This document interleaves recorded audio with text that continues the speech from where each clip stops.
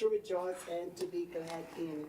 We thank you, oh God, for our military servicemen and women, and we ask you to protect them, oh God, during this wartime. Lord, put a shield of protection around each and every one of them, I pray. Now, Lord, we invite your presence into this meeting tonight. Lord, let it go as you would have it to go. Let peace abide. Let any resolutions or anything that we need to reach tonight, let it come from a pure heart.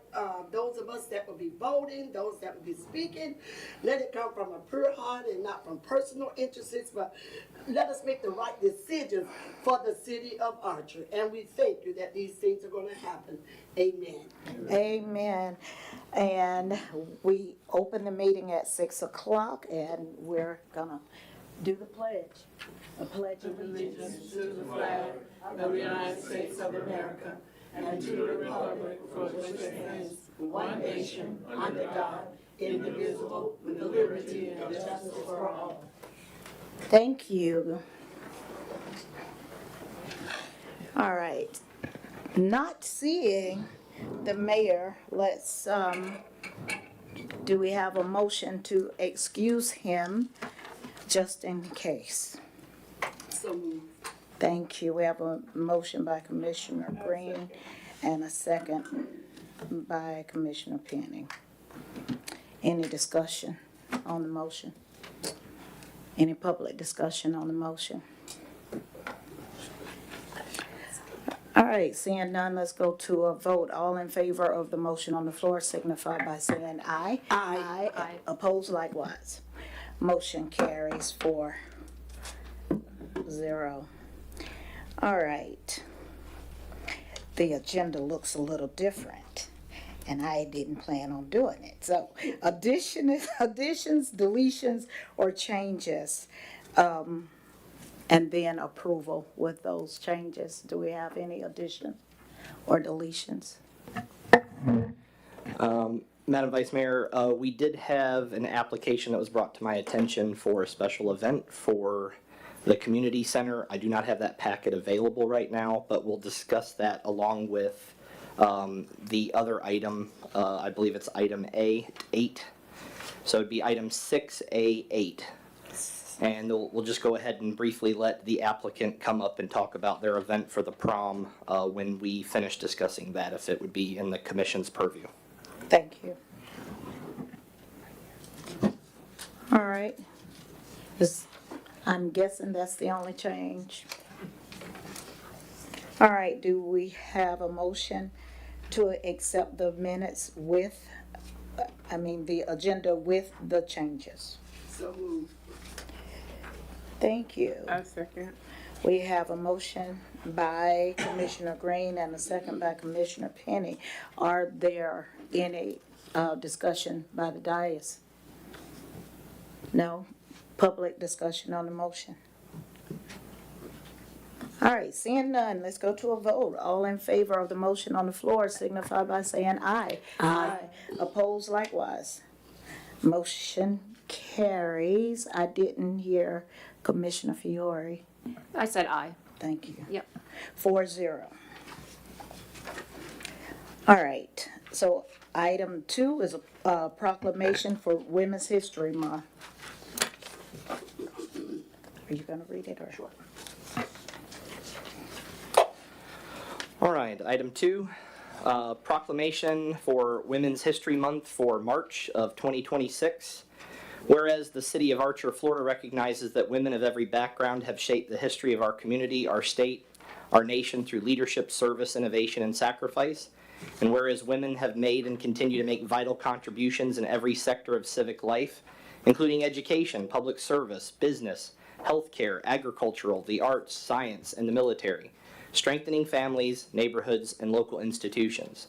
And whereas the city of Archer honors the achievements of women who have advanced opportunity, strengthened democratic participation, and expanded pathways for future generations through determination, resilience, and a commitment to the common good.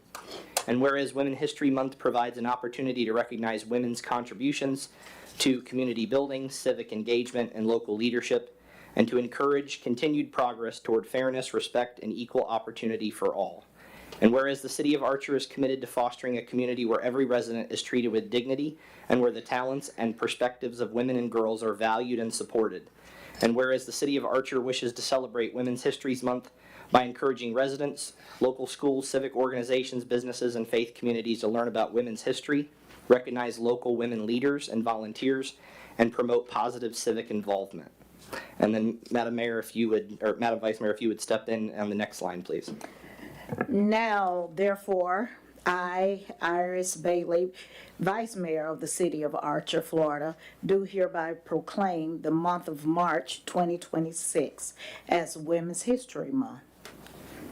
In the City of Archer, Florida, and encouraging all residents to observe this month through educational programs, community recognition, and activities that honor the achievements of women and inspire future leaders.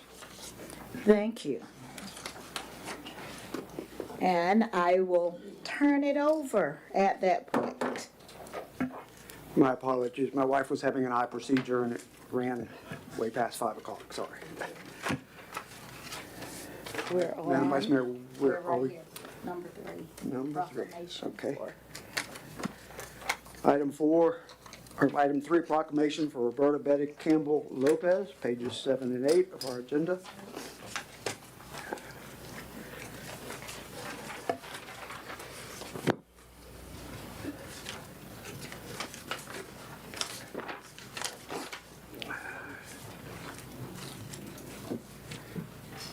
Mr. Manager, would you like me to read the proclamation that's been presented? Totally up to you, Mr. Mayor. If you'd like me to read it and then you just attest to it, that's up to you as well. All right, you can read it, please. sir. All right. Thank you. This is a proclamation honoring Mrs. Roberta Betty Campbell Lopez, honoring a preservation champion and community leader. Whereas Mrs. Roberta Campbell Lopez has served the City of Archer with distinction through years of public service as a city commissioner and mayor, and has been a consistent advocate for inclusion, civic pride, and the preservation of Archer's history. Whereas the brick building that became the Archer Community Center was constructed in 1936 to 1937 as the Archer High School Gymnasium under the Works Progress Administration, and remains a tangible link to the community's shared past and the lasting legacy of public works in America. Whereas beginning in 2003, Mrs. Lopez championed the restoration of the former Archer High School Gymnasium from a deteriorated structure used for municipal operations and to a revitalized historic community asset. Whereas through persistent leadership, fundraising, and grant writing, Mrs. Lopez helped secure more than $900,000 in cash, in kind, and grant support to complete the project, culminating in the reopening of the building as the Archer Community Center in 2011. Whereas the City Community Center now serves as a multi-purpose gathering place for residents and neighbors across Archer and Alachua County for weddings and receptions, youth and senior programs, cultural performances, civic meetings, recreation, and community celebrations. Whereas Mrs. Lopez has further strengthened the region's heritage through preservation efforts, including working to preserve local African American cemeteries and to ensure that historically significant sites and stories are honored and protected for future generations. And Mr. Mayor, if you'll read the next part. And witness whereof I hereunto set my hand and cause the seal of the City of Archer, Florida to be affixed on this 9th day of March 2026. Fletcher Hope, Mayor. And that will be available for all commissioners to sign a ceremonial copy to give to the Lopez family. Thank you. Can we also have one framed and put in the Archer Community Center? Yes, sir. To be named otherwise. Thank you. By consensus, that's okay with everyone? All right. Next item is our consent agenda. Have we approved that as part of the whole agenda, or, and I'll entertain a motion to accept the consent agenda as presented. So moved. I have a motion from Vice Mayor, I have a second from Commissioner Penny, sorry. She got it by Our hair. a hair, there you go. Any discussion regarding the consent agenda items? I just have a question. Yes, ma'am. Commissioner Fiore. So I usually don't see resolutions as consent agendas. Is that allowed? I'll let the attorney answer. Yes. Okay, thank you. So only if it needs like 2 roll calls, would it be not allowable? I think you're correct. Okay, thanks. Any other questions, Commissioner Fiore, or comments? Anyone else from the dais? All right. All those in favor of accepting the consent agenda as presented, say aye. Aye. Aye as well. Nays, like sign. Hearing none, motion carries 5-0. Yeah, we're gonna have one public comment. Sorry for just point of order and organization, Mr. Manager, we're gonna have one public comment period at the end Yes, sir. on any subject matter and anything that we have discussed, and give afforded time if they need more Absolutely. regarding that item, just Yes, so sir. we can expedite through this agenda. And that's what Madam Vice Mayor was just asking me, what about public comment? Because we have normally, in protocol, after every item, afforded the constituency comment. It belays the meeting into 11. Last meeting was after midnight, so we're going to do this as just a cause of organization and efficiency, not to belabor anyone, but certainly make your notes, and then we can reference back to that point anytime during the meeting to provide courtesy for everyone. Mr. Mayor, if I can, it doesn't seem like it makes much sense then to have a consent agenda, and if you want to put 10 items on there, that's great. I understand Yes, sir. the efficiency of it, Yes, sir. but you're gonna vote, and the audience can't have a comment or can't ask about that. That doesn't seem to be in the spirit of, and again, I know the meetings go too long, and I'm all in favor of one public comment period, but if you're gonna put 10 items on a consent agenda, Yes, sir. and y'all are just gonna do it, and we don't have a chance to even talk about it, that doesn't seem to be very sporting. I agree. Okay. Does that make sense? Yes, it does. It's understandable, but we're going to attempt to do this evening, this way. If there's a belabored particular item in the resolutions that are here, then we can certainly change that for the next meeting. Well, yeah, you've already voted Mr. on it. Arnold, this is completely unacceptable, because you're eliminating public participation. This is our city, we have a voice in what's passed. So if you're going to pass something, we have a problem with it, it's too late for us to make a comment. So the whole idea, you know, if you go back and you look at the minutes, the meetings like I have, and timed it, I can tell you right now, it's not public participation that's always increasing the minutes. Mr. Mayor, if I may. You guys doing discussion for 20 minutes one time at the beginning of the meeting. Point of order, Mr. Lewandowski. I appreciate the comments from the back of the room. Please use the podium if anyone else wants to speak.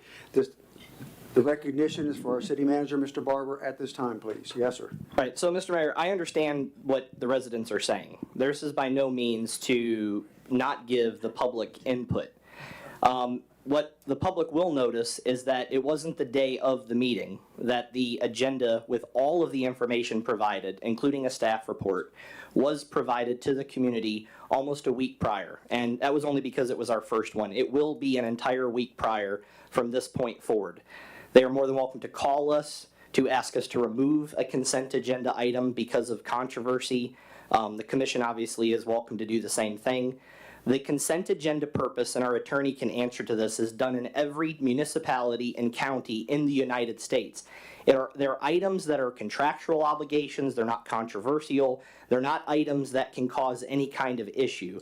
If they want something pulled from the consent agenda, I would recommend that we have maybe at the beginning just a request time to say, hey, could item such and such be pulled from the consent agenda? I'd like to discuss it.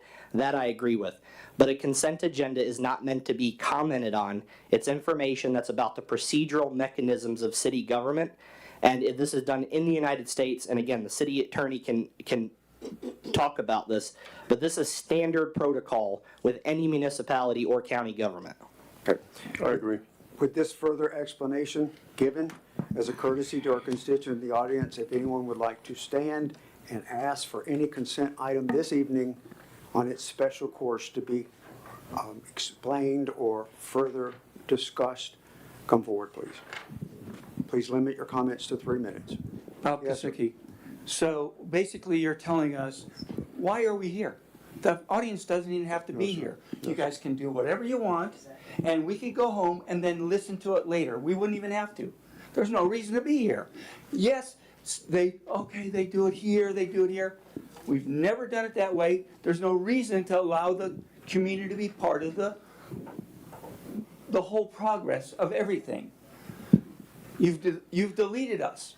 We're deleted. We could all walk out right now, and it wouldn't matter to y'all, because you're gonna do it the way you want, and then when it's over, hey, go ahead online. You can look it up and see what's going on. Mr. You understand that, I hope. Yes, sir, and do you understand that you have that time before the meeting as a citizen to be able to ask for anything to be pulled out for full explanation? As a courtesy this evening, at this moment, I'm doing that with these items on the consent agenda. Do you have something? As a courtesy of us, you should have told us this is the way the meetings are gonna progress to. You could have had it the way it was and said, listen, from now on, here's what we're gonna do. Everybody understand that. We're gonna do the agendas a week ahead. You get in there and do whatever. Understood. It still My doesn't apologies. give us time Do you have to do anything on the anything. consent agenda to speak to, Mr. Kazicki? Yes, sir, Mr. Arnold, do you have any one of the consent items you'd like to speak to about? Please. I do, Gene Arnold.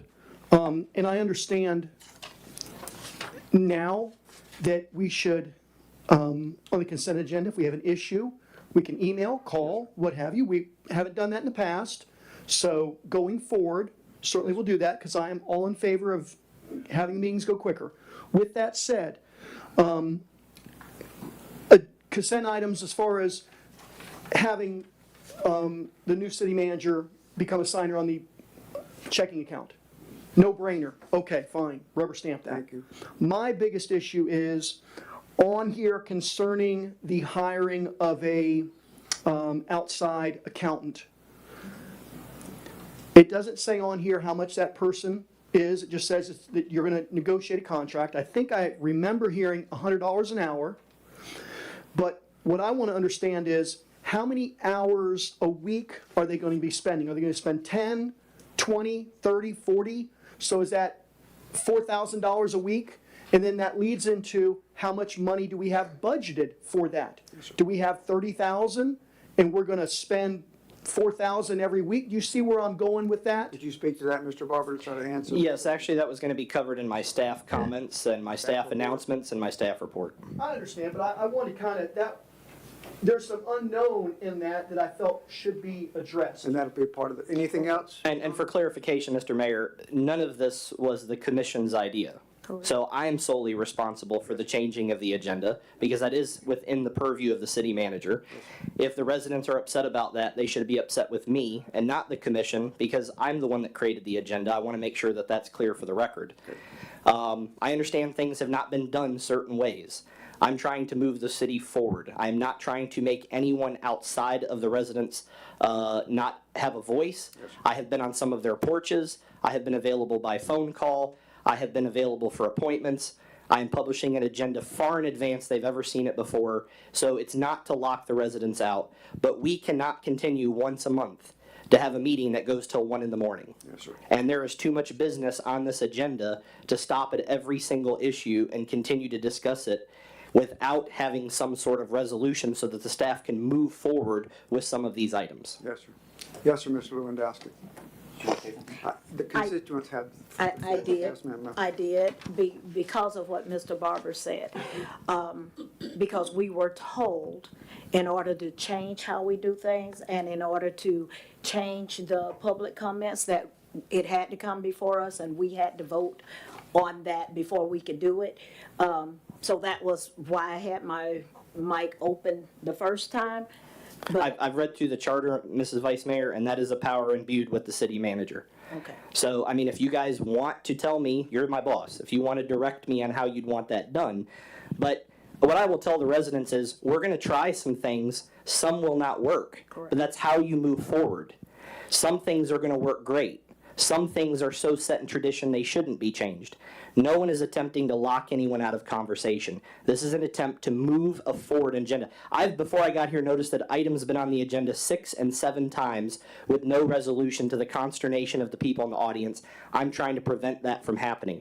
No resolution on this agenda was created by the city attorney's office. I created them. Now, the city attorney's office has had an opportunity to review those resolutions, but I'm trying with the staff to move things forward and get us out of this hole that we have been in. Thank you. Yes, sir, Mr. Yeah, Lewandowski. Bill Lewandowski, citizen. So I am completely against any time you sit up there and vote and we don't have the ability to make a comment on it. Because there could certainly be a time when there's a comment on a resolution. An example, I think, is what Mr. Arnold brought out, because it was certainly one of the things I was concerned about, is you're turning around and passing an expenditure. You have no idea what impact that is on the budget. Perhaps the city manager is going to talk about that later, but you've already passed a resolution. So what I want to be really clear, we do not want to have public participation in any way, shape, or form cut. We just don't want it. If you guys want to put a time limit on yourself for how long you speak, I'm okay with that. I'm Because glad. we have a time limit. But I absolutely do not want that, and I think I speak for the rest of us to say we don't want it. Thank you. Do you have any questions regarding the consent agenda items that are before us this evening? My question is what I just brought up in terms of the budget impact on the account. I think we should have an account, we probably need it, but what I haven't heard is what the budget impact is. Thank you.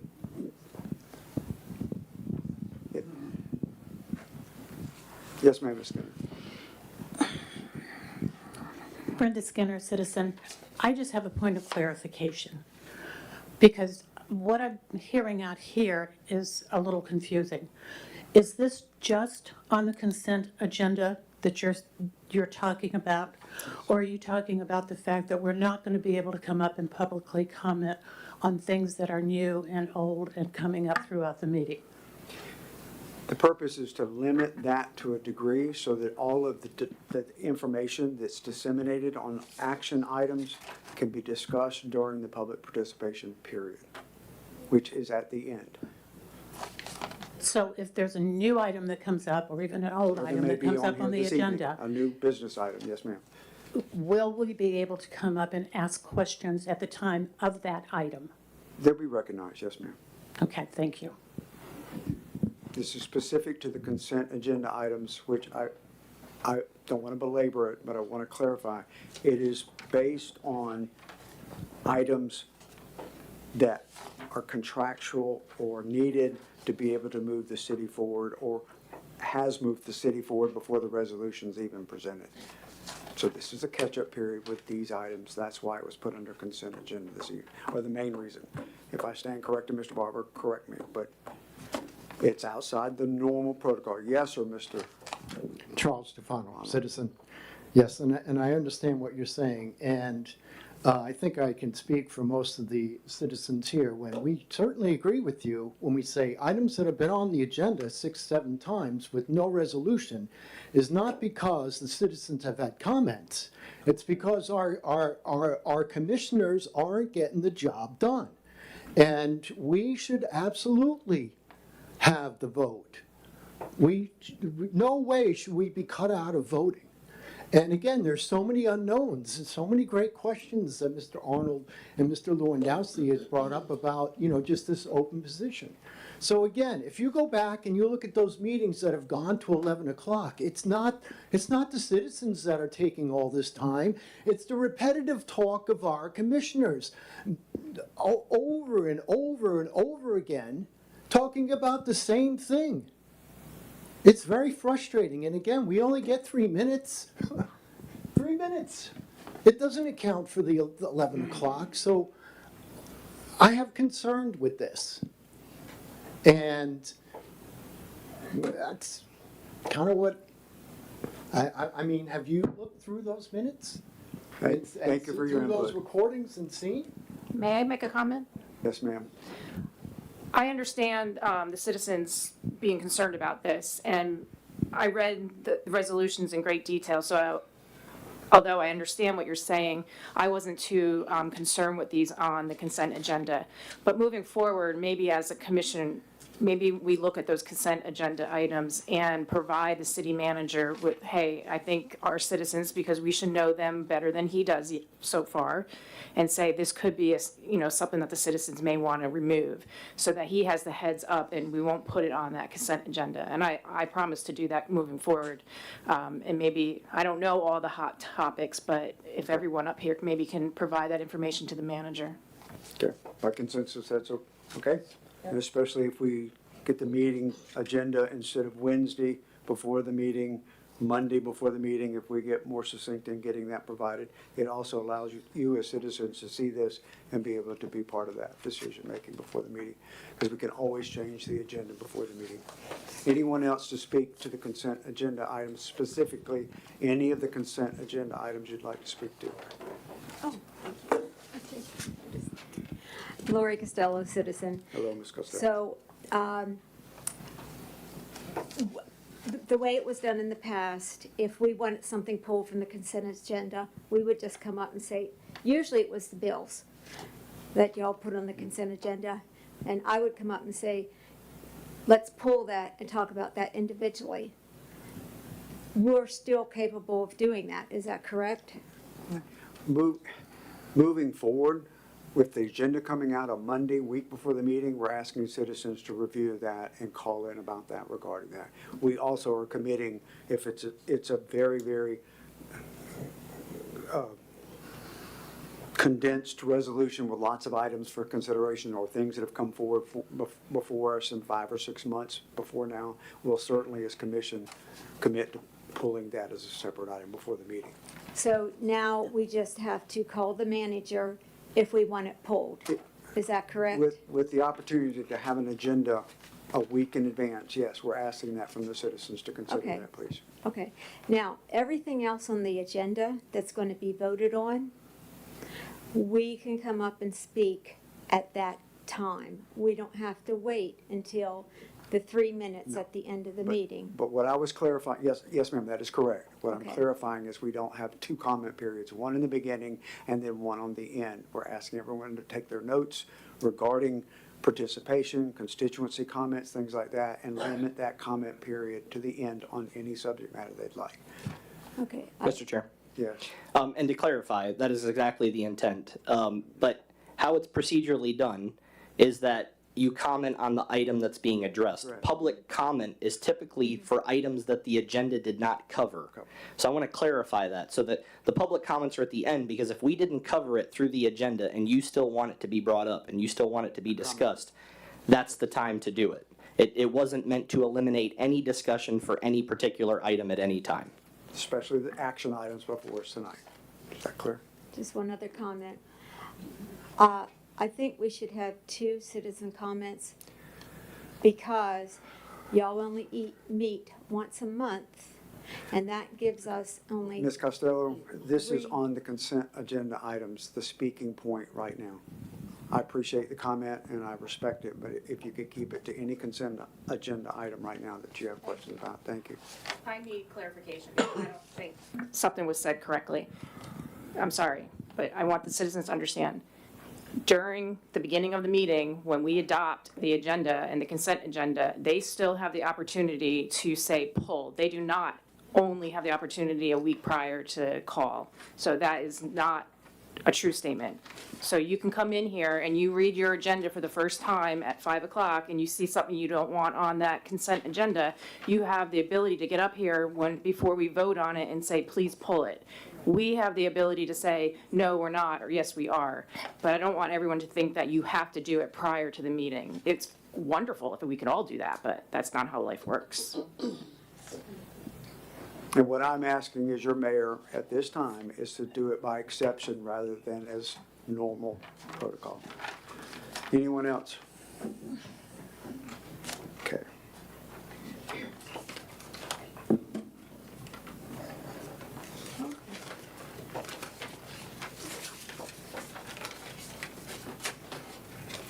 Update items, staff, commission, and board updates. City manager, your report, sir?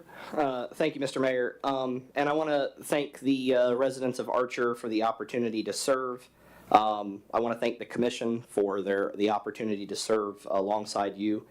I wanted to make sure that people understand that we are going to be trying some things. We are looking for input from the town. We are here to serve the public. And I also don't want the audience to think that I'm being rude, not addressing them. In Robert's Rules of Order, when I discuss something to the dais, I am supposed to direct those comments specifically to you, Mr. Mayor, as the chair. Yes. So I don't want a resident, when they ask me a question and I turn to you and answer that question, want them to think that I'm being rude or I'm not trying to engage with them. I'm trying to follow the procedure that are set forth within our policies. Thank you. There are a few items that I want to discuss. There is not an accounting report. There are not bills on this agenda. I want to start with addressing that first. There is a good reason for that. I have heard time and time again in watching and then meetings that I have attended throughout the interview process and the selection process, including last month's meeting, that there hasn't been very good financial information that's been presented to the community. I want to clarify that there is pretty much almost no financial information that the staff is finding, Mr. Martin and I, in regards to what we can present. So I want to clarify what our intention is so that everybody understands what we plan on doing. The budget that was created by a person that was not an employee of the city is a budget that was not directed in any kind of reality of what revenue's coming in, what bills go out, or anything of the sort. So it was kind of like just some goal of what we could potentially have, and the numbers just are not bearing it out. The accountant that's been hired was given access from 2021 to 2026, this month's accounting, from all of the bank accounts that are associated with the city. That's how Mr. Martin found a bank account that was mysteriously just forgotten about, which we talked about last meeting.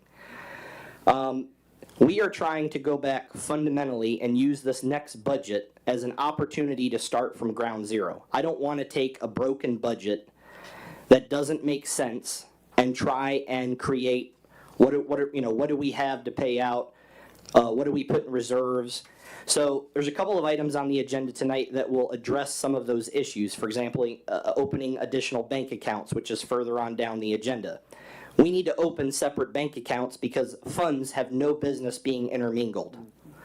That has not been done here. Part of the problems that we've experienced in accounting, and Mr. Martin and his staff report will talk about the W-2s with the employees, but a lot of these problems have to do with things not being clearly defined and separated. I have not found a book of GL codes. GL codes, for those in the public, are codes that are with every municipal or county or federal or state organization, whether you're a department, whether you're an organization that has a charter. These GL codes are universal, that are meant to discern whether or not something's from a water. And then in the water, is it a shared cost? Is it a budgeted cost? Is it and then what is the specific category of that cost? Is it for bleach at the well? Is it for a repair of a valve? Is it for inventory to repair water meters? So all of these things that should exist within a city do not exist.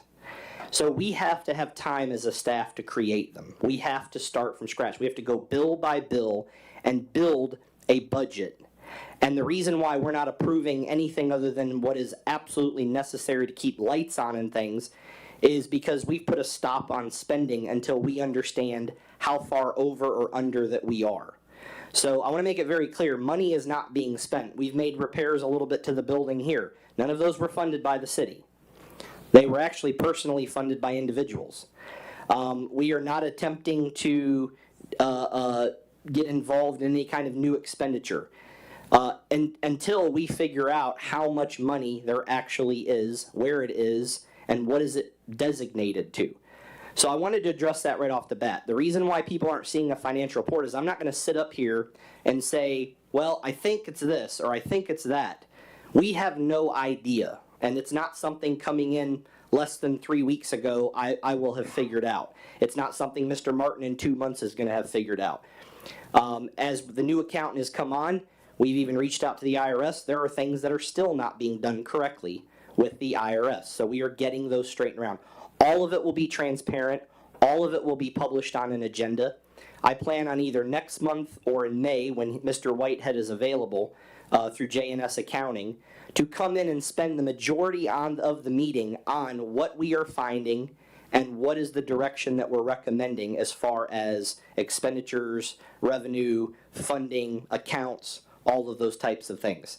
Our intention is that every week, as part of a agenda, that we could have our weekly budget report, and that would show, like, for example, an item that said, this is the water department again, and in the bleach department where we purchase bleach, in March, we are, through the fiscal year, we are 70% spent on what we had allocated for bleach, okay? So I plan on having those projections available, but I don't have anything to create that data. It's all being recreated back from 21 on forward to try and figure out how we got to where we were so that we don't keep repeating the same mistakes that we have made in the past.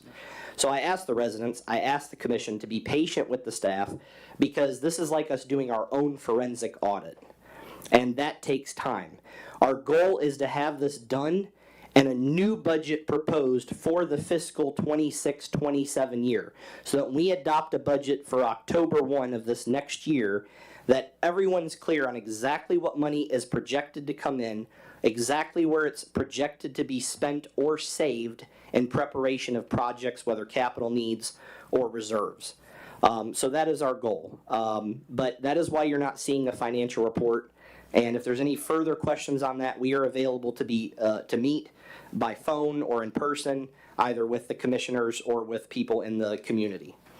The next item that I wanted to address was that I have 2 open positions for Public Works, and we're coming into lawn mowing season. And we are down half the staff of what has historically been the staff for Public Works. My understanding is that we have had a moratorium on raises, on hiring, on basically everything. So I need direction from the commission. We have jobs descriptions that have been put out and advertised, whether or not I'm allowed to interview and find candidates to support the basic services of the city on salaries that were budgeted. And I say it that way because I just explained why. So I need your direction on that. So I'm just curious as to how you all feel on that, if we could just take a moment. Comments from the commission regarding unfreezing what we froze in positions? I'll make a comment. I feel comfortable that the budget did include the salaries for those positions. To your point, we don't know, though, what's left over in our budget. But we can't allow the city to not get mowed all summer long. So I think that's an essential position that needs to be filled. So it will be 2 Public Works officers or employees doing that Technicians. same It was type advertised of- as technician. And it's mostly for mowing, or it's anything you need them to do? That would be anything that they would participate in: water, sewer. They would participate in everything. But they would be Public Works technicians, and the job description says and/or other duties assigned. Yeah. So. Yeah, I think it's, in my opinion, I think it's crucial that we hire those positions.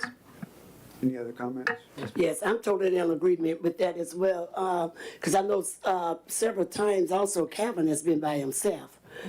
Steve has had to fill in the office quite a bit, and and I know I myself even called for a couple of garbage cans. I haven't gotten them yet, but I know that he's running behind because he's all by himself, and certainly with the summer coming and grass is growing, we know. Yeah, so I'm in total agreement with that. We're definitely going to need to have a full staff in our Public Works department. Madam Vice Mayor, did you speak? Yes, agree with both of them.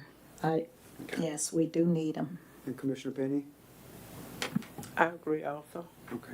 And these will, one of the positions was at a higher level that we have the vacancy for, but we're gonna entertain entry level pay grade. We will entertain entry level. That will be our goal. I will say that if someone comes in with certification or education, you have to pay what people. That would be considered, but. Correct. That would be considered, but we would be looking at introductory starting type positions would be our goal. Okay, that's my only question.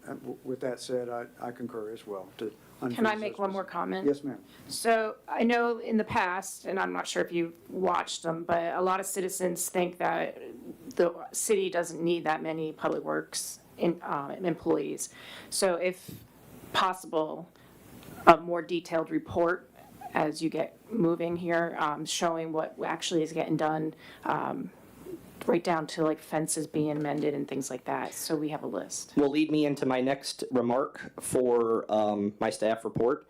Out in the lobby, you will notice boards that are up on the walls. One of those boards is a whiteboard that will be dedicated specifically to public services dealing with water, future wastewater, roads, parks, and facilities of the city. As work orders are done or projects are identified either by residents or the commission, they should see those boards be updated in real time as to what's on our agenda, what's the approximate timeline, and if something's completed, that it's been completed. The other whiteboard on the wall directly facing the dais is more of administrative tasks for resolutions or for issues that are a little bit more involved, may not be physical. Maybe they're a question about our banking, or they're a question about an ordinance that's being proposed, or anything of that nature. That whiteboard will have things dedicated to it. It already has a couple of categories. One is like, for example, planning and zoning. So for things that are going to be upcoming potentially on planning and zoning, or code. So those are items, we want to put those out publicly. We are instructing, the staff to make sure that those boards, as part of their duties, are kept up for that level of transparency and for people to know what is being accomplished and why it is that we need to be staffed. I'll remind the commission that you don't just staff only to need, because you have people that are allowed to call out sick, that are allowed to have vacation, and so you do have to have people to fill in those critical positions. There are many jobs in public works that are illegal under OSHA and under the state for myself or John to ask them to go do by themselves. There are certain things that require a second person, and so some jobs cannot be done unless we have that second body. So we're just trying to get up to a level where there's no reason not to get work accomplished. Hold Go ahead. on one second, just to go back a step regarding the unfreezing the positions by consensus, we're agreeing to that, or do we want to vote? By consensus? Yes. For record, okay, Yeah, thank you. yes. And then, I'm sorry, a question regarding moving for the board that you speak about here. Will that be available on the website also when they go to? It's something that'll be physically done. As we get into Edmonds, which will be another subject that will be covered, we have some things to talk about with Edmonds. That will then become something that's online. And then as that gets addressed and utilized as a program, a lot of that stuff will migrate to electronic. And then at that point, yes, those things can be shared with the public online. Unfortunately, other than taking pictures of the boards, that's not going to be able to be translated online. Okay, and that's all I'm asking, because as we move forward with improvements, I think to be more transparent with the just-in-time ability to have board updates and things like that would be very important, as well as a public works report monthly by staff. So, thank you.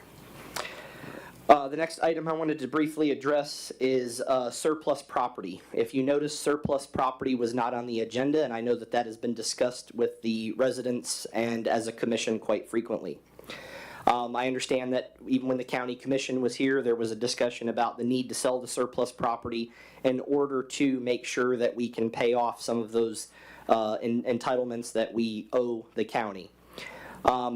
You certainly can order us to do otherwise, but it is my strong recommendation that you do not proceed with appraisal and sale of surplus property until the staff and the engineers have the appropriate time to review what property the city has and to make a determination of what will be needed in the future, either for growth of lift stations and sewer infrastructure, or whether it will be needed for right-of-ways, for economic development, or other things. I don't expect that list to be long, but if we sell that property and then we discover when a report comes back from Kimberly Horn or Woodard and Curran that, oh yes, you did need that property, it is essential, we could potentially sell it for, let's say, just making it up, $25,000, and now the new owner wants $50,000 for us to get something back that we have to have. I don't want to put the city in that position, so I think it is wise to allow the staff time over the next few months. I met with Kimberly Horn, so did John and I. We had a very good conversation with them. We're trying to open the door back up with them to see if they can complete the study that they were doing. They did tell us they were approximately 70% of the way done with the design, and the two options we discussed with them was to either finish it and let us know how much that would cost, all up front, know exactly what it's going to cost to the penny, no surprises, or to turn it over to us in an orderly fashion, turn it over to Woodard and Curran, and then we could figure out through the grant money that we have what they would take to finish the design. But until that design is completed and an evaluation is made, it is very dangerous to sell this surplus property and end up possibly in a place where we have to have one of those pieces back. So that is my strong recommendation, and I would like to know how the commission would proceed, like us to, as a staff, to proceed on that matter. Mr. Barber, Question can I for make you. one more Oh, I'm quick, sorry. can I make one quick comment on that from experience? It's not only the plans being finished, but when you get to digging around here in places that hadn't been, you're gonna discover some things that you don't even know were there. You might find that Confederate gold I've heard rumor about, but when Hawthorne was going through their situation, they literally, when I came back on as city manager, they were digging a water system, which I know is gonna be coming down the line. And they kept, I was in a construction meeting and they kept running in, they said, man, we've been digging and doing all this stuff, and we keep running into nothing but concrete. And I was like, they don't know what it is. And I said, well, I know exactly what it is. I said, it's the first time they redid the overpass in Hawthorne, they buried all the stuff right here. And I know because I played on it as a kid, and they didn't have any idea. So they had to do a big change order. They had to move it in a totally different direction than what the engineers had drawn, because the engineers didn't make a mistake. They just didn't know it was there. No one historically knew it was there. And I can guarantee you that even after they do a design, as good as they may do it, you will find some stuff that you did not know was here, and there'll be some piece of concrete, there'll be something that they'll have to go around that you will not have any idea until they get there doing it. It's 100% gonna happen here. I won't believe it wouldn't. So I just wanted to add that, sorry. Madam Vice Mayor, you want to speak? No, go ahead. Commissioner Green? I just had a question. In speaking with Kimberly Horn, did they tell you that they had already identified properties for lift stations? Okay. Yes, ma'am. There were some that were already identified, but in order to get that information from them, we would either need to complete payment, which is not much, or we would want to reopen and have them complete it. And it's always a good idea to have the engineer that started a design to finish that design, because it could end up costing us more money to turn it over to another engineer, because they're going to, in a sense, have to redo a portion of that 70% to get on par with what the plan and the overall vision was. So again, I'm not saying that Kimberly Horn even is willing. We're waiting to have a response from them. But we did open a dialogue. We did ask them for a timetable. We are asking this to be done very quickly. But I suspect, and this is a guesstimate, I suspect that if the design was either finished by them or by another engineer, you're probably looking at a good 90 to 120 days, and we need at least that data before we start offloading pieces of property that could potentially be required as part of that design. Speaking to the balance, if I may ask this question, did they clarify what that balance was? I think they mentioned it was somewhere around 30,000 was the balance that they had said that was The there. last visit from them was. The very, like, up to be whole.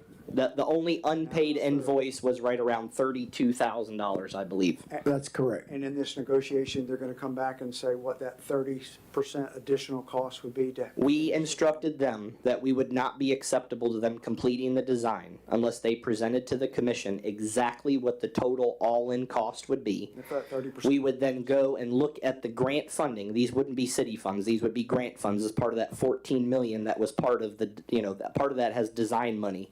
And we would make sure it fell within the scope of the budget. And if it did, and the commissioners wanted to then ask them to complete it, which would be the fastest way of getting that completed, Okay. then we would proceed. But we did ask them for a final price. We made that very clear to them. And just to add on to what Mr. Barber said, because they were talking about during our conversation that they had done a lot of different things for the city. So I specifically asked them, that figure that they gave us, is that specifically only to the wastewater project? And I believe they said, yes, they said the yes. 'cause I didn't 32,000, want- yes. I didn't, my concern was that they may say, okay, part of it goes to something that's outside of the scope of the money that you're gonna receive. So I wanted to clarify that, and they clarified that the outstanding funds was only tied to the wastewater project. And we do have grant funding that will pay that 32, but I'd like to know from them, as I mentioned, exactly what that would be to do it 100%. Okay, I'm sorry, I have one other question because I don't want to make this into a wastewater workshop update and resurrecting where we're at. But I had question, and I presented it to Mr. Martin, I think you have it now, from August of '24, a questionnaire, list of questions from the Florida Department of Environmental Protection, our grant sourcing for this $14 million. And there was a series of questions, I think it was 10 to 15 questions. Yeah, next As of- item on my staff report. Okay, I just want to hear the update on that. I'm trying to bleed them into the ones that have to do with one I another. want to hear what Kimberly Horn says about that. So, for example, they had said that they had already answered those questions in the meeting that we had with them, and they had already submitted them to DEP. Now, we have followed up with DEP, and DEP has then said that there were additional questions, but that's when the relationship deteriorated. So what we have is we have a deadline by March 22nd, I believe. We're going to write in as a staff, ask for an extension from DEP on those questions. There shouldn't be an issue with that. Typically, when you ask for an extension, there's never a problem as long as it's in writing. And then again, that will allow us to know whether or not we can continue with Kimberly Horn. They would take over and answer those questions within the extension time. Or if we turned it over to Woodard and Curran, we would have bought them time to finish the study and provide those answers. Because the completion of this design is critical to answering the questions that DEP stated. So it's not even a matter of the surplus property. Completing that study also allows us to answer these questions which are related to that grant funding. So it kind of has a dual Do purpose. we have the record of them answering to DEP those original August 24 questions? We've asked them to submit that to us, and what they sent, they said that they had previously sent it to people either associated with the city or associated with the attorney. I said, just please forward them to me so that I can view them and I can turn them over to you all. They have not as of yet, but we just had this meeting at the end of last And week. I'm sorry, and do you have the documentation from Florida DEP regarding our project and the additional questions? Yes, sir. And the answer that they've received, all those original answers from August 24? I have, no, we have the additional questions. I do not have any correspondence between Kimberly Horn and the DEP to clarify. I'm asking Kimberly Horn to provide all of that. Because I don't know how. That would be part of closing out their contract. But again, contractually, I think in their mind, I'm not advocating for them, I'm just saying in their mind, the impression that they gave me, they're not going to release this sort of information until their invoice is paid up. That's kind of the impression that I received. Okay, but we have the DEP representative from August of 24 requesting those questions. So could we reach out to that person and see if for record they could send We are confirmation? doing that through Woodard and Curran. I will be in Tallahassee. Okay. I'm leaving tonight. I'll be there tomorrow, Wednesday, and Thursday. Part of my being there is to meet with DEP about some of these issues, and I wanted to do that in person. Because going back and forth online and over the phone sometimes is a waste of time. And just for the record, the city is not paying for my travel or hotel. I just wanted, before that question's asked. I'm paying for it myself, so let me nip that one in the bud.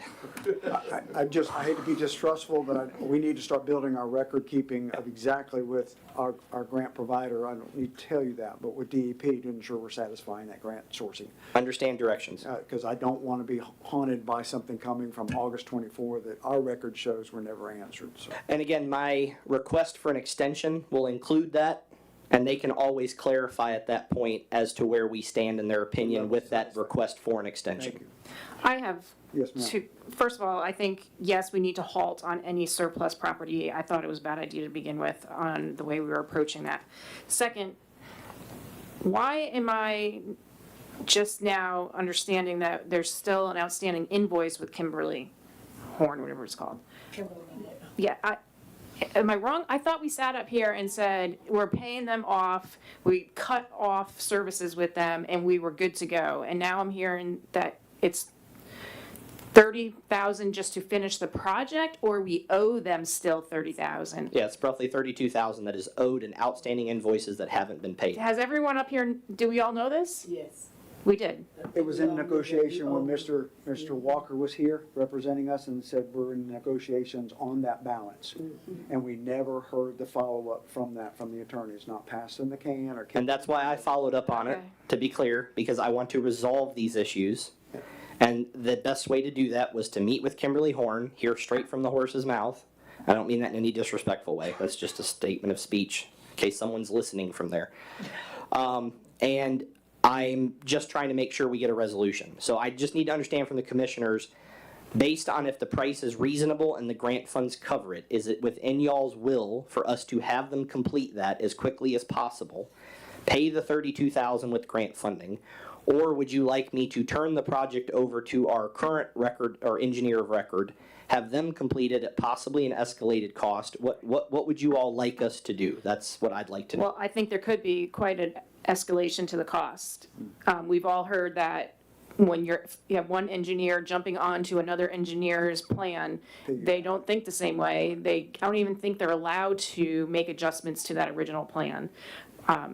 So, yeah, I'm not comfortable with saying no to them just because we've had some beef with them. I think we need to be fiscally responsible and go the right path. And that's why, when I found the list of questions from August of '24 not answered to DEP, I said, is that part of the balance still due, or is that at the 70% juncture? But certainly, in my undertaking of reviewing it, August 24 questions from Florida DEP with a $14 million grant sourcing project should have been answered well before having to ask, are they answered? So,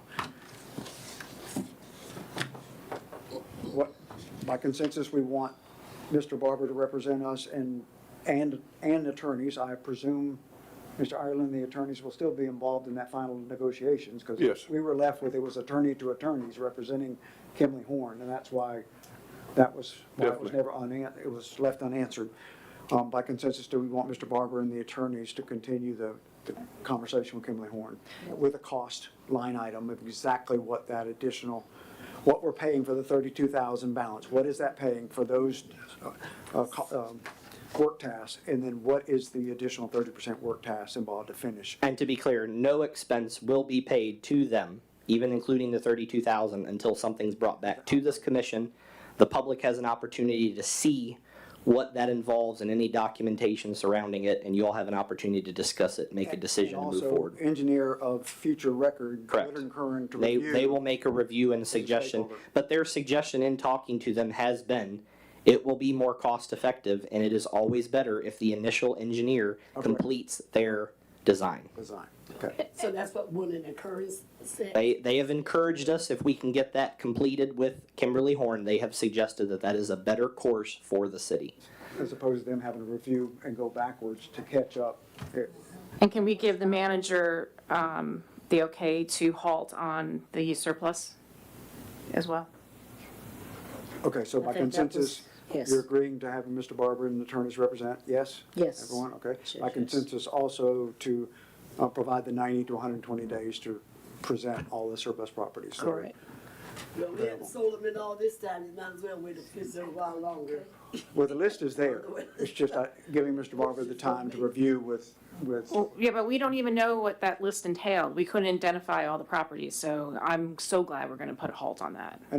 I would like addresses and it be mapped out and with maps, as we've done it. I mean, again, not, we've done everything correctly in the past, but in the past, when this came forward in January, we actually had a geopolitical map with the address and the identified surplus property for citizens as well as us to know exactly where is the surplus. My suggestion would be on the surplus property, once we've identified what we can release safely, would be to hold a workshop, identify all of those in a presentation, making sure that the residents, the business community Understand where know that we're putting out an RFP or a opening bid, so to speak, with a reserve number that would go out, what dates they would go out, and what the process it would be to bid on those properties, to make sure that everything was done out in the open, in the sunshine, transparent, and everyone had an opportunity to get a packet on the individual properties that would go out. And even those identified going back to 2016? Correct.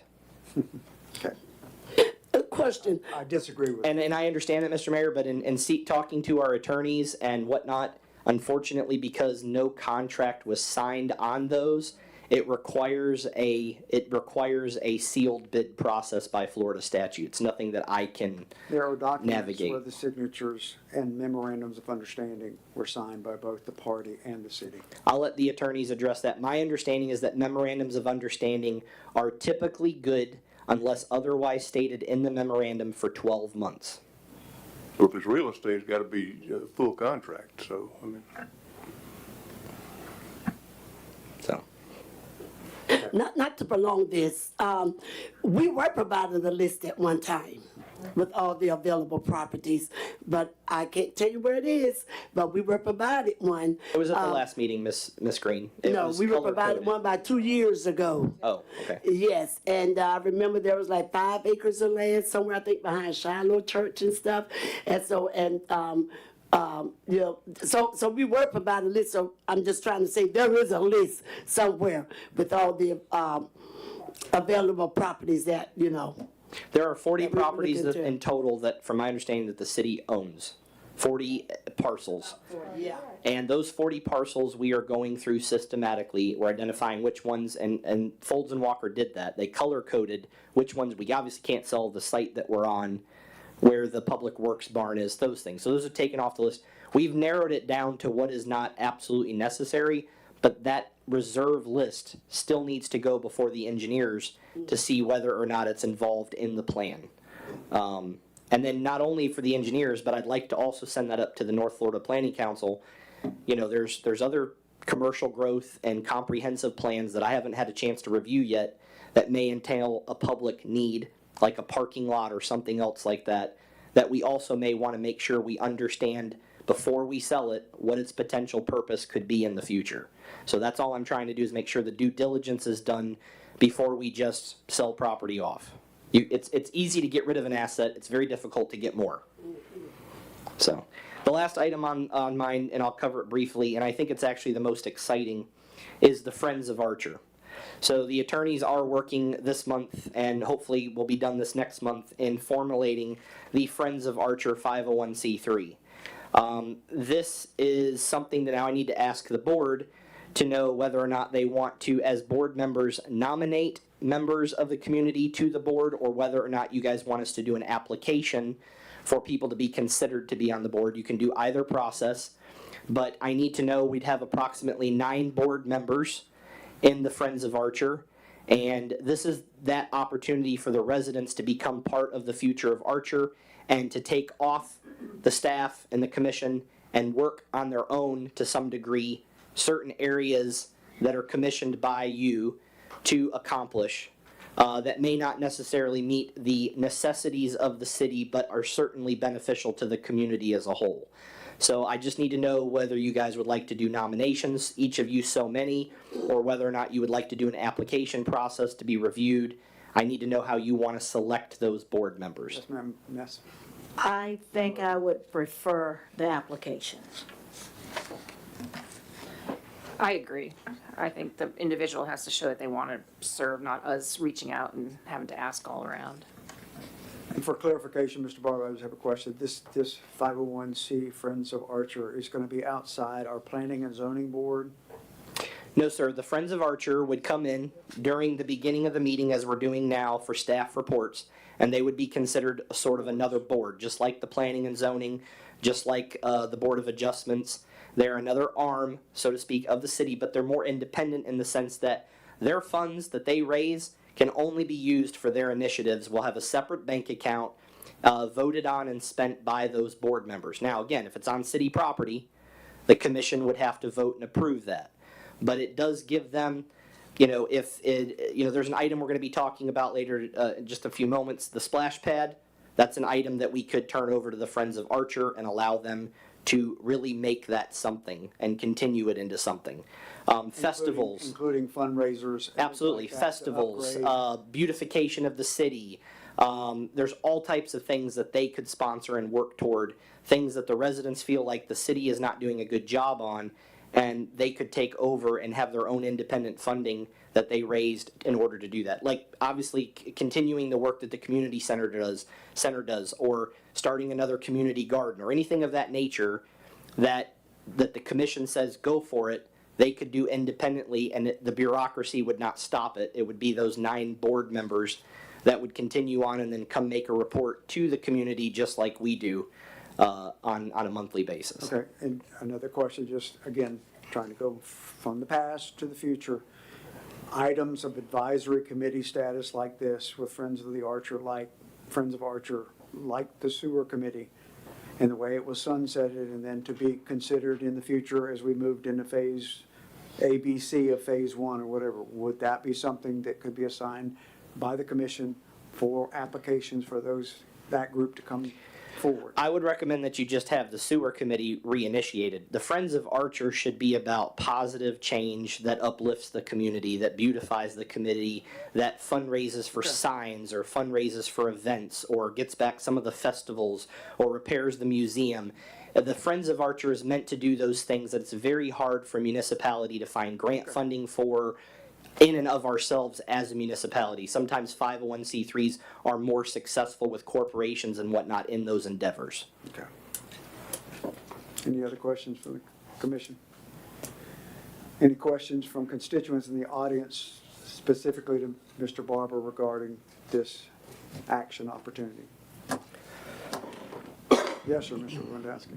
Yeah, Bill Lewandowski, citizen. So having run a 501, currently run a 501(c)(3), devil's in the details. So I haven't heard any details at all on this yet, and so I'd really like to see some very specific stuff.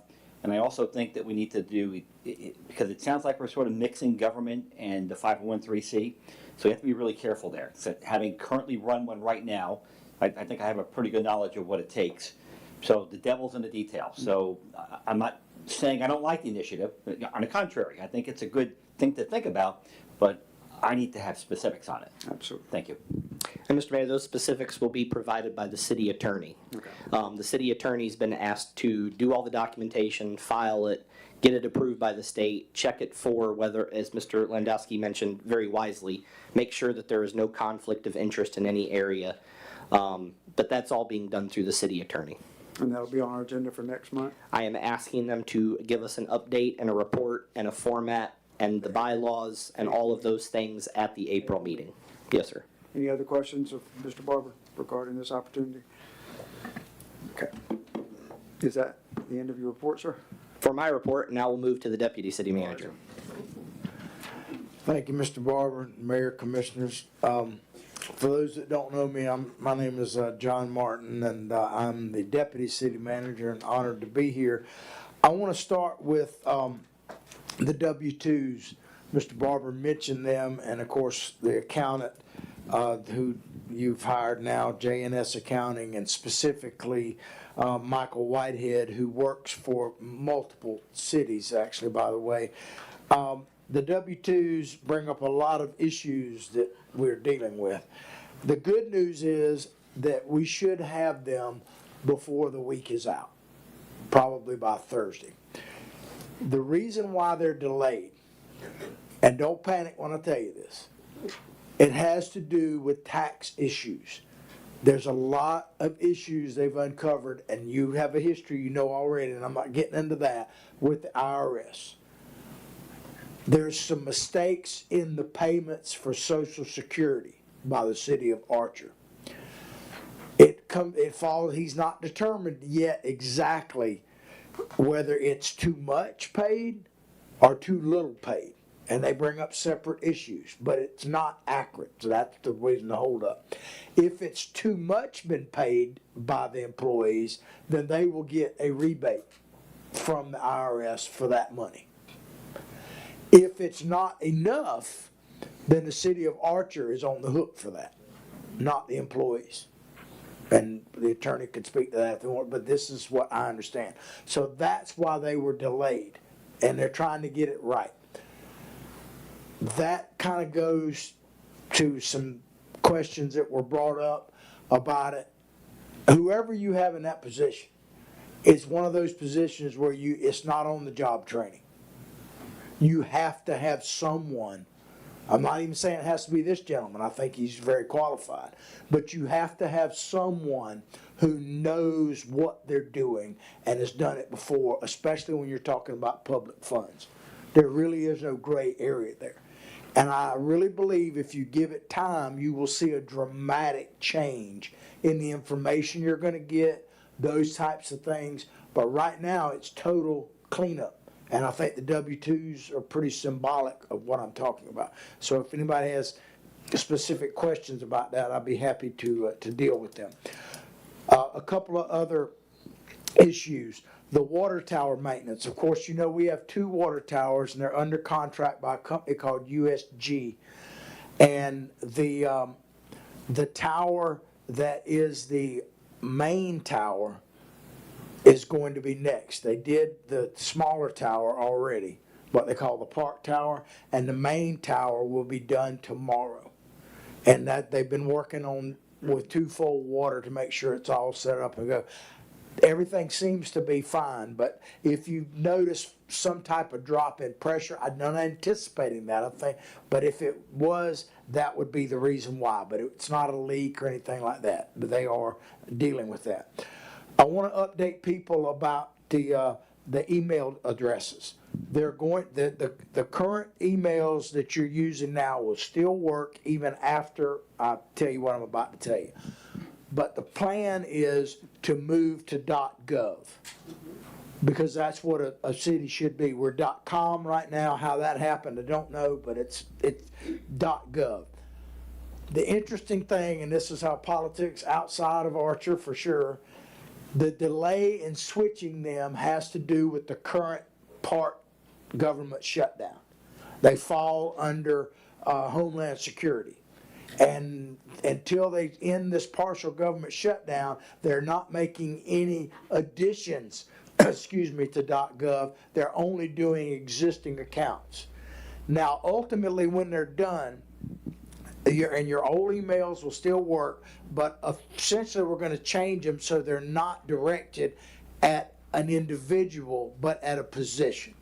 Like right now, my email, and you feel free to write this down, and send me any issues you may have with the city and stuff like that. I try to deal with the day-to-day operations. My email is my first initial J, John, and then Martin, Martin, at cityofarcher.com. But obviously, if I leave this position, and I'm not saying that I am, but I'm glad to be here, then that email wouldn't make any sense anymore. So the new email will be Deputy City Manager, Archer.gov. And even with commissioners, right now their emails are basically their names. But it's going to eventually change to where it would be, and I'm not trying to pick on anyone, it'd be seat 4. And that way, if a commissioner leaves, then they don't lose that whole string of emails and contacts of whatever that person was on. The same for anybody, whether it's Public Works Director or Mr. Barber. There's going to be a delay in getting his emails. So if you want to send Mr. Barber an email, if you'll send it to me, I'll make sure he gets it. But he can't get in the system because of that government shutdown right now. Can't create a new email for him. But it is coming. So as I say, I hope that makes sense. If you have questions, I'll be happy to answer them either now or later. Thursday, March 19th. Now, this won't really impact the public, but I know a lot of people have focused on this, including the commissioners. I'm calling it the water dump. It has nothing to do with your water. That's just my phrase. Waste Pro is going to bring out at least 1, maybe 2 dumpsters to Public Works. Why this decision was made in the past, I do not know. It doesn't really matter. It was. And there were a ton of MREs out there and a bunch of bottled water from a previous storm that were never used. The MREs got rat infested. They've been gone for a while before I ever got here. The water is out there and takes up about half the Public Works barn right now. It's all outdated. So we can't legally give it to you even if we want to. So it's all going to be dumped. And of course, water is very heavy. So the guys are going to be literally puncturing them, pouring the water out, and then they're going in that. So that problem will be going away on the 19th. If you're wondering why I'm holding this mic and all here, and pardon our mess, we've reconfigured the room. You're going to see some major, when I say major, not that expensive, but changes here. We're gonna spruce the place up somewhat. The reason I have this mic is because we don't really have a functioning mic to be here right now, but we will soon.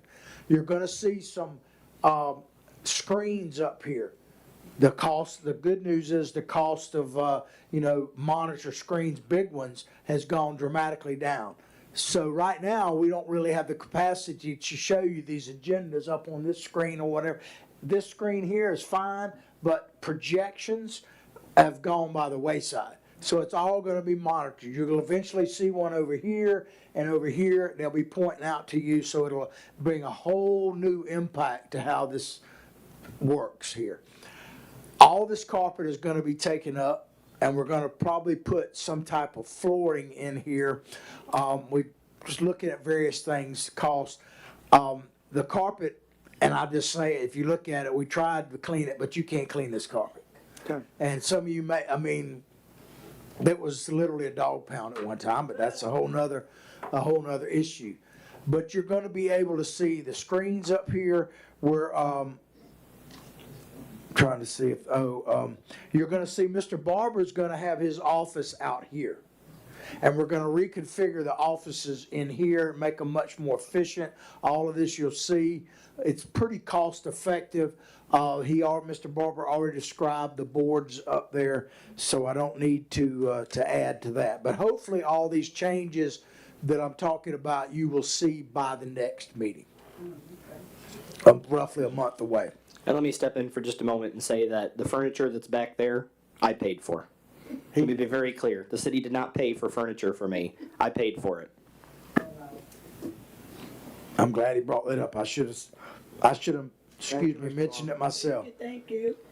Now, I already reported what I'm about to say to the city commission, but I think you should hear this as well. We have found in the process of going through all these records and stuff, and I found this right before Mr. Barber actually came on board, we found a derelict bank account that had $3,600 in it. We have recovered that money and it is now deposited. The restitution for the theft that happened here just came in this week, $14,500. That money has come back to the city of Archer. On top of the claim money. On top of the claim submittal money that came in from insurance, correct? Correct.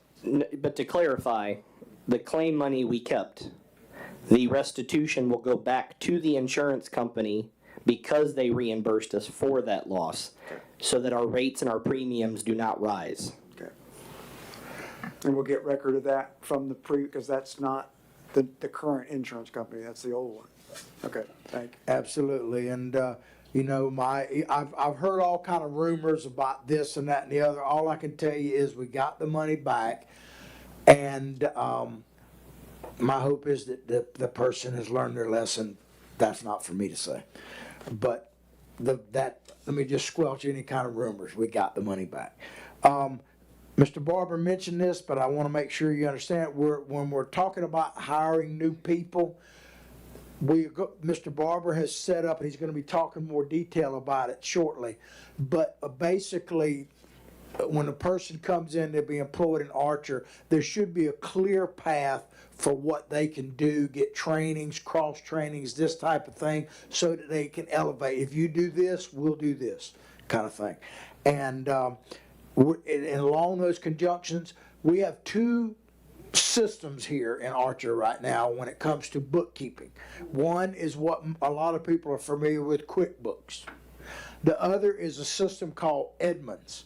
It's much more expensive, but it actually works better if you know how to use it. And that's the key, the big if right there. Mr. Barber had some people in Williston that have been trained heavily on this. They have graciously agreed to come over here, and we're having a training with our people tomorrow.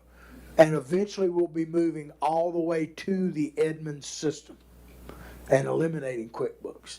And the accountant is fully on board with that and all of that. So, and just so you know, in case you're curious, it just popped in my head, but I know people have asked about this. The accountant will not be able to manipulate anything. It's a visual situation only. that visually can look at the bank records, they visually can look at the accounting and that type of thing, but they don't input the data. That you want someone, and the auditors talked about this actually, you want a different person putting in the data as opposed to analyzing it. So there's a check and a balance there. But I think if you give it some time, you will see a dramatic difference there. And that concludes my report, sir. I have a couple questions. Sure. So currently in the cleanup mode, he's not entering either, so we still have a staff member that's entering the data into QuickBooks? During cleanup mode, he is getting a baseline and he's tracking and he's creating new Excel sheets basically to come in and create a baseline for that. So yes, initially he will be implementing things. To get the IRS stuff, we had to sign over permission for him to contact the IRS, for the IRS to deal with him, to talk to him. What Mr. Martin's referring to is actual payments. So yes, he can change some data, but he can't create an expense to be paid until it's signed off on from the mayor and from the city manager, or in my place, the deputy city So who manager. enters, who's doing data entry on QuickBooks? So it depends on if you're talking about the enterprise funds, that's gonna be Deanna, and that's gonna be Tangi to a degree as far as payments coming in and things of that nature. What he's reconciling is what's deposited into accounts, when the cash deposits are made, or when the county deposits ad valorem, or things of that nature, he compartmentalizes it. The reason why he can make changes right now is because, and on tonight's agenda, we need to separate some of these funds. So for the time being, to answer your question, there will be an ability. Mr. Martin is addressing, as when you see this at when it's done, there will be a check and a balance system throughout built in. Right. If I'm wrong on that, you can correct me. No, No, you I explained just it better did- than me, I'm sorry. No, that's perfect, but I didn't think that the staffing was up to par on making any type of accounting entries in QuickBooks. The only entries they will be making are in concerns to the water, and eventually someday down the road, the wastewater. Okay. Or, you know, if someone comes in and they have a fine from code, or they have a permit that they need to put in for a planning and zoning, that's when the staff would implement information, but you would have a reconciliation of, here's the record of it coming in, here's the payment of it. Our accountant would verify their work, but neither one of them could make payment to anything without authorization from a signatory of this board or Great. administration. Just to add to that as a question, for ACH submittal, it's still dual authorization, correct? Absolutely. And Deanna does that, and then it's reviewed? Correct. It's the deputy clerk, and then it's reviewed by the deputy manager? Well, right now, it's only done by the deputy city manager because the city manager has no power. And hard checks, when I'm called to come in, they've been submitted by Deanna, reviewed by you, and then me as one signature, or the, So we're getting a new stamp, and I will share that stamp at a future meeting, and I will show you guys. How it's gonna happen is every time a bill comes in, it's gonna be stamped. And at the top of that stamp, it asks for the employee or department requesting. Then underneath that, it will say the date that the bill or whatever item came in. Then below that, it will actually ask for you to give the GL code. What account does this go to? Is this a payment from Wild Spaces Public Places? Is this a payment for a road repair, whatever? proactively Correct. predetermined. Yeah. Then it'll be, after that, it will be what account it's coming after. That will be available for the accountant to fill in. So these many accounts that we have that are segregated the way they're supposed to be, what account is it coming out of? And then final line will be a signatory, and it will have to be myself or Mr. Martin. And then that creates a check to be cut, and then that check can't be cashed until dual signatures are done. So there's going to be even more checks and balances and reporting put in, and each month these bills will be compiled and then filed in new cabinets that we have that will start to go toward a particular company or vendor or expense. And so that way, when we have public records requests, we can go right to the file of, I want to know how much the city of Archer has spent at ACE. We can go right to the ACE file. You'll know the date that the bill came in. You'll have a copy of the bill there. You'll know who authorized payment on that bill and what account that bill came out of. It's great. It's called normal operations.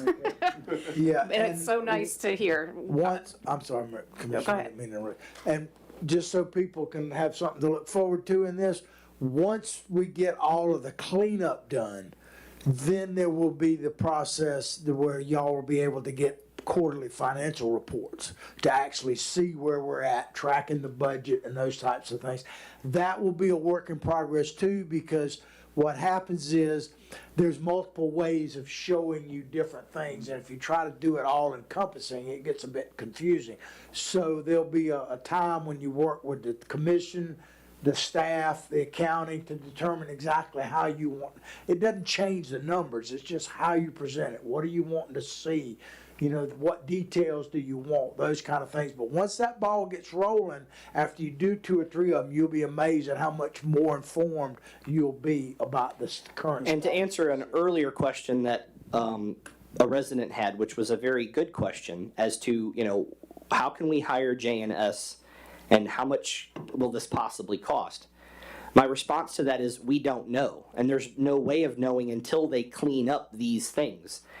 And we're required to clean up these things. I want to make sure that we all understand that the state, JLAC, the audit, have said we are absolutely required. It wouldn't matter if it put us in the red. We have to clean this up. So, you know, I do want to know how much that is, but once we finish the cleanup, then there'll be a specific amount of hours that they will tell us that they need, and we'll verify, and then that's all that will be paid. And then anything additional to that would have to be something that was done as a budget amendment. So, but until we can figure out how to get a baseline on that, whether it's JNS, whether it's our former accountant, whether it's a new accountant, whether we go out for an RFP on this, this has to be done no matter what. If it ended up costing $1 million, we have to clean this stuff up, irregardless. So, you know, I don't really have an option to come into compliance. Yeah, I think it's definitely the number one priority of the city, and I appreciate how fast you're moving forward with it. I have a couple more questions. The W-2s, how many years is he reviewing? Well, overall, he's going back to 2021 on everything. I don't know that it's specifically the W-2s. I can find that answer for you. I don't have it right this minute, but it's definitely 2 or 3 years because they're not right. The Social Security. Yeah, so I don't know how much of an error it's going to be, but I put my little W-2 into, you know, our accounting software, and it quickly put out this alert, you overpaid by so much, contact your employer.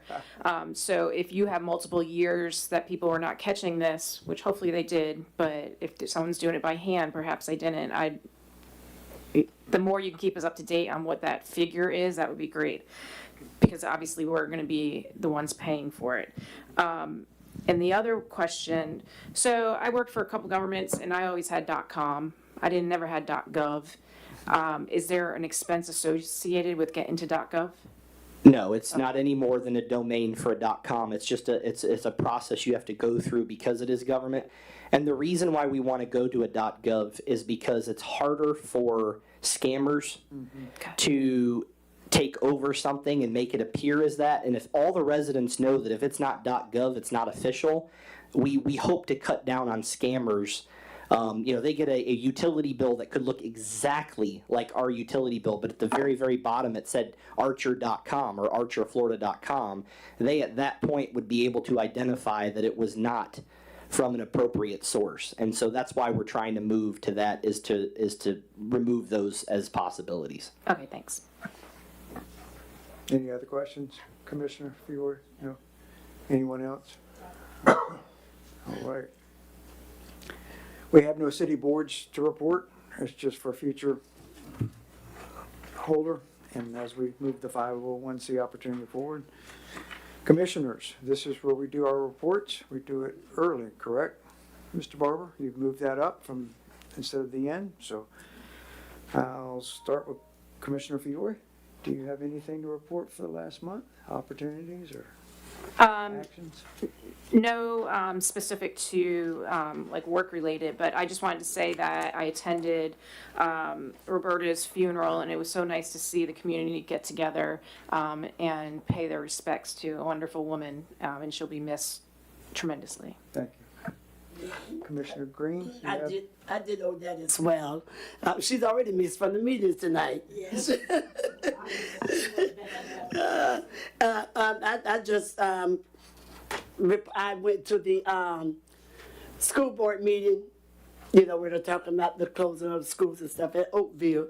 And, learned that Oakville is definitely going to be a K through 8. School. Yeah, K through 8th grade school. And I think that's the only thing that I've attended. Commissioner Penny? No. I did attend Miss Roper, the service and the repast, and also I went to the ACPO banquet on Saturday. And did I go anything else? It went well? That's Yeah, it. It's nice. One of my opioid committee meeting was canceled, so that's the only two I attended. Okay, thank you. Vice Mayor? Only went to Mrs. Lopez funeral or homegoing and the repast. So that's it for me. Okay. Yeah.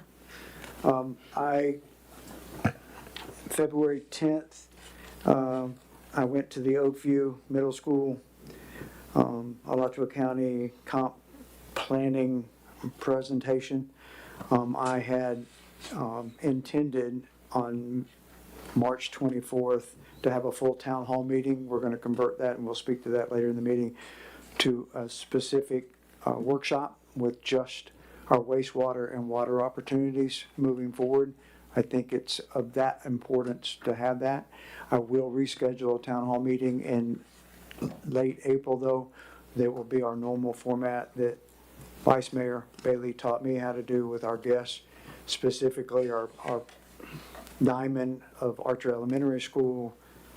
Certainly the decisions that are being made with our school board, with the final concurrency of how the school system will be moving forward with the K through 8 schools, the closing of the schools, and specifically, you know, what we'll hear it from their mouths when they are our guests regarding our Archer Elementary and the plans for our magnet school program.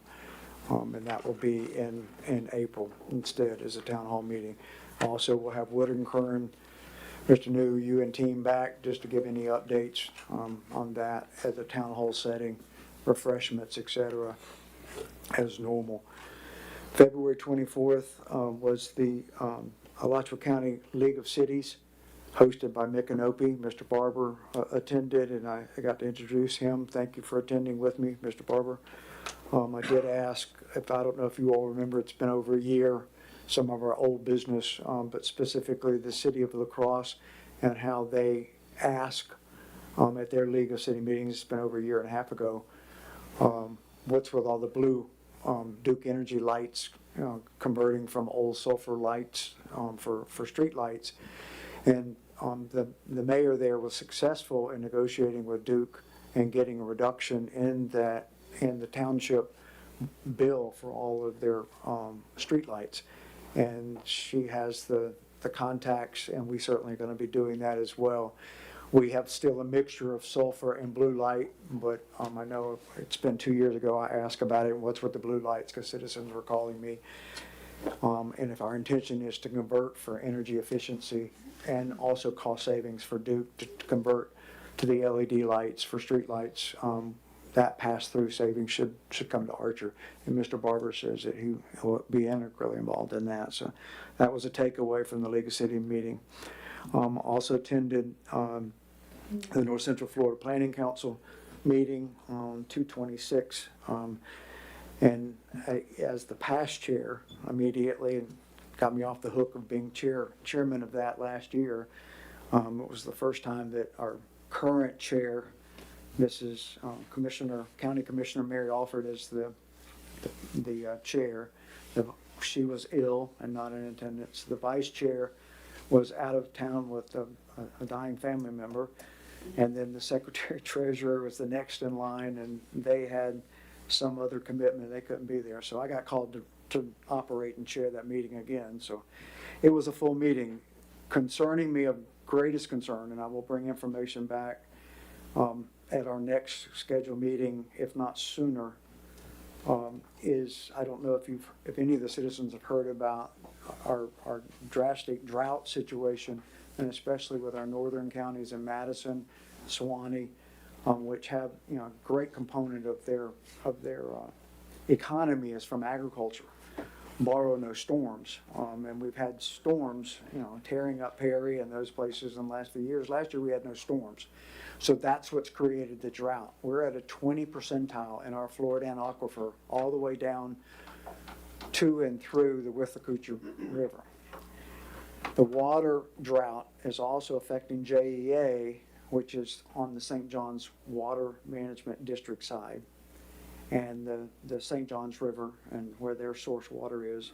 They have no desalinization system for Flagler and Duval County at this juncture. They pump water from us. So we're at a critical situation right now where there will not be water for the agricultural counties north of us if we don't get some rainfall. Not wishing for storms, but that's where we're at. As a proposal, JEA, which is the water authority and electrical authority out of Duval and Flagler County in that region, has proposed taking their reclaimed water, basically their sewer water reclaimed, and pump it by a pipeline back into our side over here on the aquifer side to feed the Withlacoochee and Suwannee, and certainly feed all the agricultural counties the water they need. There is an outpouring that, it hit before this North Central Florida Planning Council that I was chairing the other night, but there were over 50 participants bringing in their toilets, had lemonade inside the toilet sitting on their tables, and had big straws. And when they would speak, they brought home the message real loud and clear about what's confronting us. It's not right. If you followed the water wars, we were thinking it was going to be the water north and south from Tampa, St. Pete, coming up here and draining our water. Well, through the legislation, that's been kind of halted and slowed a little bit. Now it's JEA coming from the east to the west and want to do this.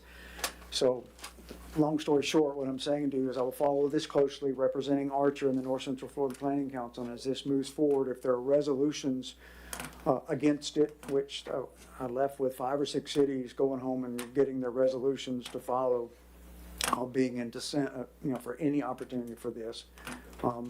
They should take their pipeline, they being JEA, is the opining situation on this side of the line, if you will, and they should take their own reclaimed water and reuse it in Duval and Flagler County.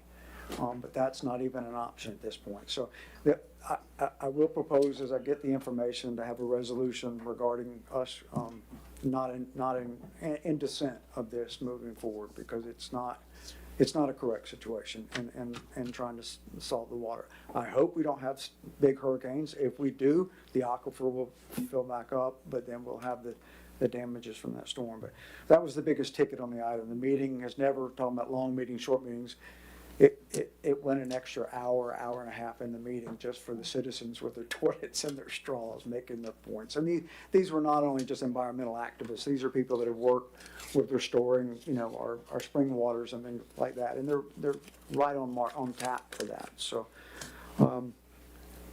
that is pretty much it. I do want to present something that I drug in here late, a few minutes or whatever, that I think we should be very proud of. I was representing Archer. This was in July or August last year, and we had lots of things on our plate, so I didn't do it. But Mr. Barber, if you could find a spot or whatever, this was presented to Archer, and myself representing Archer as the chair, presented to Chair Archer General, in recognition of services rendered through Archer and by Archer to the North Central Florida Regional Planning Council 2025. And it's a morning. Again, I don't brag about that. We've represented ourselves to this group. So, Barbara, if you could find a place in the chamber somewhere. I was very proud of that. I still get stuck being chair when they don't show up. So. And that's all I have to report. Thank you.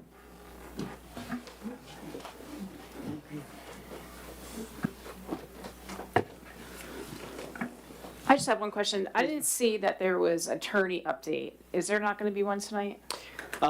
Our normal attorney had an obligation, and I didn't want Gotcha. the attorney that was gracious to fill in for us to have to go over things that he would tell us, talk to the attorney that's normally here. And your abnormal attorney does not know anything about it, so. Okay. Thank you for your patience and your diligence, constituencies in the audience. Moving on, under new business items, first order business, discussions with possible actions that we could entertain if anyone, anytime we're discussing any of these items, want to take it to a motion, then we can have citizen participation also. I'm going to try and wrap through these pretty quick. Okay. And again, if the commissioners or the residents have any questions, most of these are just direction Okay. for you guys to let us know how you want to proceed forward. So the first one is item 6A1. This is the community center on-call schedule options. It is my goal here at the City of Archer to see that community center used to its fullest purpose. I think that if a community center is not being used, then it's a waste of funds and resources. But a community center that is an active participant within the community brings a community together. So what we're asking is about specifically on call. The city's community centers used for public programs, rentals, they require after-hours responses. There's always issues, emergencies. Even at the repast, we had, we need more chairs, we need more tables, we need different things. So it requires an on-call component. I know that a member of the commission has graciously and wonderfully, of their own volition and time, kind of filled that role. But a more appropriate thing is that we either have on-call staff do it, we either contract a company to do it, or that we do a hybrid approach where it's a variation of both of those. Recommendations of action for the staff is that we allow this to become a additional feature of our on-call rotation. But again, that would require overtime, a minimum of a 2-hour call out. So I need direction from the commissioners as to what they want to do. I still believe that will end up in the long run being cheaper than hiring a company or doing some sort of variation. But it's in your all's purview to instruct us on how you'd like us to proceed. Discussion? Yeah, I have a question. So they work, it's just the on-call meeting Friday through Sunday. And so they're going to get 2 hours paid for each of those days? So that's how the policy is currently with the city. It's pretty standard, unfortunately, but if a person who's on call, whether they receive a call or not, gets what we call modification of behavior pay. I believe here in the city of Archer, that's 4 hours of straight time that would go to their paycheck. They can get called out, they cannot get called out, but they're guaranteed that 4 hours. Then they can get called out. Let's say they're out for 2.5 hours. They get paid for those 2.5 hours. But in order to leave the house, they get a minimum of a certain amount of time, and the standard is 2 hours. The commission can certainly change that policy, but I mean, that is standard across anywhere. Again, yes, that can get expensive. Typically what we instruct the staff to do, let's say the community center calls them out, there's an issue, they go out, they fix it. I would ask them to stay there those 2 hours and make sure that there's not an additional thing that they would need. So that would be our instruction. But let's say no matter what the issue was, it took 45 minutes to resolve and they're home. There is in the current policy right now a 2-hour minimum of pay for a callback. And would this require more than one individual over a weekend? There is never ever anything that the community center would require that we would have more than one on-call person for. Okay, so then can the on-call person be taking phone calls that come into the city as well? So right now I think we have an individual that gets, because they answer phones if a phone call came through at night. So is that gonna stop? I can't imagine why we So need the to. on-call phone, which is where the phone number should be directed to, yes, they have to answer that phone. And I'm not aware of any compensation that they receive unless that precipitates into an actual going out and doing something. No, the person would get on-call because they're required to be available to answer a phone, not the person that's doing the field work. It's both. You answer the phone and you go out into the Okay. field and you hold an on-call phone, Okay. you are on call. Okay, because that's not how it's currently being done. Correct. Yeah. See, Commissioner Fiore, you mind? Commissioner Fiore is correct. The current, now, I have not seen this written policy, but the current policy, I guess the inherited policy, for lack of a better word, is that you have a person that has the phone, the on-call phone. Generally speaking, it's a Tangi that works at the front desk. If something happens, I guess it would fall to Deanna. But generally, you have someone who answers the call and then turns around and calls the on-call person. That seems, I would change that policy. oh, thank goodness. Yeah, 'cause that doesn't make need- sense to me. I've been part of a public works service for many, many years, over 15 years, and I can tell you that I held on call and it was my responsibility to answer the phone. There's no better person to know what's going on and be prepared to respond than the person that answers the phone and is going to be the Good, one that because goes I don't out. like So the current policy. I will change that, absolutely, but my plan would be that they would hold the on-call. We have the technology, it's 2026, to take any call that comes into City Hall on an after-hours number, an emergency number, to get put and ported to any cell phone whatsoever. That cell phone could be answered, that person could respond.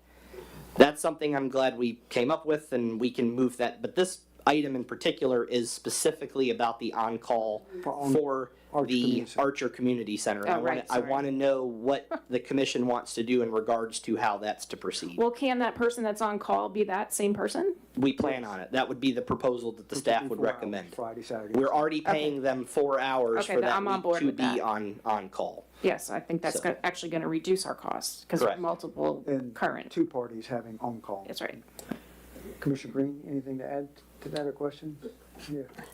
So I'm just trying to understand, with the on-call person for the community center, they're just gonna be they're like, do what Tangi's doing now. They're going to do anything, whether it's the community center, a leaking meter, or any other issue, they would be on call. Typically, you're not going to have events going on at the community center that, I mean, it's very rare that you're going to come into a conflict with another emergency in town.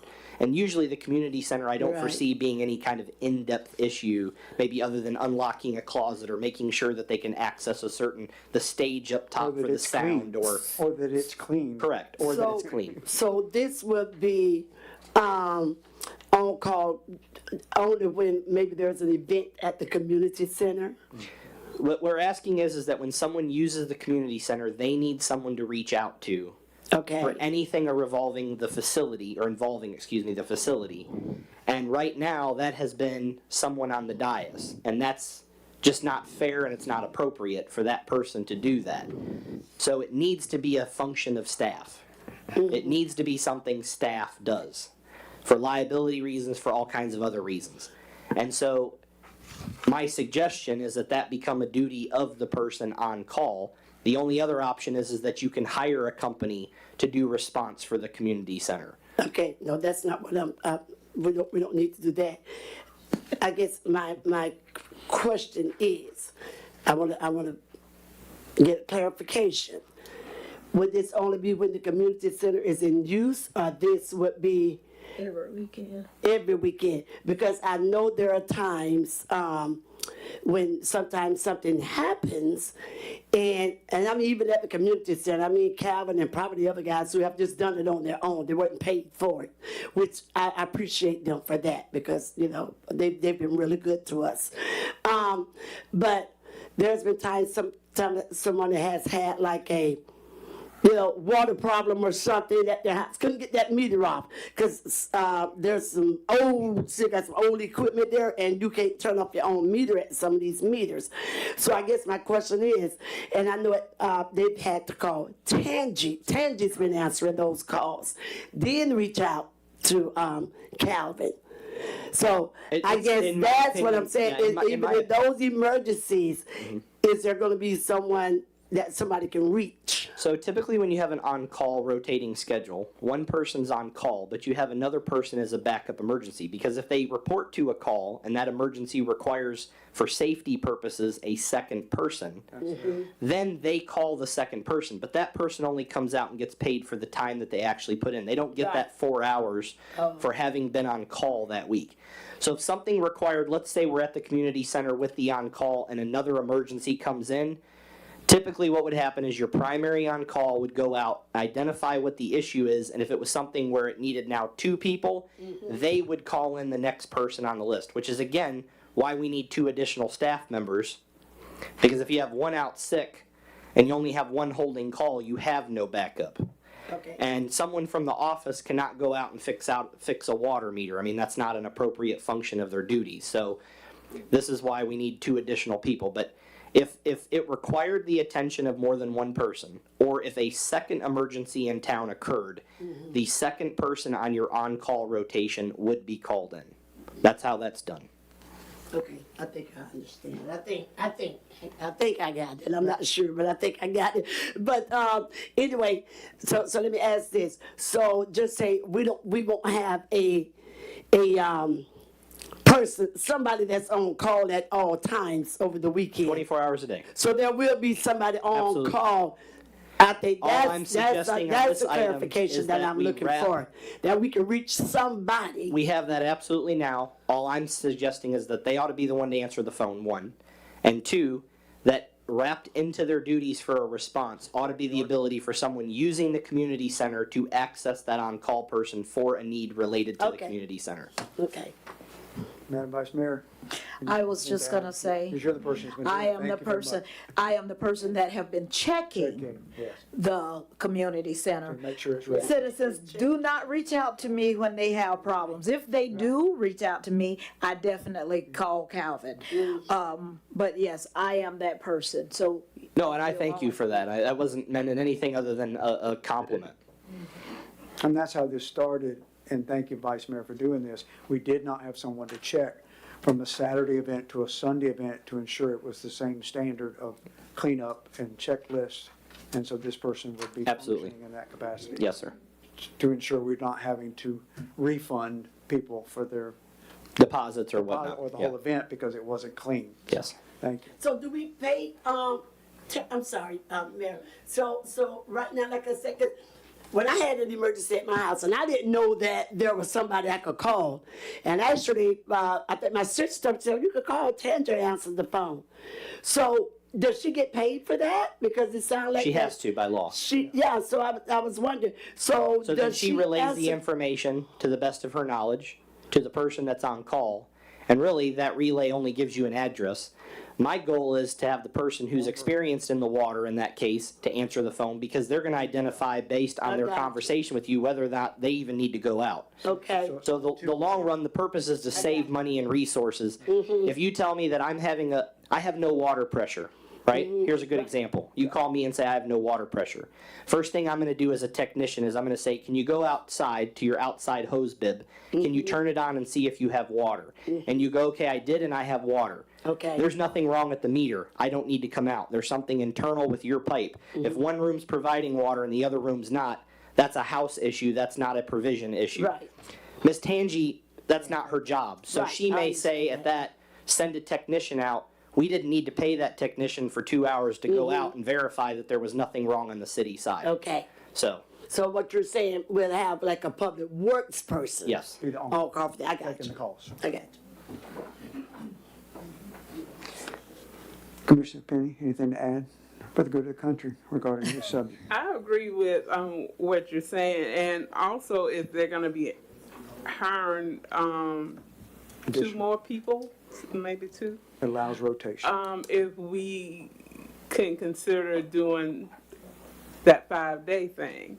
And then that Friday, it'll still cut off some of that overtime because it'll be a person working that day. Because we have 2 to work Monday through Thursday, then Tuesday through Friday. And then like for the on-call for Friday, and then if the community center is gonna be rented out that Saturday Saturday, and Sunday. they can check it before they leave to make sure it's Right. Right. And Once we get staff trained, that is definitely something we can entertain in what they call a rotating 4-10 schedule. We could have 2 of the staff on Monday through Thursday, and we could have 2 of the staff on Tuesday through Friday, and I would have no objections to that. It would just have to be something that we make sure that whoever's on whatever schedule, that they're able to actually, they're trained to do the functions of what are required. Yeah, flexible scheduling on these on-call weekends, so, okay. But But to I this agree. point, it would be 12 on-call hours a week with our Correct. current staffing. Correct. For each day, for adding the checking of the. What do you mean, I'm sorry, let me clarify, what do you mean by 12 on-call hours? Friday, Saturday, and Sunday. Well, those would be 72 on-call hours. So you're on-call starts from after shift on Monday, so to speak, in an example, and goes till the following Monday morning. So your on-call is 24 hours a day when you're not at work. You could be in the middle of the night and get an on-call. Now, for the community center, it's not going to be used in the middle of the night. So it would only be for the times that it was rented out. 4, 8, 12 hours, Friday, Saturday, and Sunday, to add the Archer Community Center to already the on-call status of answering the phone. Correct. Correct. But I just want to clarify, it's all 72 hours of a Friday, Saturday, and Sunday. So to Miss Penny's point, if we did a split shift with the 2 new employees once they're trained, we could cut down on that being on-call time on a Friday for at least the period of the 12-hour day, Went to flexible scheduling. Correct. There was rotation in that. which would definitely be something that we would entertain. Okay. And it's straight time on the on-call hours, correct? Not at time and a half? So far, according to city policy, it is straight time. I will say that I will be speaking to the city attorney to see whether or not that is legal. It may not be legal. Okay, and I'm just. So I have to don't need an concur. answer, I That's just why need- another item on the agenda is, on the consent agenda, was allowing me to update the handbook Yep. and get it in compliance with federal and state law. Whatever those changes turn out to be will be presented to this commission and to the residents to show you what's in conflict. But we have policies that are so old and so many laws have changed, I don't know if that's legal to even do is pay them at straight time. There's been misconstrued discussions and documentation to that Correct. effect, so we need to clarify that on-call and whether it's straight. Yes. overtime. All right, thank you. By consensus, we're in approval of that? Yes. Change and that oversight of the Archer Community Center, our community center in the city? Thank you. All right, so approved. Go ahead. Item 6A2, slab leak at Robinson Park, and the bathrooms and other issues will be presented by Mr. John Martin. Thank you, Mr. Manager. What this is about is the baseball, what I believe is called Robinson Park, correct? So we've got apparently a slab leak happening there. In other words, the plumbing goes under the slab into the concrete foundation and is leaking, which brings up a major problem as opposed to just replacing a pipe somewhere. You can't really do that. So, what we're proposing to do is to actually bypass the slab, bring a pipe into another part of the building, either through the floor to ceiling, and basically hook that up and eliminate the pipe that goes into the slab. It'd be much cheaper. So the question basically is, if my understanding is that the city manager, Mr. Barber, in this case myself, with his authority, can spend up to, I believe it's $7,000. Is that correct? I believe on the purchasing policy. 7,500?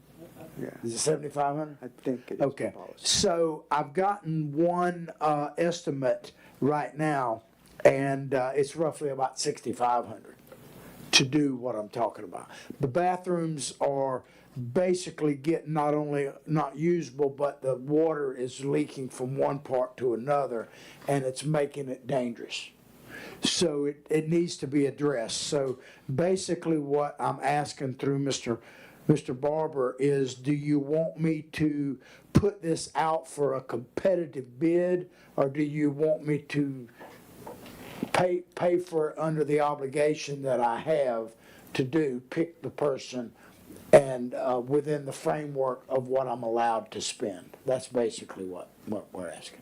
I have a quick question. So our current staffing cannot reroute a pipe? So your current staffing is what we call distribution water workers. You cannot have someone work on water sources on the interior of a building when you are the provider of the exterior water. It is actually a conflict of interest. Okay. So any time that there's a public plumbing issue inside of a facility, because we are the water provider, it is a very dangerous position to put the city in for liability to be both the operator and the repairer. So it has been my habit in all of the water departments that I have run and worked in to not allow indoor plumbing to be fixed or maintained by the same people who we are that provide the water and the distribution. Okay, but like a sprinkler system that we own, We would absolutely do anything exterior, but once it goes into that building with building code and the Florida Building Code and pulling permits and all that, it's better that an outside source do that. okay, thank you for clarifying that. And, I mean, it needs to be done, so it's either you close it down and cut off the water completely and wait for a better time, or get it fixed. So, I'm saying you probably need it fixed. Just so you know, I'm gonna seek, in a sense, competitive bids. I'm not just gonna arbitrarily pick someone, but the ballpark that I'm looking at is 6,000 to 6,500. And I just wanna know if you're okay with the decision being made by staff, or do you want to? Again, knowing that we don't know our financial position. Normally, I wouldn't bring this item to you all, but while I don't have a baseline, while we don't know what our expenses look like, that's why we're bringing these issues to you. All right, by consensus, contingent on it falling within the policy of $7,500 or less. Can you approve it? Yes, we're good. All right, and I only have one other question. Is this an opportunity, and I'm thinking of you, Commissioner Fiore, you've asked or spoken about this before, is there an opportunity to utilize our current wild spaces, public places funding reserves to do that? It is a park. It's a park. It is a park. So in respect to you always saying we can, and people say we can't, we certainly we can utilize that wild space, current wild spaces, not what we owe from 23. If that's where you'd like to have the funding directed, we can direct it from that source. Is that by consensus approved to manage and upgrade? Because the next item is going to be the same, I think, so maybe Well, I'm all good for using that source, but, the current source. I mean, you have to go through the county and everything, right, and get that project approved? I'm sure we can pay for it and then submit things. Okay. For reimbursement. Yes. With the current wild spaces funding revenue we have. Yeah, I'm familiar with that process, and that is exactly how you do a smaller expense like that. If it were much bigger, then they would want to look at different RFPs things, and- but as yeah. far as that, generally you pay for it, and then you request a reimbursement. That's how the system Public normally entities. works. All right, thank you. By consensus, we're in approval of that? Yes. Right, next item? Item 6A3, automatic locks for city facilities and updates. Again, Mr. John Martin. Yes, Mr. Manager and Mayor Commissioners, what this is about goes back to your own call situation you were talking about. Currently, you have person on call to open, unlock and lock the bathrooms. This is primarily at Robinson Ball Field as well, but it could be some other places. Pretty rare that they have to go to Maddox, I think it They have is. restrooms there too. So Yeah, it's two but- parks. So they could do that, but they get a lot of calls for Robinson if they don't do it. And obviously with the weather changing, you're gonna get more. So you did get a quote back, and I have confirmed that it's still good. Now, don't panic when you hear this, cause it shocked me a bit. $20,000 from someone who's done work for the city of Newberry in a similar capacity. So, what you really have to take a look at is there's basically like three options as I see it. One would be to put it out for bid, which I think at that cost you would definitely do. But I could also continue to do some research and try to find out if there's alternatives to this. Currently, you have the on-call system that you talked about earlier, and basically whoever's going out there to literally lock and unlock the bathrooms is getting 24 hours of pay for a pay period, because it's a 3 days, and you do the math on it, it essentially works out to 24 hours. So I guess you have to look at what that cost is to you. But of course, if they're on call anyway and they're responding to stuff, there's some complications in that. But in order to get some get these types of locks, you're looking at an expense of $20,000. So I'd like to have suggestions, but my suggestion is for me to do a bit more research on this and come back to you in the not too distant future to determine if it's something we want to put out for bid and all of that stuff. And then we can also look at the numbers for this on-call policy and see how we may be saving some money, but all that needs to be mixed. This is not as critical as the bathroom leak situation, but I know people have brought it up in the community as well, and I want you to know that we are looking into it. Yeah, I don't think it's a priority at this point, and before we can make any kind of decision on that, you need to see the analysis on are we truly saving or we're not, so I'd say we hold. And the only question I have, did you reach out to Newberry for the success or not success of their automatic locking? I heard it was successful. Yes, and it's the bid that I got was from the contractor they used, and Newberry is happy with it I mean, they're in satisfied. general. Okay. But they have a few more locations than what Archer has, And a whole lot more money. and a dollar or two more. More money than we do. So, And also, just to add to this would be another resource to be able to submit and get reimbursement from our current wild spaces, public places. it certainly could be. At that price tag and putting out a bid, I would say that you go through the county on that one preliminarily and get their approval before proceeding.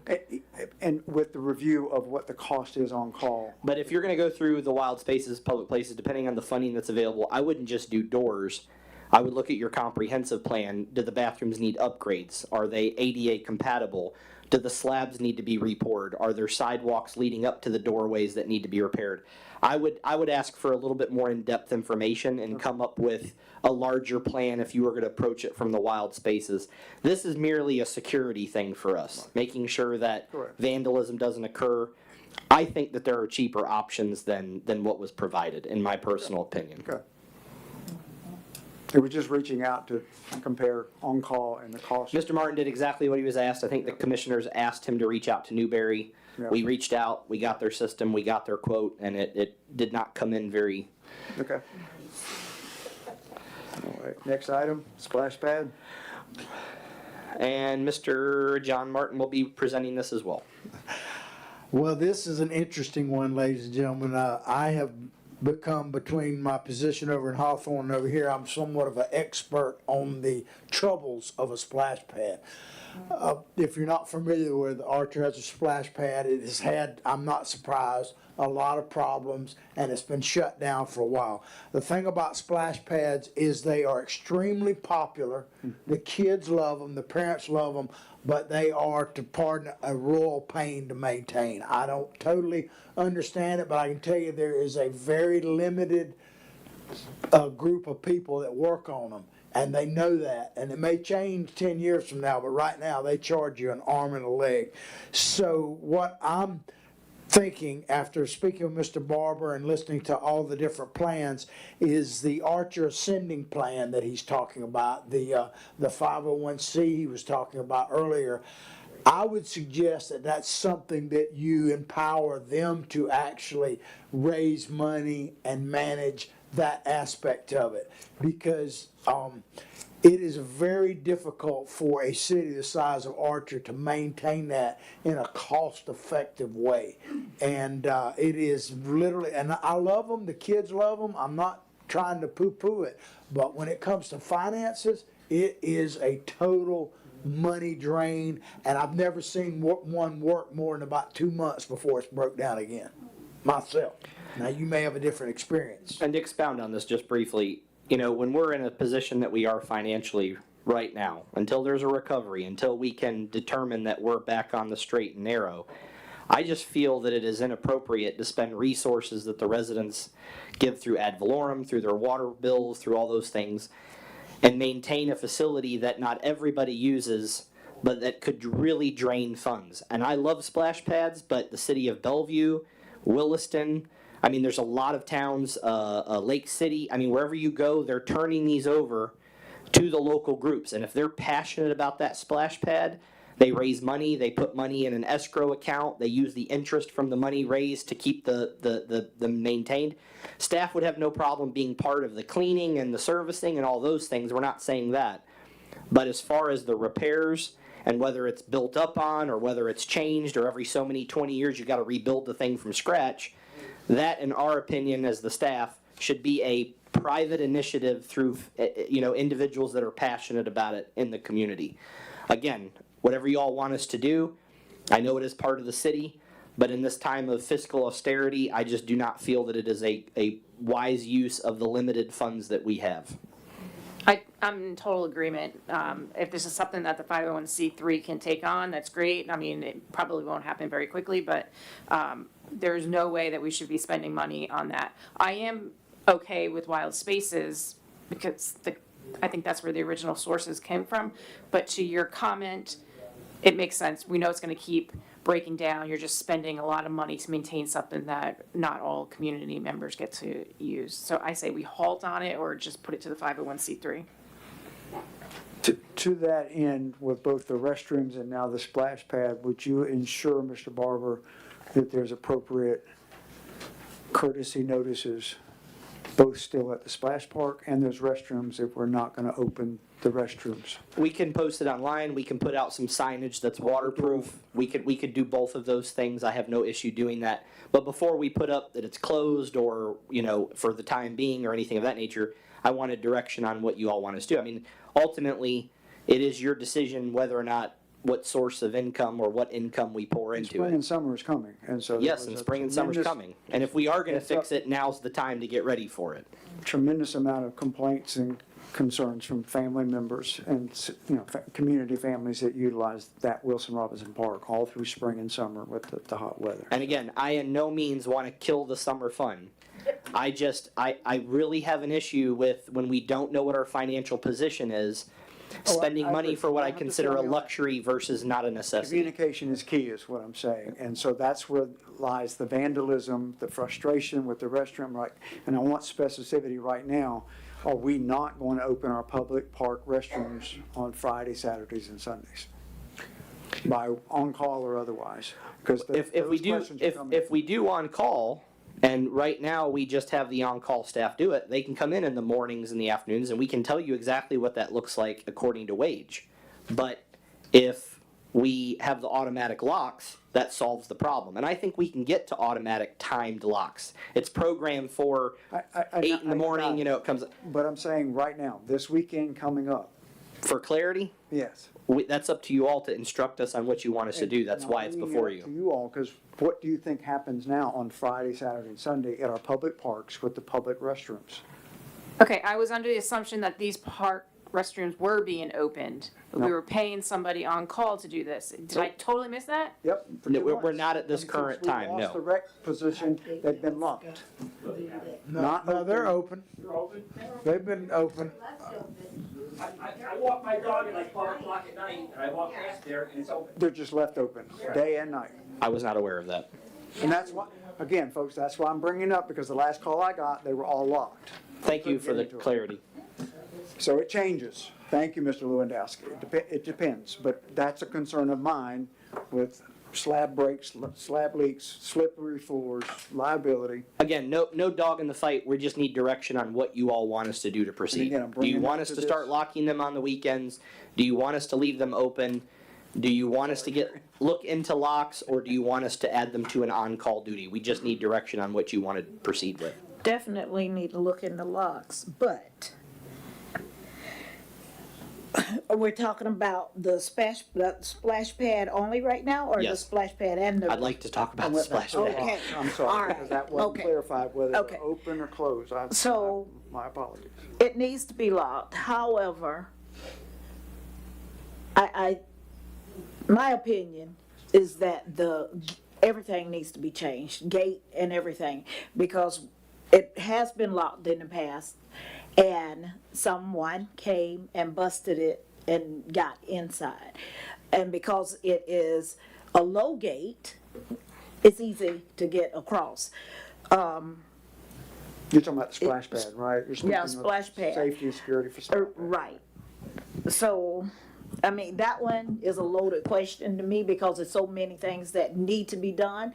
I would love to see it open. I would love to see it operating. But I think as a commission, we gotta figure out how do we keep it safe and free from vandalism. So the question was, we have cameras, so maybe you could do this. Is it possible for us to look at those cameras to see who these people are vandalizing, because they say it's kids? We're from around here. Can we identify them? Speak to parents, let them know what's going on. This is not a question for tonight for me, but in the past, that has been the biggest problem with the vandalism. So if we say, go ahead and open it up and fix it, are we opening it up for us to spend more money in 2 weeks? That's where I am. So from my understanding, clarification, you would like more data as to looking into who may possibly be vandalizing it, if we can identify that, if we can address that from the vandalism standpoint. And then would the commission be interested in us even getting quotes to what it would cost to get the splash pad up to a safe operating standard that the health department would allow us to open it? Because right now, by the way, I want to make sure, and I don't know if that was stated, right now, currently, the health department will not allow us to utilize the splash pad. There lies my point, is there signage so that they don't think we as a public servant body up here are letting it just erode into nothing and we don't care about the splash part? Whether it's a sign that says work in progress, coming to you, whatever, something on a positive note about that splash part, especially with the hot weather. That's the signage that I'm talking about. And I'm sorry, Vice Mayor, I went back to then the other asset of the restrooms, because we talked about on-call, Commissioner thought that they were being managed through on-call. Do we want those restrooms? And I had a citizen to say they're open all night long. I don't think that's wise for us when we have signage supposedly, and this was last meeting, to make sure that we had signage for all parks, including the lighted one, with new hours for the lighted basketball court. Sorry, I'm diverting here. But specific to the restrooms, dawn or sun up to dusk. And those be the hours that those restrooms are opened and then they're locked. Manually would be what we could utilize right now with on-call. And it would be added, I think, somebody asked that question, would that be added to on-call? It would be, until we make the decision for the locks. Yeah, and again, my recommendation would be that unfortunately, we do not pay on-call to do that because that's an expense I don't think we can afford. And I think technology can solve these problems. Okay. We just need time to research So with that said, technology. and communicating with our citizen, website, and also on the doors of the restrooms, that they're locked unless requested for an event. I mean, something to that positive note. We can definitely get the correct Right signage now, the out. perception is we don't, give a damn about public parks, and that is not a true statement. It's a financial issue, but to not communicate wisely and properly to our citizenry concerns me. We can always communicate better. And on that note, we need to get Facebook and other things back up and running the way they should, and we can put those notices out on those platforms as well. Because certainly if someone rents the park, there should be that opportunity to have those restrooms open for that event. And by consensus, I hope you all approve that. If somebody rents a pavilion or park, a restroom needs to be open for that event time. And that will cost on-call to do that. And by consensus, are we in agreement to that? That's just a service of the public park. Right. And Steve said, when I was going to the restroom, that they do make sure on the weekends that they be open and closed. That they Who said open that up. to you, Steve? Steve just So they're said doing it now. So There. news to you gentlemen, if you didn't, that's what I'm they asking. open them and close them. I was gonna say, that's my understanding. Okay. So I need to go back then. So we're not paying anyone on-call time for that. So everyone's looked Yes, at the paychecks and made sure that that's not still happening, because it was happening. Yeah, it's, the on-call is happening right now, for the restrooms. Okay, so that's what I just said. Yes, you're correct. Okay. So we're paying somebody on call for 2 hours to unlock and lock doors that citizens say are open 24/7 and staff is saying they close. I don't know. We will get to the bottom of this, Okay. and we will make a determination of what is happening. We Okay. will put it in a staff report for you. Okay. And then again, I still need a consensus from what do you all want to do in the future? Are we leaving them locked during the nights and the weekends until we come up with a way of solving this? unlocked, they don't need to be unlocked at night. Nobody's on those parks here. They get You mean locked the at dusk. restroom? You got the restrooms? Yes, the restroom. Oh, yeah. Parks The at park hours are dawn to dusk. Definitely. They Yeah, have to be locked. open. Okay, but you have Friday, Saturday, and Sunday that are not work hours that will require someone to be paid to do that service. So we need to tell the manager at 6 PM when staff leaves on Thursday night, those doors are gonna be locked all the way through Monday morning when staff returns to work. Or we keep them open, so that's the direction he's looking for. So we've been paying the on-call. I don't know why the on-call person can't attend to the calls that happen at the community center, like you mentioned, can attend to any calls that are happening with the water, and make a trip to lock those two restrooms we're talking about, and unlock them. I don't see how that is gonna be more than a 2-hour time frame, unless there's like a major issue, obviously, then it's gonna be overtime. I don't think that's a big ask for the person you're paying on call for those days, and it's gonna be rotating, to have to be in charge of locking As and, part of the 4 standard hours they get, is That's that what you're right. referring? Yes. So I don't disagree with you, Commissioner, but again, that's in violation of the current policy that you have. If you want us to change that policy, I'm not opposed to it, but it's against the policy that is set in place through your okay, handbook. my recommendation is pay the on-call person to do it, continue, because I think we need to have them locked, and come to us next month with revised policy. Is that possible? That we can approve? It's on the agenda to Okay. change the policies. And please review what staff is doing on Friday, Saturday, and Sunday. Are they opening the park restrooms at 7 and closing them at 7? Yep. May I make a recommendation? Can we skip down to C, please? To C? Skip down to the what, ma'am? I'm sorry. To see, They would like to get to the, yes, the resolution. so are we gonna go back to, this restroom question? Or we're giving you appropriate direction. Yeah, I guess I would ask if the commission, if it's their will, if they want to move to item 6, C, resolution 2026-16. Is that something that you all would like to do? Can we finish this first, so we don't have to come back to Absolutely. it, and then we'll go straight to that? That's okay, because I hate to But jump that's, around. I guess what I'm saying is, even if we stay on the restroom and then we go to that, you still would have to put forward a motion to amend the agenda order. That's why I'm mentioning it. Do I have, Okay, yeah. do I have an amendment? Do I have a motion to such effect? To finish this and then go to item number C, Letter C, letter C. 6C. 6C. Do I have a motion to that effect? So moved. I have a motion from Commissioner Fiore. I have a second from Commissioner Green. Any discussion from the dais? No, So I think our song keeps coming. Any, I'm so sorry. that's what it was. My apologies. Discussion, any further discussion from the constituency and the audience regarding change in the agenda? Hearing none, let's go to a vote. All those in favor say aye. Aye. Aye as well, nays like sign, motion carries. All right, so we finished this item with the splash pad and the review of the locks, correct? We're stopping and going to 6C. No, we're finishing this We're gonna first. finish off items 5, 6, 7, and 8. Okay, Then we're going move to, on then, fuel cards. Items. Okay, so the only problem we have is, Commissioner Fiore said to close the restrooms at 6 when they leave. On, Or south, right.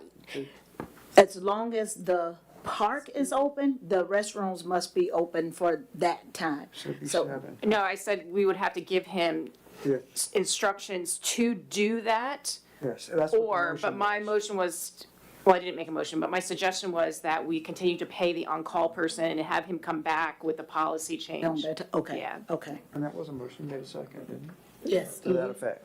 And we voted, That so was for the- 7 to 7. No, we didn't vote on that. Not on that. We voted on the thing for Roberta. Right. That's what we just voted on. Right. After we finish this, to move to that So section. he needs direction regarding the direction with the locks. Are you gonna turn your recommendation into a motion, Karen? Well, I don't think any of this was motions. We're just, There are items of discussion That's for right. possible, so my suggestion is that we tell the city manager to continue with the on-call until next month where he's gonna revise the policy and then we can stop that. However, his recommendation on the policy. Ensuring that the restrooms are open at 7 and closed at 7. He's gonna follow our The current, park hours hours. protocol yeah.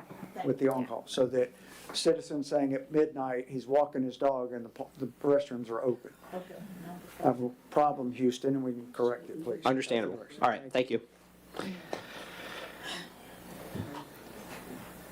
All right, resolution 16, right? So are we done with A? Did we get done? I thought the motion was to finish item 6. 6, hold and move to, No. no, we're Oh, stopping. you want to finish completely 6? We have discussed. Okay. I misunderstood as well, I apologize. I understood the motion. Okay, we were on item 4. I heard somebody say item 6. It's item 4. It's 5, yeah, we're on 5. Fuel cards, item 5, in discussion with No, possible we- action. Okay, let's make a correction. We were gonna finish up what we were talking about, And then item 4, Right. and then skip. To Resolution 6C. Right.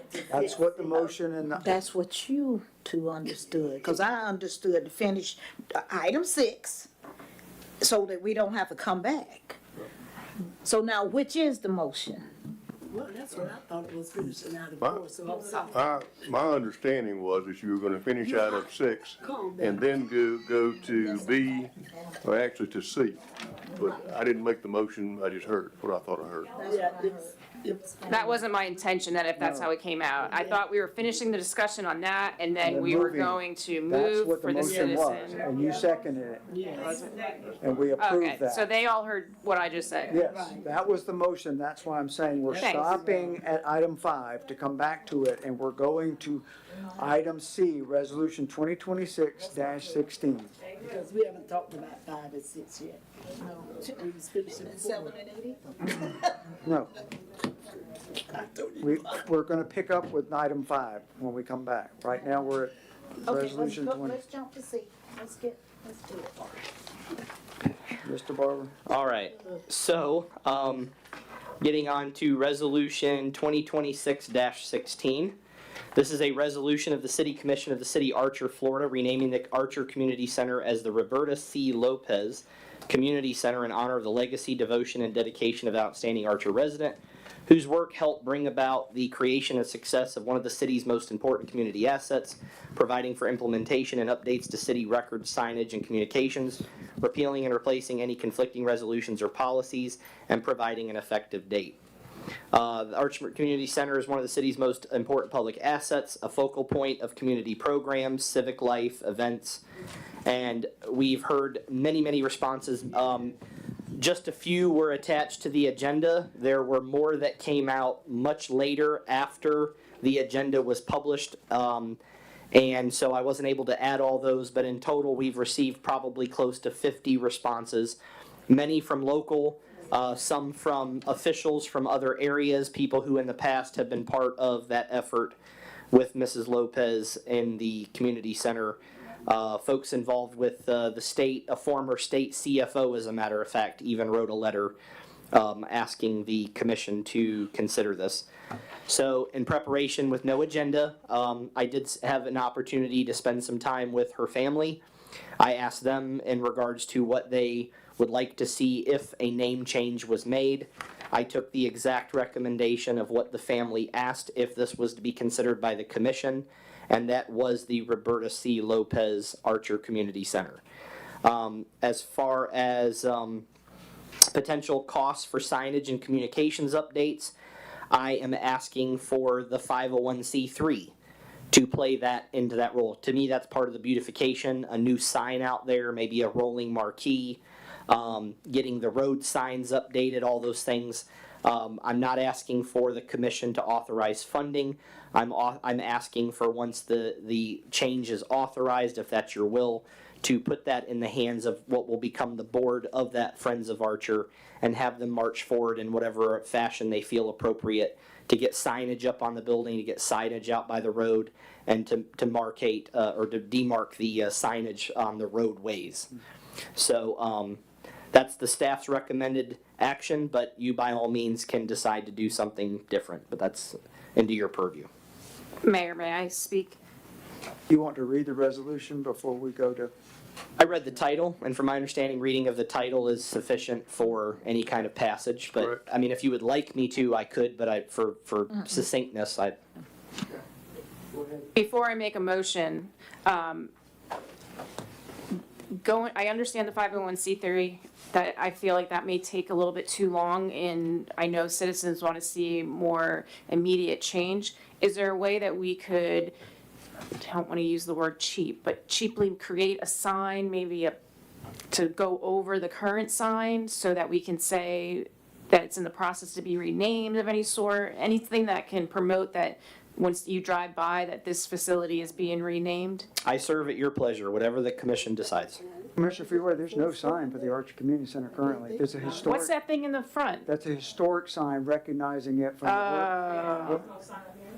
Can we So get a this- banner that hangs on the front door from ropes that says, this is going to be dedicated and renamed to Roberta?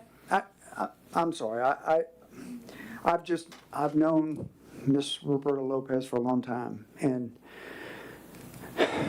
as we talked about through a formal service and a repass and lots of speaking, and just knowing her for the last 30 years, Roberta never did anything cheap. Not gonna happen. Well, okay, hold on, before you keep going. I didn't want sorry. to use the word cheap, I even put it in quotes, I meant inexpensive. And I understand it's not going to be the finalized. He's probably on stages and waiting. I guess so, but I would just like us to move forward and have a unified effort to do something and do it with class and know, if anything, it was overexpense by fundraising and what Roberta and my heart is known best for, and that's getting money and doing it right. So I don't disrespect what you're saying, Commissioner Fiore, but certainly we have the website.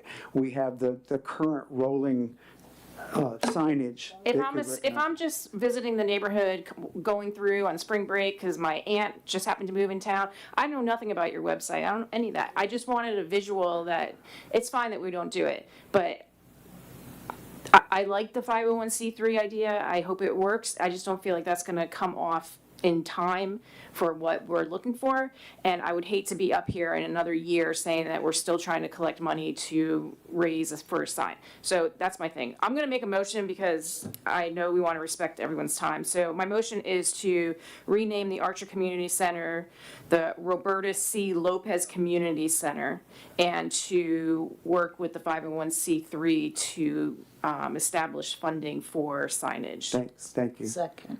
Have a motion from Commissioner Fiore, a second from Vice Mayor Bailey. Any further discussion? Mr. Mayor, before you move forward on a vote, I did want to ask, and I know that there are a lot of folks that, just for the sake of honoring her, and if we're going to spend time on anything, it'd be appropriate, in my opinion, to allow the residents to come up that came here for this item and maybe express their appreciation and their support to that motion. And I'm sorry to have jumped the gun, no pun intended, but I wanted to speak to the integrity of this lady and what we're trying to do. So any family members or associations would like to speak with the consideration before us with a motion and a second as we go to vote. Yes, my name is Patricia Wiggins, and I spoke on last month and talked a little bit about Roberta, not knowing that, she wouldn't be with us. And I remember Commissioner Forey saying that Roberta had done a lot, and I agree, she done so much. And I said she's done so much, it would take all night to talk about, what she had done. And so for me, I've long been an advocate for giving credit where credit is due. And I remember saying, oh, of course, she's done so much. And again, I still speak that. And I believe that those who labor, sacrifice, and generously share their gifts, talents, and resources and influence deserve to have their efforts recognized and remembered. I really believe that. I'm really an advocate for that. And I will always be willing to stand in the gap for those who cannot stand in the gap for themselves. I also believe that history should be preserved, protected, and shared so that the contributions of those who came before us are never forgotten. And Ms. Roberta done a lot. She, I remember her working on that community center. I remember her getting donations. I remember her even after telling me, girl, I work like a dog. And so, and she was that type of person. So I'm standing here tonight to express my full support for the proposal to rename the Archer Community Center the Roberta C. Lopez Community Center. Roberta Lopez has made a meaningful and lasting impact on the Archer community, as you all already know this. Her dedication, service, and commitment to uplifting others reflect the very spirit of what a community center represents. Unity, service, opportunity for all. And like Commissioner Penny mentioned, we celebrated an event there on Saturday. And her auntie, who was 97 years old, was one of the honorees. But we were at the center that Roberta worked so hard to establish so that we can have these kinds of events. So renaming the center in her honor will not only recognize her contributions, but also serve as a lasting reminder of the values she amplified.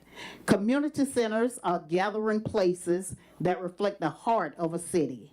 It is only fitting that such a space bear the name for someone whose work and presence have positively influenced so many lives, and she's influenced many lives. She's always working to try to make things better. This renaming will be a tribute rooted in appreciation, respect, and community pride. I respectfully ask for your favorable consideration of this request at this meeting tonight, and thank you. Thank you. Can I make a suggestion? Because I think the majority of us are going to probably vote for this anyway, but I think if we open the floor for each and everybody to speak, and we got a long ways to go in this meeting, I think we're going to be here all night. So I think the most, probably all of us are probably going to vote for it anyway. So I appreciate everything everybody's about to say, but we're going to be here all night, and we want to get to the house, our families too, but because we all appreciate what Roberta did and appreciate everybody being here. I would have liked to hear from her son. I see he's been back and forth. He's probably going back to his dad. Yeah, so I think if we let him, once he come in, and if he wants to say something, but I don't think, her sister is here, but what I'm saying, we don't need to open up the floor to each and everybody. Unless you got the clock and her niece is here, Sharon, her other niece here, her friends are here. We're going to have a lot. I think everybody's in here going to want that building named after Roberta. And that's the purpose of speaking. But you can do the other speaking once we do the dedication service. Other than that, we're going to be here all night. So we won't leave the floor open for when her son comes. I think we can actually go to a vote. Order, please. I think we can actually go to a vote, because I think we all pretty much got our minds made up how we're going to vote. We have a motion on the floor. Yes, we got the motion on the floor. But I think if we open it up for everybody to speak, and we got a long ways to go with this meeting. I'm just saying not to cut anybody off, and it's to cut somebody. Commissioner Green, but, point of order. We have a Yes, motion. sir. We're in public comments. Are we wanting to close the public comments? I'll entertain a motion for the sake of time so that we can vote in a way that I think you've said we're going to vote. So do I have a motion to close the public speaking regarding this motion? I think you need to hear. I would make a motion. To give other people opportunities. I am. I'm being your parliamentarian. That's why I'm asking. I hear a commissioner that's seated here asking for closing the public speaking regarding this motion. Is that a motion? Yes, I am making a motion because we have a long ways to go. trying to I'm making a motion to close the public comments. I have a motion with for the sake of time. For the sake of time, since she's at the podium, we can let her speak if you all don't mind. But, other than that, I would make a motion that we close the public comments after Mrs. Green speak. Do I have a second to that effect? Have a second. Commissioner Penny, you can talk at the end of the meeting. We gotta. Commissioner Green, we got a lot to do. Commissioner Green, point of order, please. Yeah. Okay, point of order, please. I have a But we can motion and a vote either second. way. Any discussion from this dais regarding closing the public comment regarding the motion that's on the table with Ms. Green finishing, and then go to a No, vote? you seconded it, didn't you? Yes. Are you rescinding your second? She's rescinded. So now I'm back to, is there a second to Commissioner Green's motion? Hearing none, motion dies for lack of a second. We will continue the public discussion. Ms. Green? Mr. Mayor, I often thank Ms. Lopez for all the work that she did. It's a beautiful building, and it saddens me that this is what has brought us to bankruptcy. But that was no reflection on the work that was done. She had a good commission behind her, she had a good city manager behind her, and she had an excellent committee working with her. And lots of people gave money here for it to be Archer Community Center. And I would beg you to keep it Archer Community Center. Archer, the name Archer is enough. Okay. Please, keep Thank- it Archer Community Center. Thank you. And we appreciate everything that she did Yes, ma'am. and everybody else, because there were a lot of other people that worked on that committee. Yes, ma'am. Next comment? Regarding the motion that's on the floor, please, ma'am, keep it. 2 words. Yes. I'm Roberta Lopez. Welcome. Kim Lopez's sister. Welcome. And I would just like to say thank you to the commission and the board for even entertaining this. Thank you. And being in the remembrance of my dear sister. I'm her baby sister. And I would love for y'all to vote it to be named after her. Thank you. Thank you, ma'am. Thank you. Aren't you our vice principal of Oakview Middle School? Yes, sir. I just want to recognize this is our vice principal of Oakview Middle School, and she has come to my grandson's rescue several times, and I thank you personally in supporting him. Thank you. You do a good job, not just because he's my grandson. I'm sorry. Good evening, I'm Sharon Williams. Yes, ma'am, Shay welcome. Williams, a resident. Roberta Lopez is my aunt. My mother, Clyde C. Williams, only sister. There are only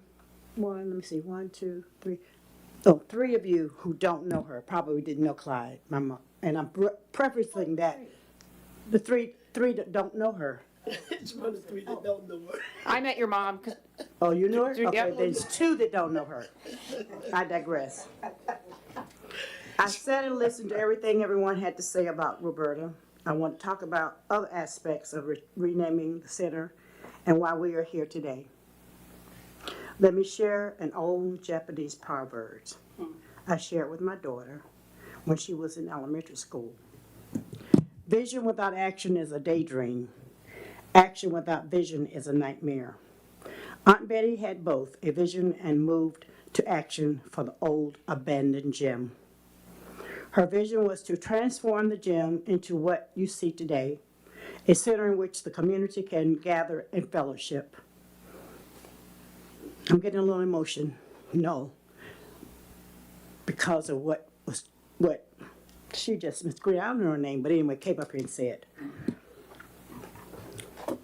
Her vision was to transform the gym into what we see today, a center in which the community can gather and fellowship. Her action was to raise and find the funds to complete her vision, in which she did. This was neither a daydream nor a nightmare. She made it happen. Not anyone then had a vision for the gym, and many times early in the process, she would discuss her challenges with her sister, Clyde, my mother, and when I come home, she would talk with me. Once it was completed, there were discussions as to adding her name to name the center. That was not something that she wanted. This was this was something that others advocated. But there was oppositions to this whatever, for whatever reason, excuse me, I'm gonna say this again. There was an opposition to put her name on that building for whatever reason, mostly political. I ask you tonight to remove the politics out of it and vote to rename the community center to Roberta C. Lopez Community Center. And in my opinion, as it should have been done, originally named. Thank you for your time. Thank you, ma'am. Anyone else?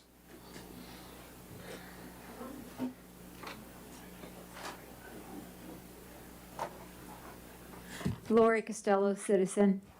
First of all, I want to thank Mr. Barber, who composed the compassionate proclamation and resolution, which meant a lot to family and friends. So I respectfully ask y'all to please pass that resolution tonight. We have lost some people earlier because the meeting was taking longer. We would actually have more people. Roberta was an amazing woman who gave it all to the city of Archer. We would not have the community center if it wasn't for Roberta. I don't think anyone here realizes the amount of work she did to get it completed.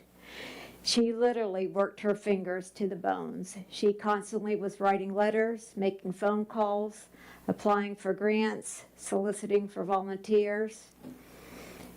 And early on, we had a garage sale, and every weekend she was there. She's the one that organized it. She was always soliciting donations, volunteers. She worked endlessly on it for years. She traveled to Tallahassee numerous times, and the list just goes on and on and on, and everything that she did. She also paid for it with her own personal funds.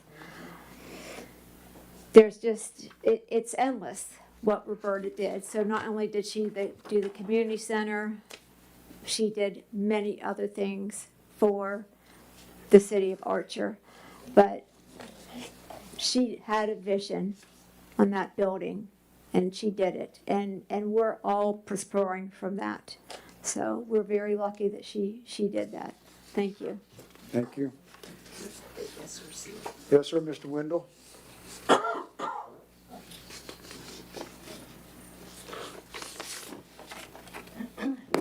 Hello, I'm December McSherry, citizen, and I too appreciate the way you worded the resolution. It's beautiful, really well described, Roberta, perfectly. I was the election clerk for the city of Archer back in the 90s, and we used to vote at the old fire station, and 2,500 people would show up every 2 years, and we would stare at the beautiful brick building that had broken windows and a leaky roof and dead tractors in it, and the city was not taking care of it at all. And I'll tell you, the voters would just look out at this building and say, imagine what you can do with this place. And by 2003, Roberta Lopez moves back to Archer, comes up with this beautiful plan, and just kicks it off and just made everybody so happy, because this is just what Archer needed. And I was on the advisory committee meeting, and we met regularly, and we even cleaned up the community center after all the events. We got out there with the mops and did all the labor. And that took 2 or 3 years, to get the city to finally support it. Roberta's a jewel, and they should name the community center after Roberta C. Lopez, and thank you so much. Thank you.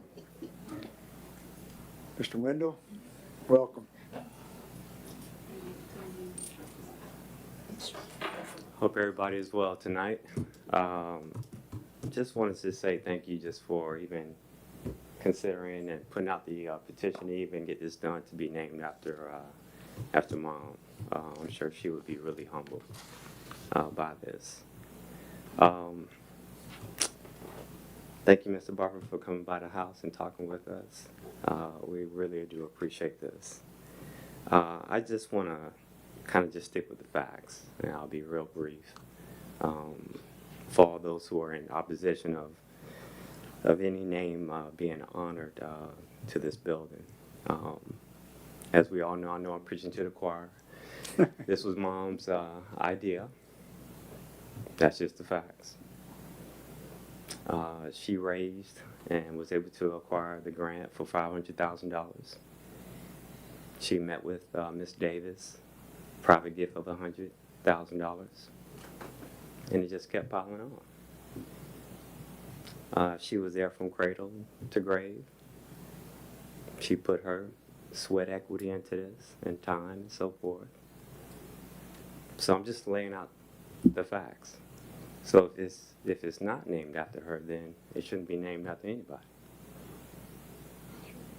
So once again, I just appreciate this even being considered in her honor. Our family would really appreciate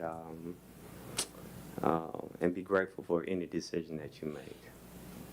But that's all I have to say, and thank you for your time. Thank you, Wendell, very much. Anyone else?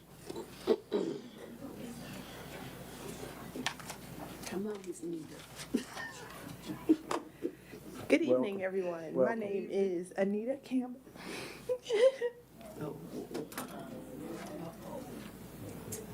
Some tissue. And I just want to say that I saw and heard how much time and effort my auntie put into this. And I know it was something that she strived really hard to achieve. She was tired a lot of days. She worked so hard, but she kept going. And for that reason, I want to ask that the community center be renamed or named after my great aunt, Roberta Campbell Lopez Community Center, her full name. So, to change the C, that's my opinion. To change the C to Campbell so that her full name, and people will recognize that because Campbells are from Archer. And so, not to take anything away from Lopez. My uncle loves her dearly, and I know that. Now, Frankie, don't mess with Frankie Everyone now. knows her Don't as mess with Roberta Frankie. Lopez, C. Lopez, but don't forget the Campbell. Okay. That's just what I want to say. Thank you very much. Anyone else? Okay, with that said, let's go to a vote. All those in favor of the resolution 2026-16, say aye. Aye. And aye as well, and out of respect for Roberta, don't want to belabor the meeting, but I do want to read the resolution for those who have not read it. Resolution number 2026-16, a resolution of the City Commission of the City of Archer, Florida, renaming the Archer Community Center as the Roberta C. Lopez Community Center, possibly Campbell, in honor of the legacy, devotion, and dedication of an outstanding Archer resident whose work helped bring about the creation and success of one of the city's most important community assets, providing for implementation and updates to city records, signage, and communications, repealing or replacing any conflicting resolutions or policies, and providing an effective date.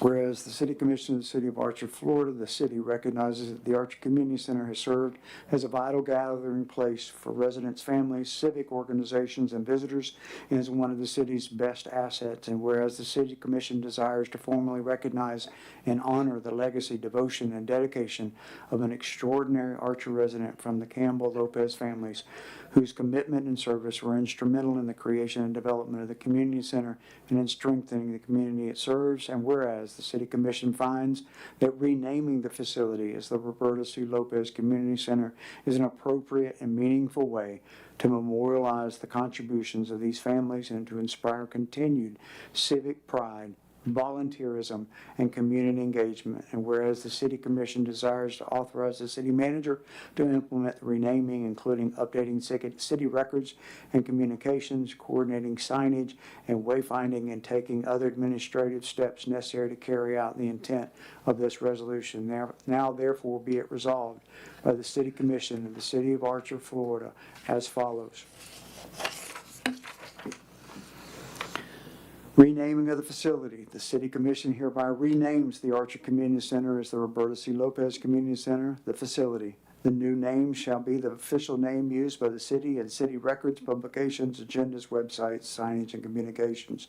This renaming is honoring in nature and does not affect the city's ownership, operation, or control of the facility.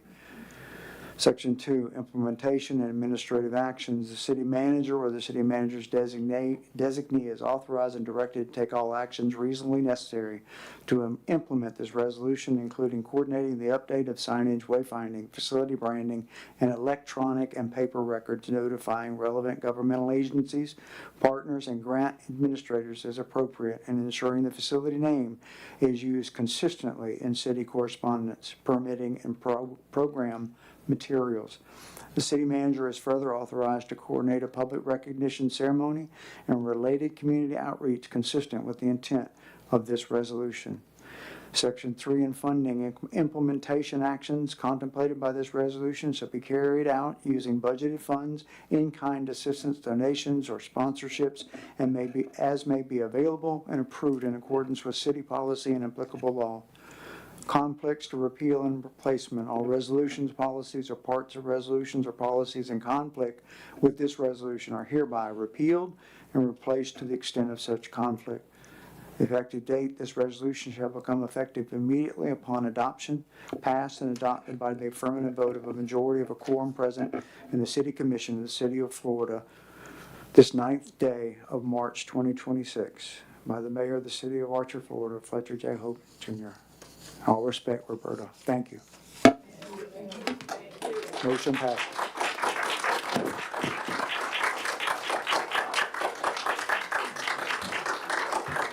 Roberta is with us, and she's part of the healing. Thank you all. All right, come here. All right. Going backwards. I'm sorry, Mr. Barber, but it was appropriate. Item 6A5. Yes. Or I believe it's page Fuel cards and purchase. 37, page 37 in your packet. 36 we've got, but fuel cards and purchasing fuel The transparency. page is dropped, I'm sorry about that. Back and front kills us. All right. Go ahead, sir. Would you all like me to continue, or would you like to take 5 minutes for bathroom? No, Nope, okay, got it. Got it. In the sake of time, we are going to continue meeting. Thank you for your input, folks. So this is a Appreciate it. discussion with possible action regarding a fuel card program or changing related policies for fuel purchasing for the sake of transparency, tracking, and internal controls. And so to provide direction to staff. Can you keep your comments down, please? We're trying to conduct the rest of the city business. Thank you. So I'll just go ahead and cover this just briefly.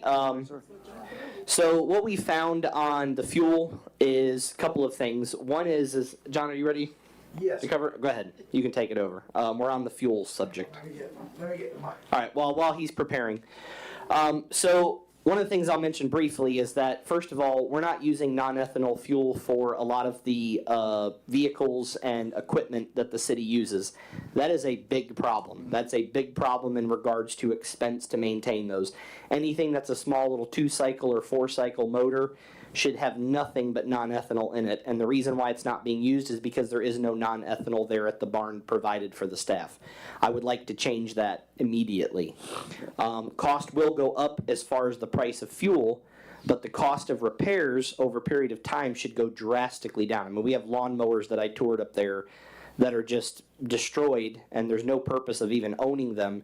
And the main reason is because the ones that were normal fuel, there was ethanol-based fuel that was put in them, weed whackers, all that stuff. As far as tracking and whatnot, I'm going to turn it over to Mr. John Martin, and he can cover that. Thank you. Thank you, Mr. Manager. Yeah, basically there's three options, because I've been hearing from residents talking about this at multiple meetings. I know you have as well about it, and our staff actually wants to make a change too, because they want to make sure that it's being documented. At least that's what they've told me. So basically there's three options. You could do your current policy, which essentially you have a logbook, excuse me, a paper logbook. The employee goes, pumps the gas in, logs it, turns in the log. I'm not saying that's a bad policy, but that's one. Then you can also do what some cities do, where they actually have credit cards and they fill up at the local establishment. There's two problems with that beyond maybe some others you may see. One is the diesel. They do still need diesel for some of their equipment, and my understanding is there's not a diesel pump in the town. And the other is, as Mr. Barber very eloquently put, about the non-ethanol version of it, you can't get that. So you would have to either travel some distance to do it, or you would have to still have it shipped in. So for that reason, I don't think the credit card's a good option. The third option is a system, and this is a trademark system, so it doesn't necessarily have to be this system, but they have what they call a fuel master system. I know places like in Marion County and other places, I think Williston may actually use this as well. There are different versions of it, and we would certainly put it out to bid. But basically what that is it's they call it a key. You go in and you essentially, at the tank here in this case would be at the yard like it is now, but you would electronically enter it so that you put in, it's not a log, but it logs it all, everything is done totally electronically.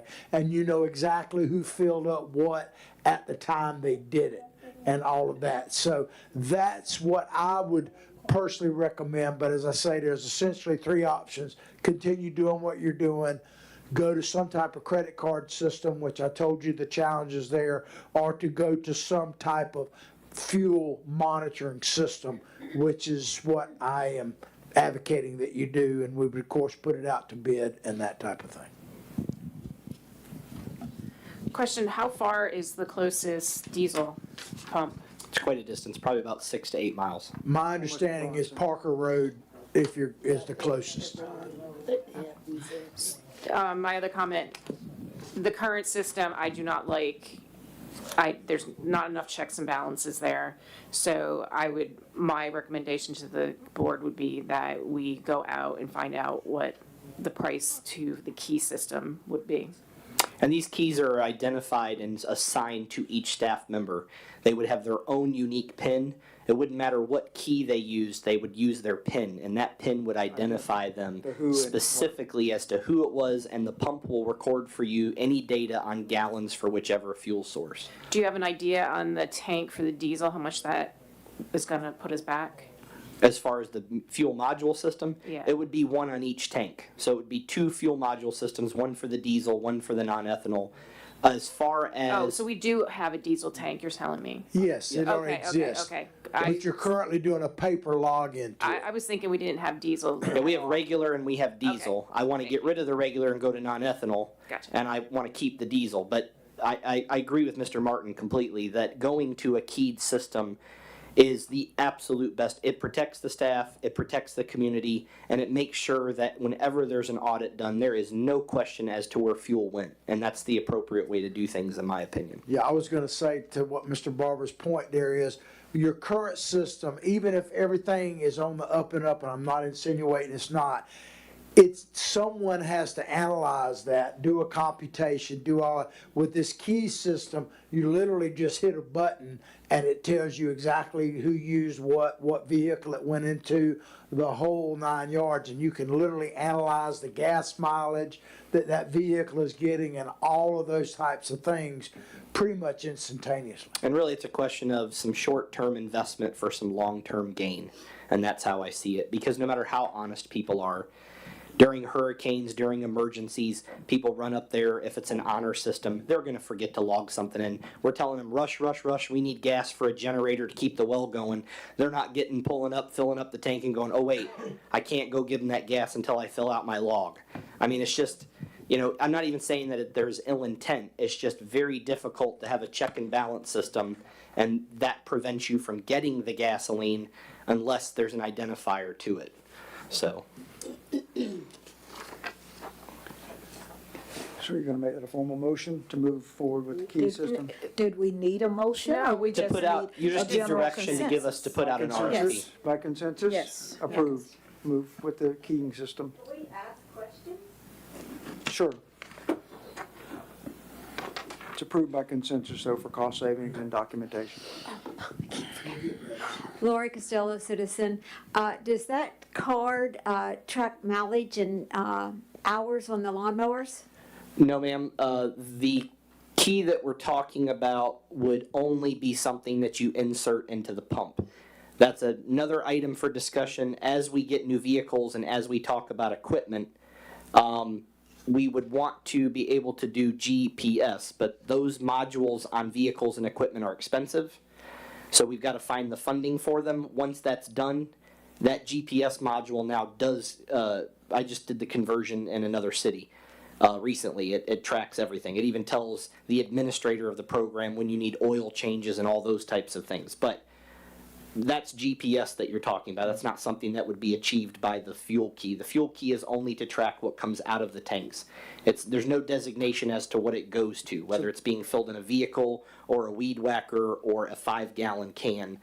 That's not something that the key can do. It just makes us have the employee accountable for that, the fact that they took it, that they're the ones that withdrew that amount. For that date and time. Through our audit, we have to keep track of miles per gallon, so somewhere they're still gonna have to write hours on lawnmowers, miles. Our goal there is for Edmunds to do that. Work orders should be processed and any task should be documented through a work order.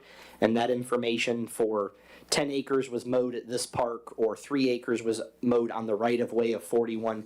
Those are things that should start to go into work orders. So that's why we're bringing in the Edmunds team to start teaching us how to get those work orders generated to track that workflow. But that's a process, unfortunately. The only other way to do it automatically, again, as I stated, was through GPS modules that go into, like in a vehicle, it plugs right into where they plug into your vehicle to check for codes. For lawnmowers and things like that, it's a little bit more complicated, but you know, we're just, unfortunately, every problem that you're addressing is a real problem. It just takes a lot of money. We're trying to address the biggest one, and that is the fuel going out initially. Then we'll start to bear down and get involved in how do we track it more definitively from there. Is the camera system still working? Because I know we spent a lot of money on the cameras. I'm not aware of any of that yet. I haven't had a chance to get involved in that yet. I've been triaging on arteries that have been cut open in the city, and unfortunately, I haven't gotten to some of those tests. Yes, because Plus, a of few that, months ago, they documented saw me. Karen Fiore going So it in must and. be. Oh, okay, because So I yes, asked cameras for are some of working them and I never at the utility received them. building. Yes, ma'am. Okay, I can't answer that question, though. okay, thank you. Along those lines, they are working, as far as I know today, that there is some suggestion that they need to be re-aimed a little bit to track the fuel itself. Yes. Yep. Yeah, Bill Nodowski. Yes, sir. Look, so I want to compliment city manager on all the initiatives that we're doing, but I've got a real concern on this, the splash pad, and the other things. We do not have interim financial controls in place that I've heard. We don't even know how much money we have, from what I'm hearing. So we should go forward, we should do some future planning, but honestly, we should not be spending a penny unless it's absolutely necessary. Because there are things we have to spend. We have to pay salaries, got to pay taxes. Matter of fact, the two pacing items are federal income taxes and retirement pay. Or you have to declare a financial emergency, like we had to do before. Those are the two pacing items. So all these great things we're talking about, it's great in the future, but we need to have an absolute stop unless it's an absolute legal must. We just can't go forward. And we heard the city manager say that we're not even sure how much the accountant's going to cost. And of course, that's something we have to do. So as we go forward with this, please do not spend any more money until we know what we have. Please. And to clarify, Mr. Chair, we're not asking for money to be spent. We're asking for an RFP. That is just to get the data to when we know what our financial situation is. We're not stepping back to that step with information.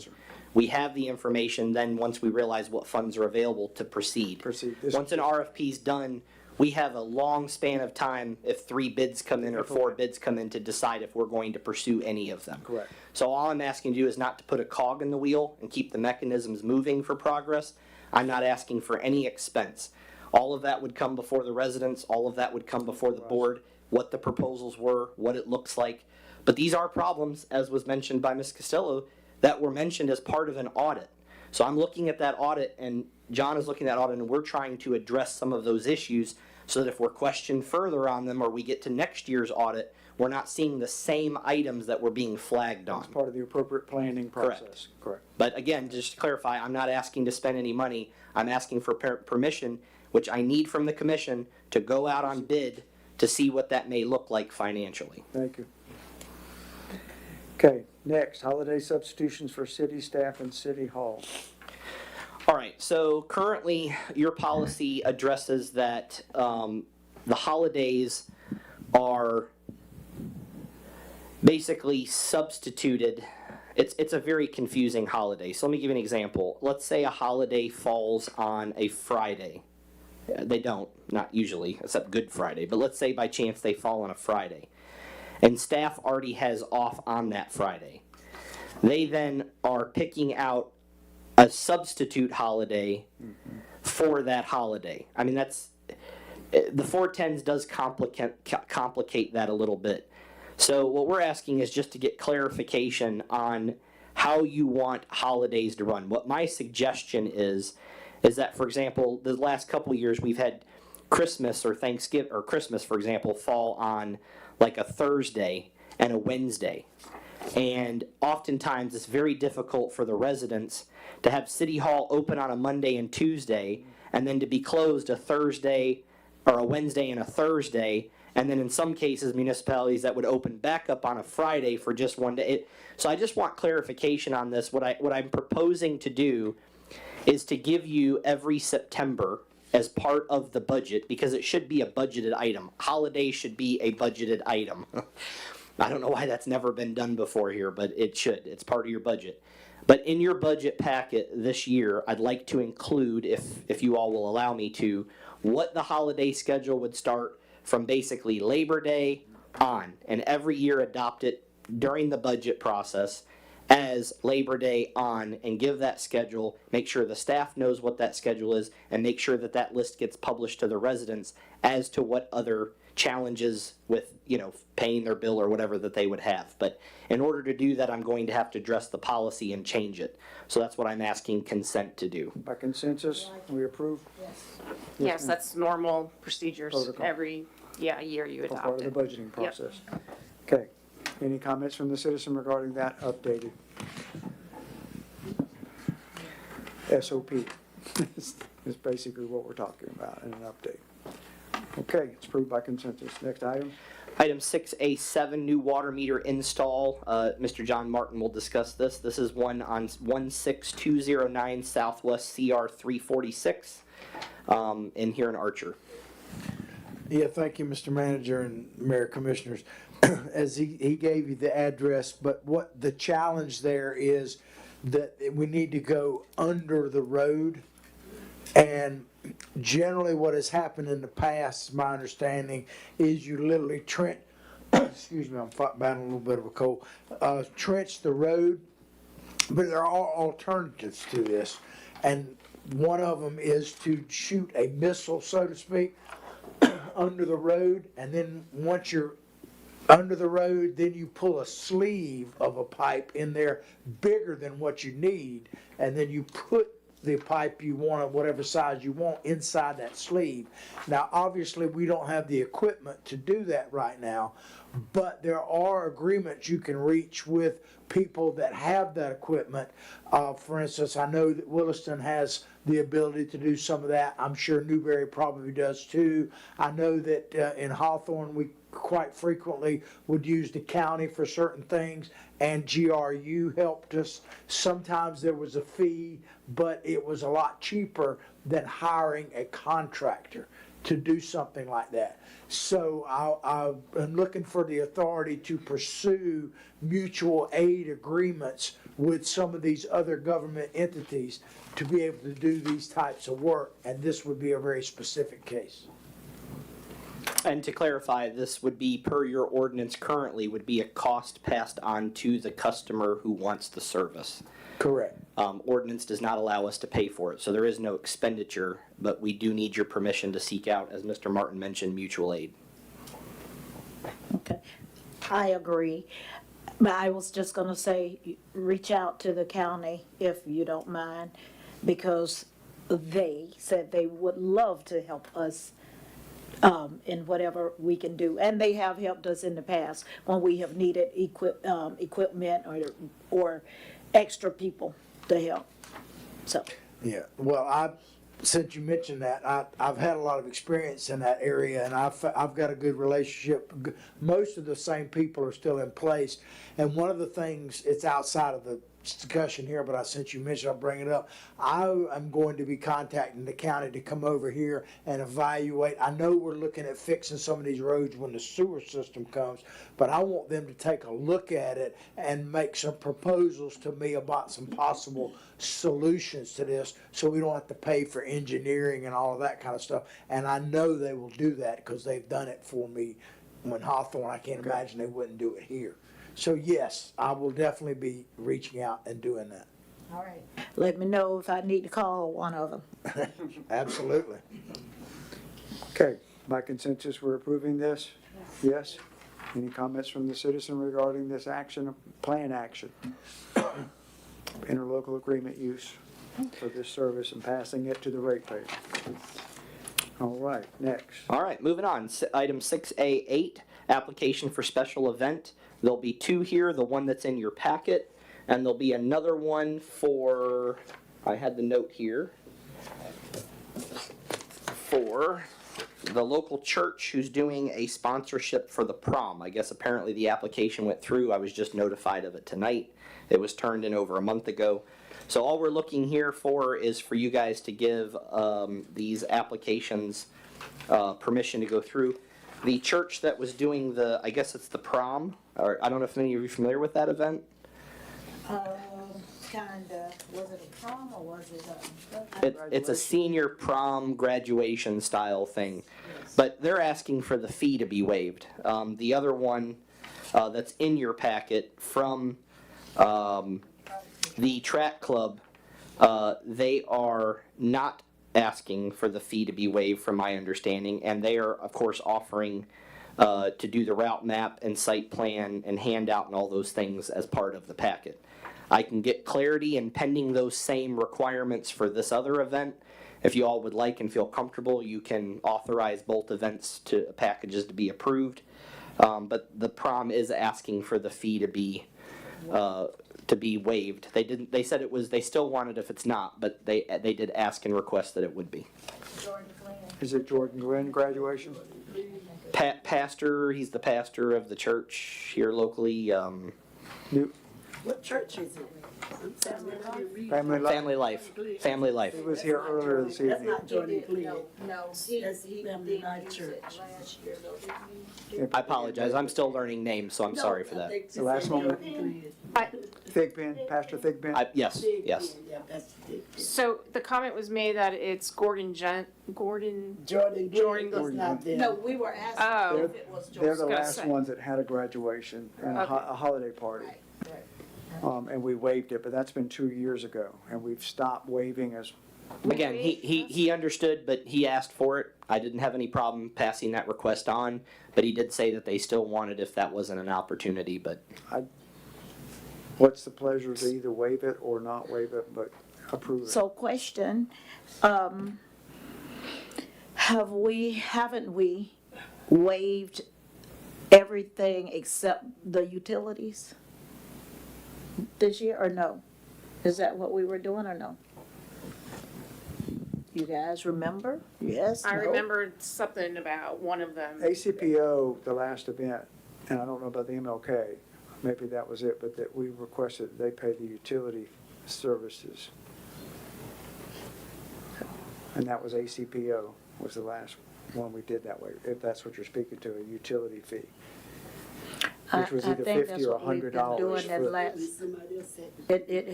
It has been, that has come up. My feeling, and it's not because it's family life, I just don't feel we should waive any fees at this point. I'm in Especially, agreement. I don't understand the need to waive the fee. especially since now we have staff on call taking care of the unit and of the facility, and if it's on a Friday, Saturday, or Sunday, it's not gonna be just checking, it's gonna be cleaning and preparing for the next event if there's a Saturday. I mean, here's where the expense goes beyond on-call. as far as time and service with it, so But, I mean, we're not consistent. It's just the other week, it was Alachua County Sheriff's Office, right? We Correct. waived all that. It's just, And that's the problem. that was a community event. Yes, for the I think it's a entire community. different when it's a free public community event. I This think is that's the private for the difference. graduation. This If is it's for a charity, a right, charity but the event. Sheriff's Office has a budget probably to do that. So I think we probably should put our foot down and say no waive. Well, I think when it's a charity event, and I think what the sheriff office does, they come out and they support the community and they provide what they do. I think it was for the children or something. They use the Movie night. park, movie night, and they provided food as free event to the community. Okay. So I think that's the difference when it's a free event or a charity event. I think that's when I thought we basically try to So we're waive the going from fees. consensus to a motion. Do I hear a motion coming? What's the motion for this particular? Well, we were just talking about the difference in why we waive fees, why we don't waive them. No, we had Right. said any nonprofit is what we had done, but y'all make a motion. I don't know.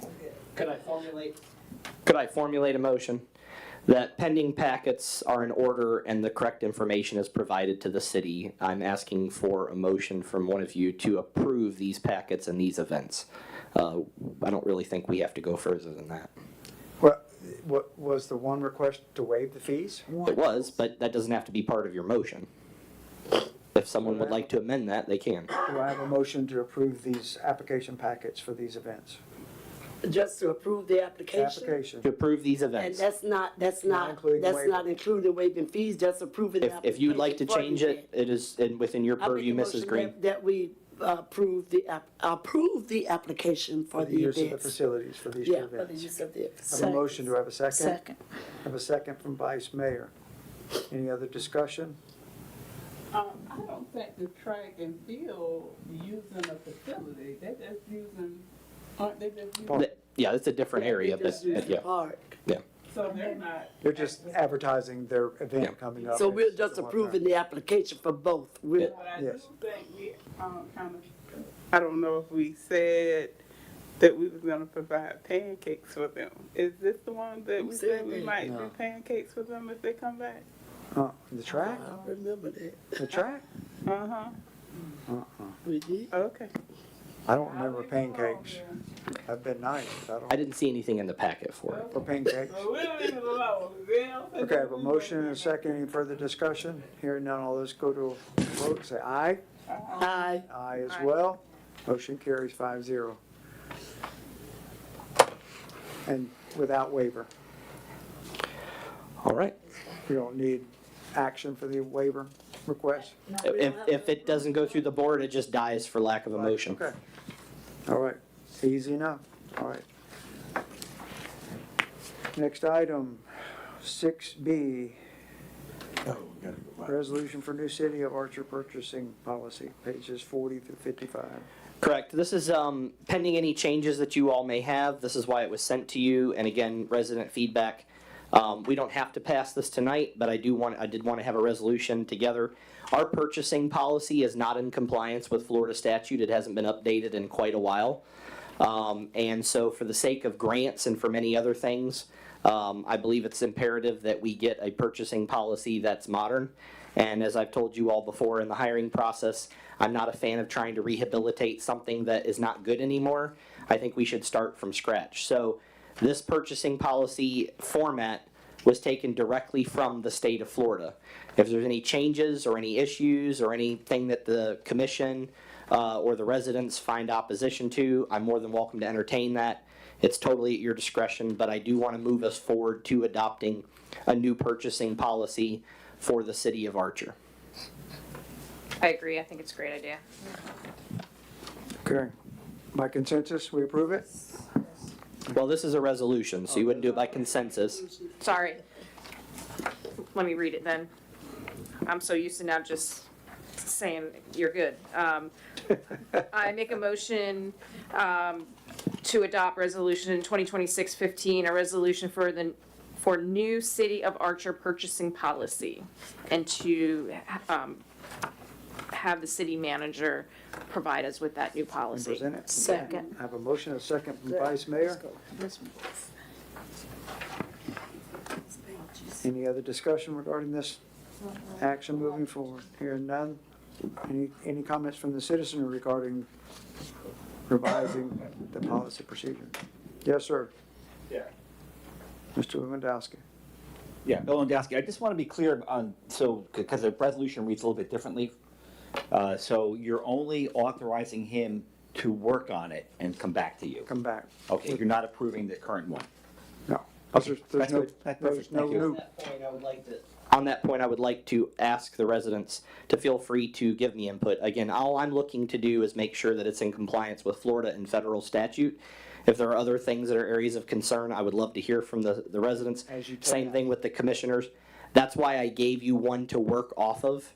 There's a standard format. If there's additions, deletions, things of that nature, that's why it was provided in the packet, and I would really like to accomplish that and get something across the finish line in April prior to a new budget year. Yeah, so I think that's perfect. My It's just a only, plan. my only concern is that you'd have previous resolutions where you have significantly restricted spending because of the financial emergency. So this, you're gonna keep on hearing me say that, financial emergency. Okay, thank you. Can't write the check unless the money's in the bank. We have checks, right? I said, you can't write the check if the money's not in the bank. Got it. All right, let's go to a vote. All those in favor of resolution number 2026-15, say aye. Aye. Aye as well. Nays, like sign, motion carries 5-0.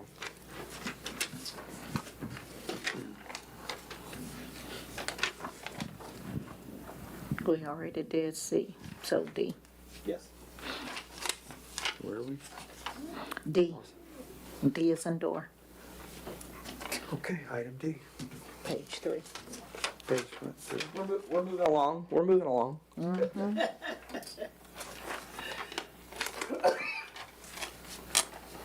Resolution number 2026-16, resolution of no, we did that one. 18. 17D. Resolution number 2026-18, resolution to contract with Woodard & Curran for engineering and grant management services. Wake up, Mike, it's time. Page 72 to 77 in our packet. Go ahead, Mr. Barber. All right, so Mr. Mayor and Commission, this is a resolution of the City Commission of the City of Archer, Florida, authorizing the city manager to enter into a professional services agreement with Woodard & Curran, Inc. for engineering and grant management services, confirming the services were competitively procured under RFQ 2025-11 and evaluated by staff as being in the best interest of the city, providing for repeal of conflicting resolutions and providing an effective date. The city issued this RFQ to procure professional engineering services, including grant and management support for the city infrastructure and the massive capital improvement projects coming. Woodard & Curran, Inc. submitted a response, and staff evaluated the submittal in accordance with the RFQ criteria. Staff recommended selection of Woodard & Curran as being in the best interest of the city based on the qualifications and relevant municipal experience. This resolution would authorize myself to finalize an agreement and to issue project-specific task orders, subject obviously to purchasing and policy requirements, when available and when's already budgeted money is available and specified for this. I'll have Mr. Mike New come forward and talk. We did receive more than one response. There was, from my understanding, that we looked at another one, but in comparing the two, I didn't think that they compared very well, and in my opinion, this particular RFQ that came in was in the best interest of the city. It's for you to determine if you agree. But I'll turn it over to Mr. New. And one, thank you for the opportunity to speak to you. Appreciate the solicitation for engineering services. We were excited to respond to it. We have in some way or another been partnering with Archer for going on about 2 years now. And so when an opportunity to go through a procurement process arrived, we were, again, very excited to submit a proposal. And not to, by any stretch, insult anyone's intelligence, but in the state of Florida, I guess just kind of for clarity, in the state of Florida, engineering services are hired uniquely from other services. Typically, in local government, we are looking at low bid cost every time. We put something out, and the one that offers us the lowest price, the best value, we select that. Engineering services, and typically your purchasing policy is not a requirement of the state of Florida. It's your requirement, and if you choose to follow the state of Florida, that's awesome, but their purchasing guidelines do not restrict you in any way, do not encumber you in any way, with few exceptions. Selecting engineers is one of those exceptions. So there's a Florida statute out there. It's 287. It's referred to very quickly as CCNA. You'll hear that acronym a bit. I think it stands for Competitive Consultants Negotiation Act. And the essence of that law is that we don't want to hire engineers. It also applies to architects and surveyors and landscape architects. We don't want to hire them based on low price, because engineers design things like bridges, and we have 150 cars on it, and we don't want them to fail. We want to make sure those things, that nobody dies as a result of this being low cost work. So you're only allowed to hire or rank engineering firms based upon qualifications, and you rank firms to be most qualified, and then if you have a project, you'll select an engineer that you deem to be most qualified, and you negotiate a price. And while you're negotiating that price, you can't talk to the other engineering firms. You can't play one against the other. If you don't like the price, you're allowed to move to number two, but you can't come back to number one until you've gone through a whole list of things. So just a 3-minute overview that engineering services and architecture services and surveyor services are handled a little bit uniquely. They're qualifications based. One other thing, that when you do these contracts, there's two types, two categories. There are continuing engineering services.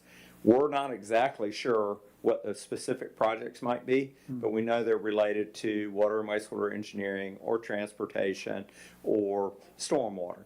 And that's what you issue an RFP for. You get affirmed like Woodard and Curran under contract, and then the city manager will say, hey, I've got a specific project. I need a stormwater basin design for the Holly Hills neighborhood.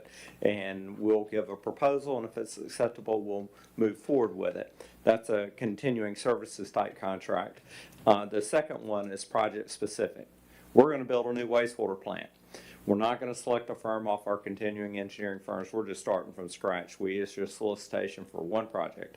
And I bring that forward, or I point that out, because oftentimes the projects we're working on involves federal money or state money. And if they're providing the money, especially in grants, but grants or loan, typically they'll say, I know you have an engineering firm under continuing services contract, but this project's too big for that, and you got to do a project-specific solicitation just for this project. Those thresholds are, in law, if it's a study that exceeds $500,000, then you would have to do a project-specific solicitation. If you're moving into construction, if the value of the construction is going to exceed $7.5 million, you must do a project-specific solicitation, even if you have continuing services contracts that you entered 3 months ago. So I took an extra 3 minutes of your time tonight to provide you with some clarity. There'll be a test at the next meeting. No, I'm kidding. I think if you, I tell this to a lot of commissions. It's usually a little bit foreign, but we in the business believe that if we'll kind of go through that enough, that 6 months from now, whenever we're back in front of the microphone speaking to a project-specific solicitation, you'll say, yeah, I remember. I don't know all the details of CCNA, but I remember vaguely that certain projects are so big they don't qualify under your continuing engineering services contract. That's why I bring that up. So that's really what I had to say about this. I also, just as a final thought, I've sat through a lot of Archer City Commission meetings, and tonight I took a special pleasure in just how many items you guys were covering, and I think that speaks to leadership. And so I know at times it felt a little bit messy, and I tell people all the time, local government is a messy business. It is the proverbial sausage factory. You probably don't want to see how we make it. You just want to enjoy the good that comes out of it. And but hats off to the commission and to your new leadership team for moving a lot of items forward. And it'll feel a little bit messy for a while, but you're going to get there, and it'll be a well-oiled machine very shortly. So great job. Thank you, Mike, very much. And I wanted to clarify just briefly, you know, a good example of what he's saying in practicality would be some of the wastewater work we're going to have building a septic to sewer system. You know, that conversion. Even though Woodard and Curran could be our engineer of record, we could not simply hand them that job once that funding is identified and once the project is designed. Now, an ulterior to that is, as our continuing service, if Kimberly Horn, for example, is not willing to finish that design, as we talked about earlier tonight, that is where, with the continuing services contract, you can correct me if I'm wrong, but we could, based on a price and within a certain purchasing level, we could ask Woodard and Curran to complete that task. Is that right? The $7.5 million threshold would come into play, but there are... No, just for design. Yeah. Well, it's 7.5 for construction value, so the design value is typically 10% of that. But I would tell you there's another, I didn't go into it. If you can believe I left a detail out, I think it gets too technical. There are other provisions, and I believe that your wastewater collection system, that the state of Florida would entertain any of the other vehicles, typically cooperative purchasing or piggybacking. They would allow that for that one specific project, just based on my experience with Archer and that. But I wanted to clarify that because yeah. that's obviously something that may be coming before them if we can't get the mechanism of Kimberly Horn to work out. So I just wanted to make sure we had an understanding when we brought that back to you as to how that works. Especially as that timeline gets condensed. Correct. Because we need to do this quickly. Collegiately between our sister municipality Right. and us, and who's first. And That's why I bring it up. I wanted to make sure we had clarity on whether or not we could proceed forward with it. you present penalties and things like that if we're not on time with our sister municipality. yeah, That's the that will blind be factor. a drumbeat that you hear from me every time I stand at the podium, is there's a sense of urgency on the wastewater system. And to a point that was made earlier tonight, Woodard and Curran wants to see Archer move forward with a successful sewer system design. If that can be negotiated with Kimberly Horn successfully and we can get the program moving, we 1,000% support that. We want to see you guys have success in that endeavor. If that doesn't work out, we'd be happy to entertain a proposal to you and be excited to work with you, continue to work with you. But that you know, we really wanted to see your wastewater system moving forward successfully. I just figured I'd bring that subject up while we were discussing. Because we've left the gate. Yes. Point taken to all the public. We've left the gate. There's no turning back. So. Okay. E. Not yet. Yeah, it's just a consensus. No, this is a resolution. This is adopting that RFP through resolution. Yeah, 2026-18. Okay, so I'll entertain a motion to adopt resolution number 2618 to contract with Woodard and Curran. So moved. I have a motion from Vice Mayor, second from Commissioner Green. Any further comments, questions regarding the action before us? Any constituency in the audience with questions? Especially my last comment saying we've left the station, there's no turning back. If you understand what I'm saying when I say that. In a local agreement, clamp that down. Yes, sir. I'm just getting the mic. Oh, I thought you were going to speak, sir. Welcome for joining us. I do a little You look bit of real everything, familiar right? since Christmas. So. Yeah, I was actually cleaning bathrooms earlier. Were you on call? Pretty much. Okay. I was all alone again today for a while. That was unfair. I'm sorry. Home alone. Yeah. Yeah, that got bad during Christmas break, Mr. Barber. When I called him, he said, I'm home alone, like the movie. And I said, oh, that's not a good thing. So, all right. Thank you for your sense of humor. All right. Hearing none, let's go to a vote. All those in favor of resolution for action 2026-18, say aye. Aye. Aye as well. Nays, like sign. Hearing none, motion carries 5-0. Thank you, Mike. Resolution number 2026-20, resolution for Waste Pro LLC contract renewal. And I emphasize contract renewal for solid waste collection, pages 78 through 110.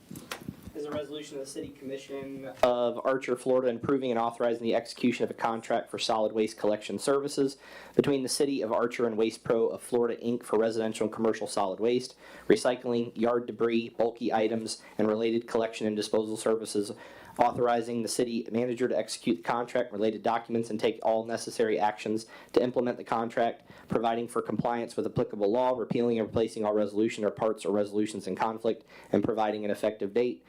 Deputy City Manager John Martin.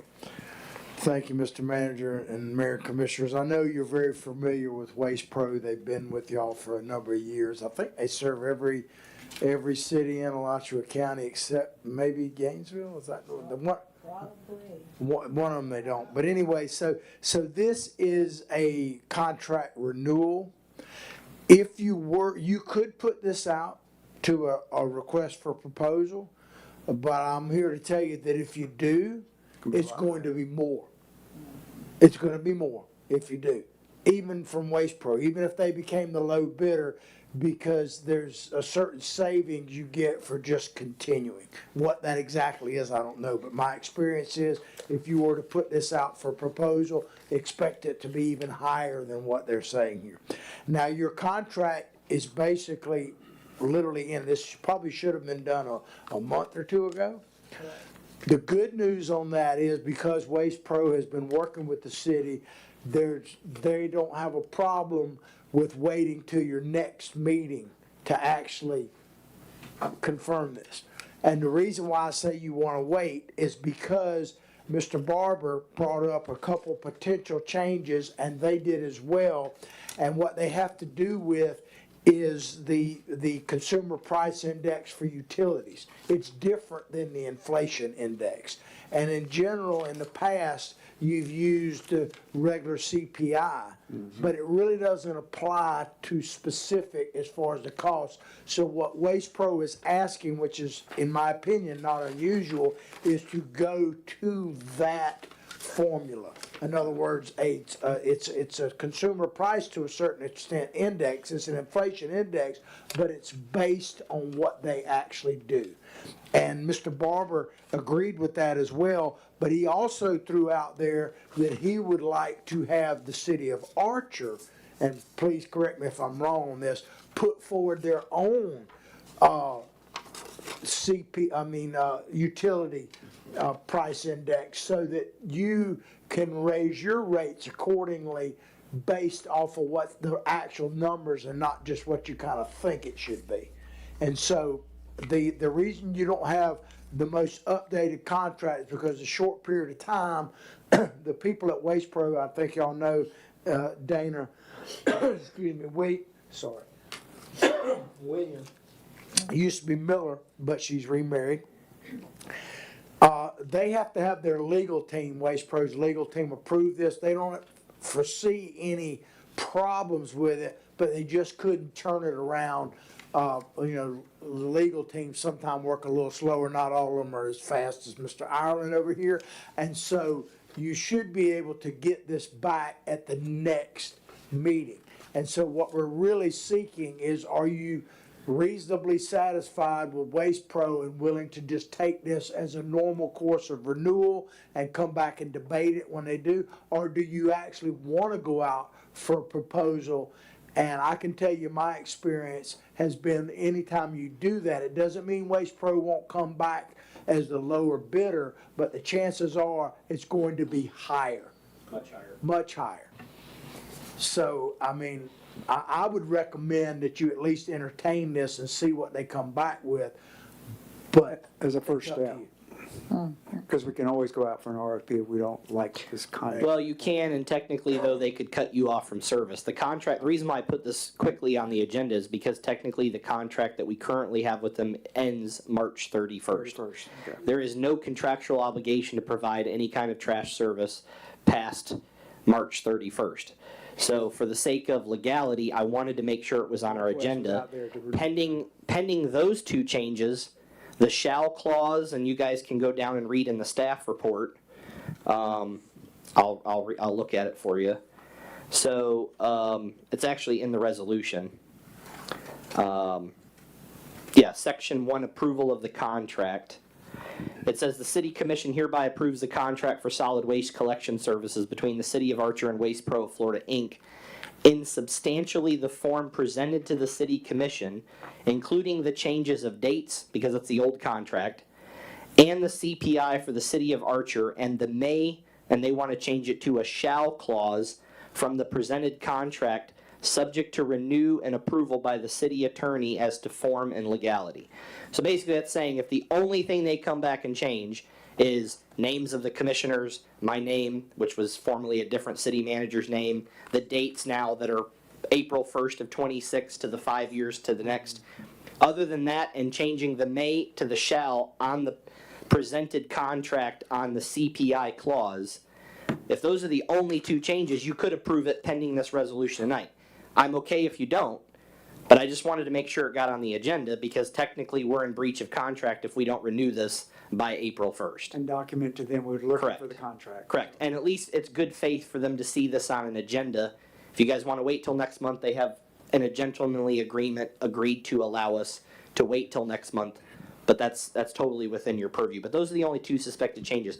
As far as the CPI, I wanted to address this too because let's say they add a 2% or a 1% each year up to the contract, right? Because it's annual. The CPI is annual. What could happen is what happened to me in a previous city where we didn't have a corresponding jump on the CPI and the trash revenue went from $70,000 to $50,000 to $30,000 to the fourth year we were in the hole. The city was paying $20,000 for trash pickup. Because although we were being billed by Waste Pro for that increased CPI, that wasn't passed on to the customer as a pass-through, and we ended up actually going in debt on the solid waste. So I would like to see a resolution corresponding in the next few months from the city attorney in our solid waste ordinance to adjust that to match the CPI in the same manner that the Waste Pro would do. It's not that the city would be earning any extra money. We would not earn any extra money, but it would make sure that the city does not lose money. Is, in their contract, are they gonna state what month each year the CPI Yes, will it would be the beginning of every fiscal year, the new billing structure, if there were a CPI. CPIs, by the way, can go down. It's only happened like once in the 90s, but technically it can go up or down. Whatever that adjusted rate would be would start new every fiscal year, October 1st. Not the contract year. Not the contract fiscal year, yes. And that So will be in the contract. what we negotiated in this one, if the commission is allowable, is we said we would not want that to start until October of this year in the new budget. So any change, even if you were to authorize the contract now, they couldn't retroactively put the CPI for 2025 in there, or 2026, excuse me. It would have to wait until the figures came out in July, and it wouldn't be able to be applied until October of next year. Of 26 or 27? Of 26, the new fiscal year. Okay. As long as Those are the only changes being discussed.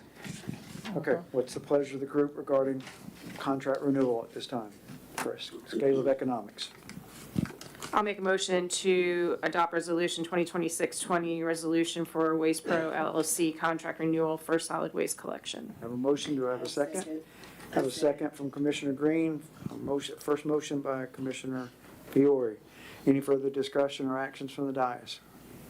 Any questions from? And that's with the CPI coming in October? Yeah, the first year would be, Yeah, that's outlined in the resolution. yeah, as long as it's in the contract, state that so that we can prepare for it. Yes, ma'am. Newberry, why is Newberry a lot cheaper than our trash pickup? It's a great question, and we asked that very question. And that is because Newberry provides their own totes. And we don't have. We purchase totes from Waste Pro for the customer. Newberry actually goes out and does a bulk purchase of their totes. So it may work out that it's actually more expensive for the city of Newberry. I don't know. We could inquire. But since we do not own totes or haven't taken out a loan to go buy totes, and that includes the dumpsters too. Newberry, from my understanding, when we talked to, and John, you can correct me, but when we talked to her, John brought that up.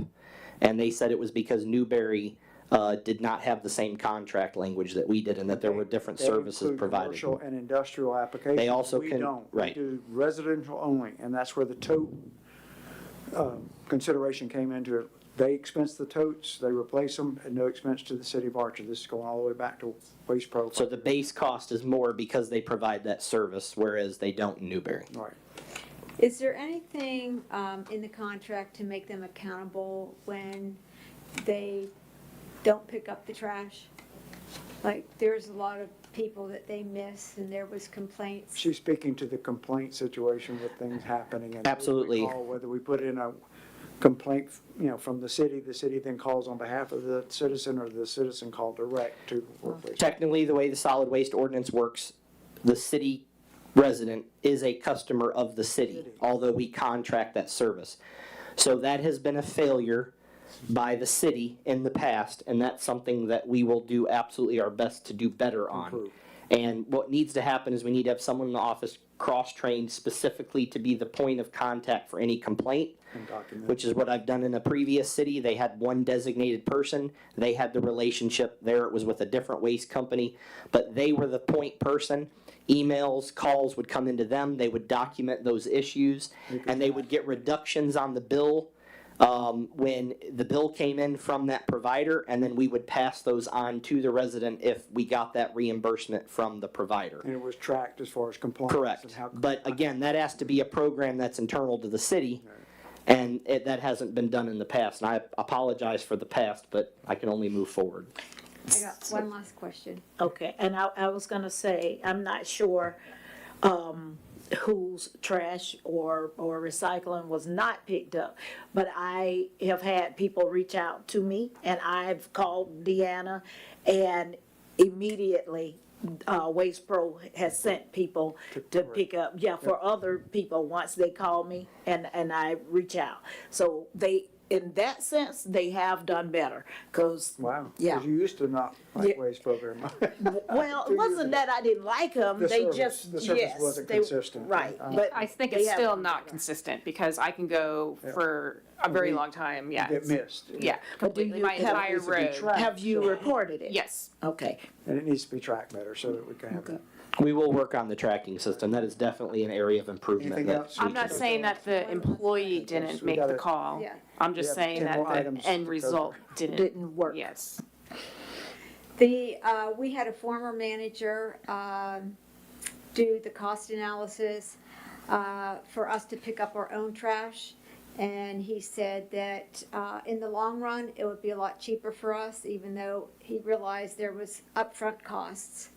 I just want to put that out there because he did do the cost analysis and it was cheaper at that time. That's all. It's definitely something that we can entertain, but I will tell you that I did a cost analysis in my other city that had a larger customer base.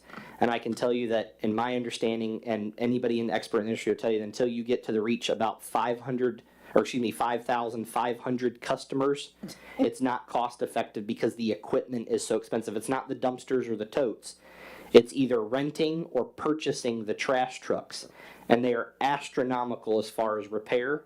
And then there's a whole new cost structure for hazardous pay for people who are hired on for that. So with the pension and all those things, I don't see on the customer base that Archer has how it could even come close to being profitable or even break even. Okay, thank you. And this contract will be limited to residential only still, correct? There is no change to the contract other than the two that we mentioned. Just for this. Bill Lanzowski. Yes, sir. Yeah, okay, we're stuck with Waste Pro, so I think that's pretty much the way it is. So the only comment I have, you already know I comment, and that is the wording that you said in your motion does not match the resolution. So the resolution talks about contract, new contract, that type of stuff.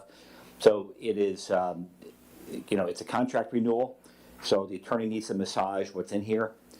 And if you want to authorize the city manager to go into negotiations for the addendum or renewal of the contract, I'm okay with that. I understand the CPI, I'm good with that. What my concern is that there's a substantive difference in the wording from your resolution to what's here. Your motion to what's here. Because everything here in the resolution does not refer to contract renewal. Okay. Okay. So let me clarify on that if I may. Yeah. This is a contract renewal in the sense that the previous contract, which had a start date and an end date, allowed for 2 options of 5-year extensions of the original contract, but they are new contracts. You can only extend it before you go out to an RFP for an additional 2 times. We're on the 2nd time we would be. So new contract language is appropriate in the resolution. It's a renewal option that the previous contract allows us to lock in current rates. That's the only reason why it's considered renewal. But it is a new 5-year contract. So the resolution, and the attorney can correct me if he'd like, but the resolution was written as a new contract because this is a new 5-year term. Okay, so the whereas, again, the whereas needs to be clearer in that. The whereas doesn't say that. The whereas, as you go through and read them all, and I'm a contract guy. I've negotiated many, many contracts. Even though I'm not an attorney, I apologize. But the whereas does not match what you said. And the only thing I want to do to keep us out of trouble is for the attorney to go through and make sure that what you said is clearly put in there, because the clear reading of it, it's not. So it was submitted to the attorney. Nothing was before the board without being submitted to the attorney. Whereas prepared and issue a request for proposals for residential and commercial solid waste services, RFP number 2018-01, dated August 3rd, 2018, including any addended the RFP and. So that whereas is referring to the fact that's your continuation, because it's dated from the RFP that requested this contract back on August 3rd of 2018. But it is a new contract. It is a new 5-year contract. So I've written resolutions. I'm not saying that I can't be wrong. I can definitely be wrong, and the city attorney can answer to this, and I'll let you. Well, I think I heard that part of the motion was that it be reviewed by the attorney's office. Correct. And so, I mean, Contingent on that. yeah, contingent on review. Right, and right. So I don't see the problem. Well, the problem is that, and I'm highlighting from my reading of the thing, is that the wording of the proposal, in my opinion, did not match the written resolution. Okay, so and you haven't, and you're saying it was reviewed by the attorney's office? Well, I said it was sent to them. Okay. As I understand the motion was that the final product that's going to be reviewed and approved by the attorney's office. That's what I understand. I mean, you can't sit down and read the whole contract as part of the motion. I don't think I'm grasping your concern. Okay, my concern is I read the resolution in its entirety, including the addendum. In my mind, it doesn't match what was put in as the motion. Okay. And so I really do want to have the attorney's office go through and read it. So I really want that, because as far as I'm seeing, everything the city manager is saying is not completely jiving with what is in the written document. And so I do want you guys to review it. I will assure you we will review it. Good, thank you. As a matter of fact, it can't be passed until the city attorney signs it. In support of Mr. Lewandowski, that's why in my idiosyncrasy, I keep asking about residential service only, because this keeps talking about. That is the commercial. wording of the original RFP that went out. When you guys originally requested the RFP, that RFP went out for commercial and We residential. eliminated, remember? Correct, but you don't change what RFP title was put out and what that RFP number was, because if someone does a public records request, they'll see the differentiation. As long as they fully understand that they're still going to do the invoicing for commercial and industrial in Archer, Florida. It's only residential. Yeah. Okay. So the bottom line, again, I'm not trying to rain on your parade. No. Okay? I just want to make sure that it is crisp and clear as part of the legal review. That's my only concern. And I don't think it can be signed without the city attorney's sign. Yeah. Point of order, I need a motion to continue this meeting for 30 minutes to finish our agenda. It's now 10 o'clock. Well, I hope so too, but last time you remember. Motion to All right, I have a extend motion for from 30 Vice Mayor minutes. For 30 minutes. I Do I have a almost said second? 30 seconds. We'll try hard. We'll try real hard. I Madam Dean. A second from Commissioner Penny. Any further discussions? All those in favor say aye. Aye. Aye as well. Motion carries to extend the meeting till 10:30. We're almost there. Okay. So we're on Okay, we're still on the motion for the, we need to just vote. All right, I have a motion second.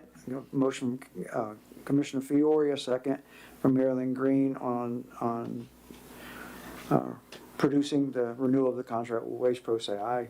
Aye. For a review. All right, aye as well. Nays like sign, motion carries 5-0. Okay, old business, MSTU, to be or not to be. Mr. Barber? I know that the commission wanted to discuss this, and I know this was an item that many of you gave us to address on this agenda. I'm going to let Mr. Martin cover this and give you just kind of a synopsis. What we need from you all is direction and just what the title says. Do we want do you want to be part of the MSTU, or do we not want to be part of the MSTU? There are positive and negatives for both. I'll let Mr. Martin expound on those, and then, we just need you guys' direction to let us know, because there's a timetable to this on what we do, so. Thank you, Mr. Manager and Mayor and Commissioners. The MSTU, first of all, and if I'm repeating things you already know, I apologize, but they tend to talk about the law enforcement side of it, but there are actually two MSTUs.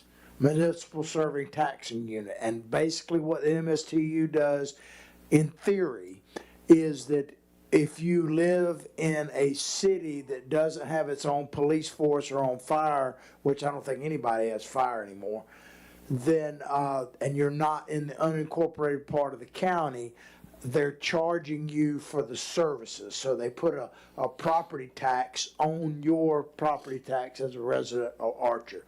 So I want to make sure everybody understands there's actually two. Certainly the commission can do what they want, but if you decide you want to opt out of the MSTU, it only to me makes sense that you're talking about both, or you definitely need to differentiate.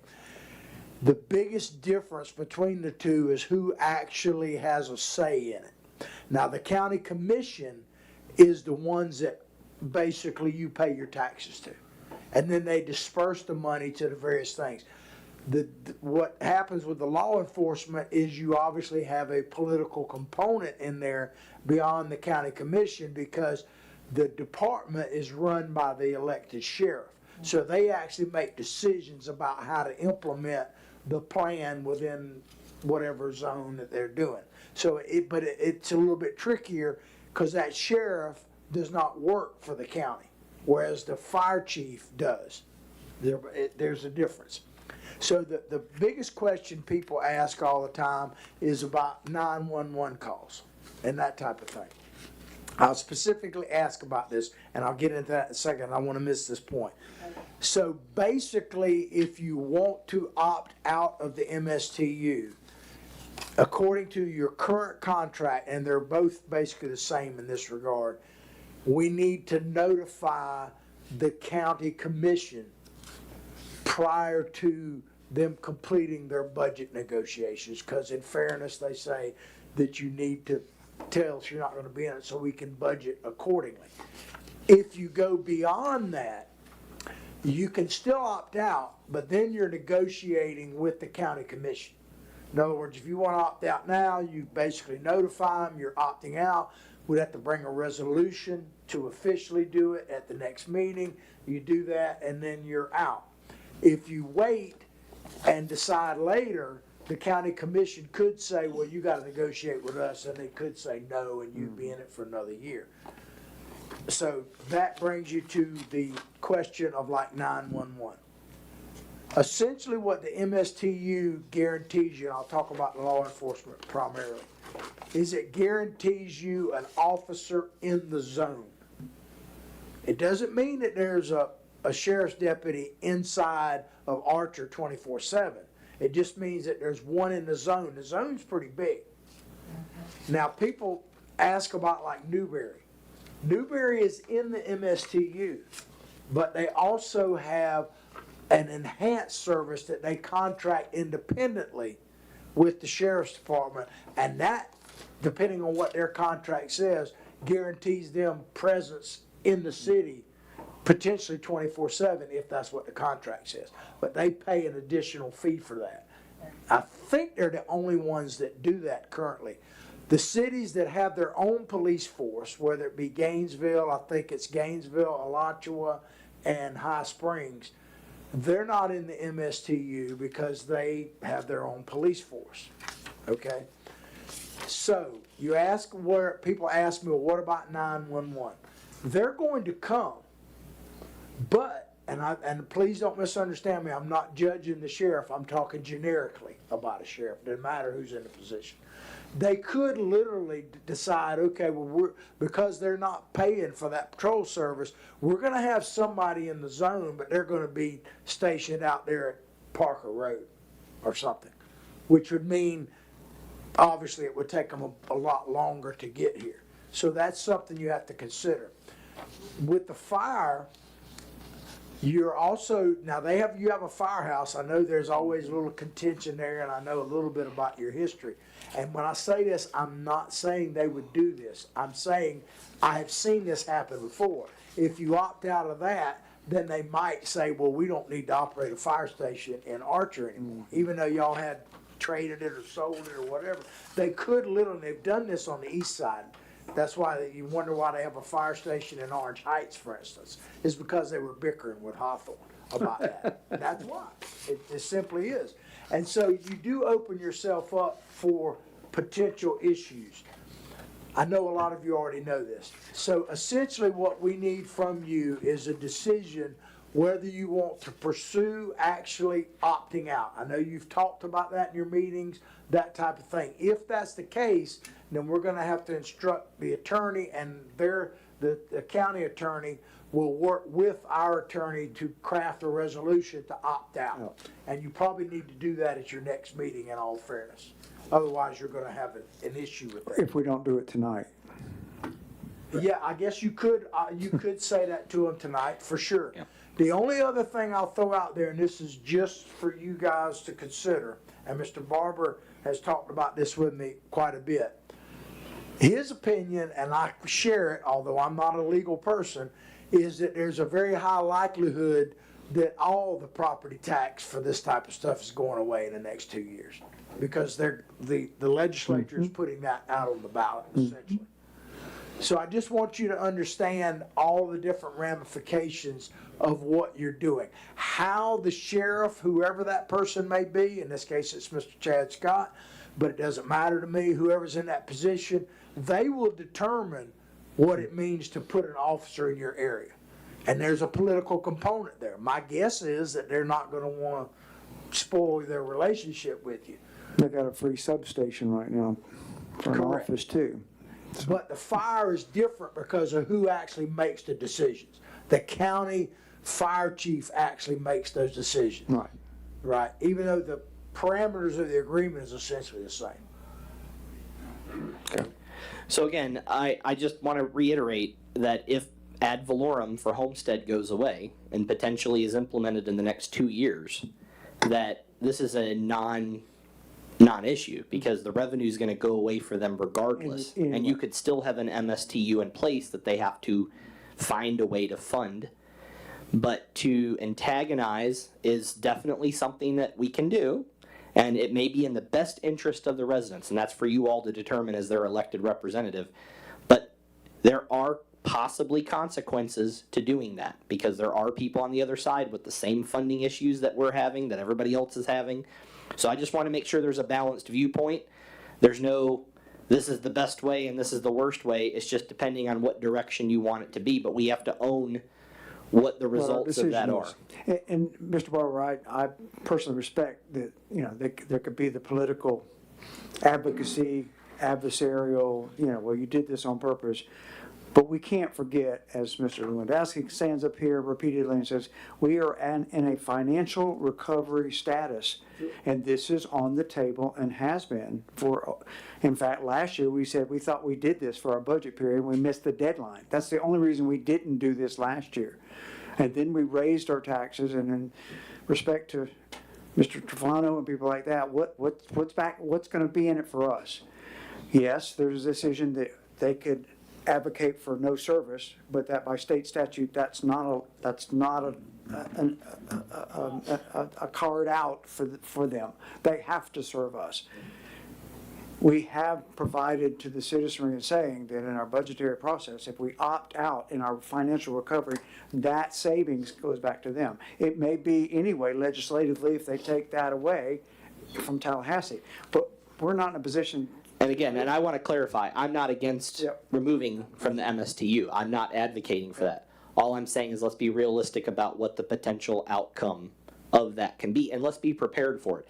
As you mentioned, the financial obstacles, that's the angle that if you want us to go through this, that's the obstacle we go from. They were here as a commission, and they asked what they could do to assist the city of Archer.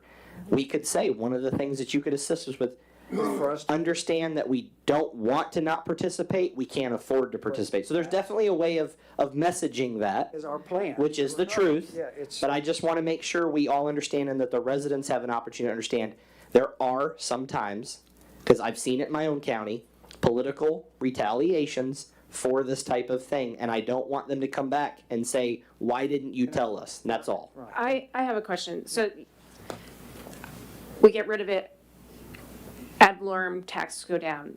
That's a win for the residents as far as in their pocket.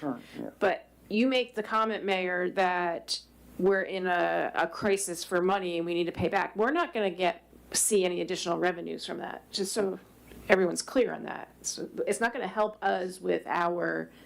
But if you remember several meetings ago, I can't remember, 2 months, 3 months ago, when we said we as elected officials raised the taxes for the rates, for the water rate and those things. What was back for them as we raised the rates on services, we said we would opt out of the MSTU and that would be returned to them next year.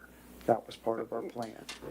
I'm not saying it's going to save us money. Okay, that's how when you said it, it made it sound like we were going to be able to recover, and that's not true. It's a win for the. It's part of the recovery plan, and the rate increases, and then return on the citizenry would be their adjustment and their Okay. ad valorem. I'm not feeling good about even adopting this resolution. I don't have enough statistics to tell me the timing of anyone serving Archer in a crisis. There has to be some other data out there that when you do have the MSTU, I always get it wrong, compared to when you don't, what's the timing difference? Does that mean that if we have a fire, say we get rid of the fire one too, does that mean that you have so much time for another county to service us? I mean, I don't know that information to say, yeah, let's get rid of it. I love the idea of reducing my taxes, absolutely. But would we really reduce our taxes? I mean, let's be honest here. I mean, it's hard to go backwards. And my concern is the conversation about retaliatory. I don't think it's in response time. They may say we're gonna close the Archer substation that they own. They challenged us with that when we negotiated. We owned that.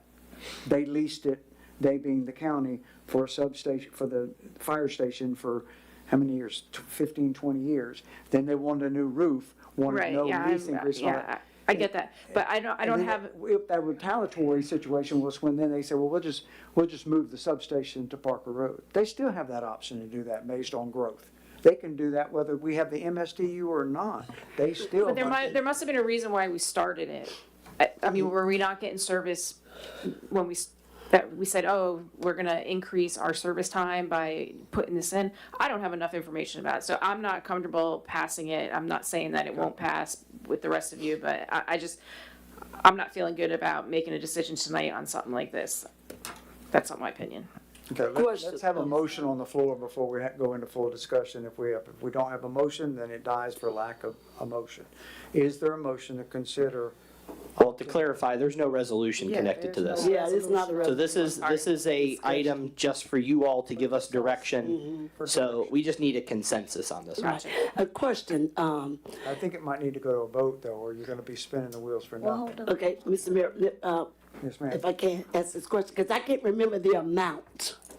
For the MS? Yeah, we saw the amount. That should be in your trim notices. Okay. I mean, I don't have that information, You but don't have typically that. that's I in your can't- trim I notice. I remember, I know we had it, but If any of the residents don't- might know the amount, or if any of you know the amount, that'd I be don't great think it was a information. whole lot. I don't know even if it was enough to make a difference. 2% savings to the residency. Excuse me? Come forward just for a second, please. Please. I'll be quick. I don't know if it was enough for us to even see the difference. Reduction to the citizens. Yeah. Okay. Folks, we've talked about this, and there's never been numbers. I know some of it's in the trim notices, but there's never really been numbers attached to what's going on here. May I make a suggestion? My suggestion is that you task the city manager to come up with some numbers, and that you also task the city manager to negotiate with both the sheriff and the fire chief and explain this. I know they probably know the situation, but explain the situation to them and say, look, here's where we're at. If we stay with this, what can we get out of it? You know, maybe it would come out to a memorandum at some point, but let's push it back to him to sort through this and then to come back with some data. Because right now, I share Ms. Fiore's concern. We've talked about this on and on. There's no numbers. So how can you possibly make a decision? Thank you. Sorry, I apologize. Yes, sir. I can tell you what it is for a little house that I have across the street. And that's why, and just before he comes up and comments, and by all means, I don't mind providing any information, but I can't provide numbers because each person has a different property. So the only people that can provide numbers, just for clarification, are the county. I don't control trim notices, I don't control property appraisals, things of that nature. That's the property appraiser's office. Your percentage of value of what your MSTU is related to the value of a property, whether or not it's a homesteaded property, whether or not it's a second property. That's not data I can provide.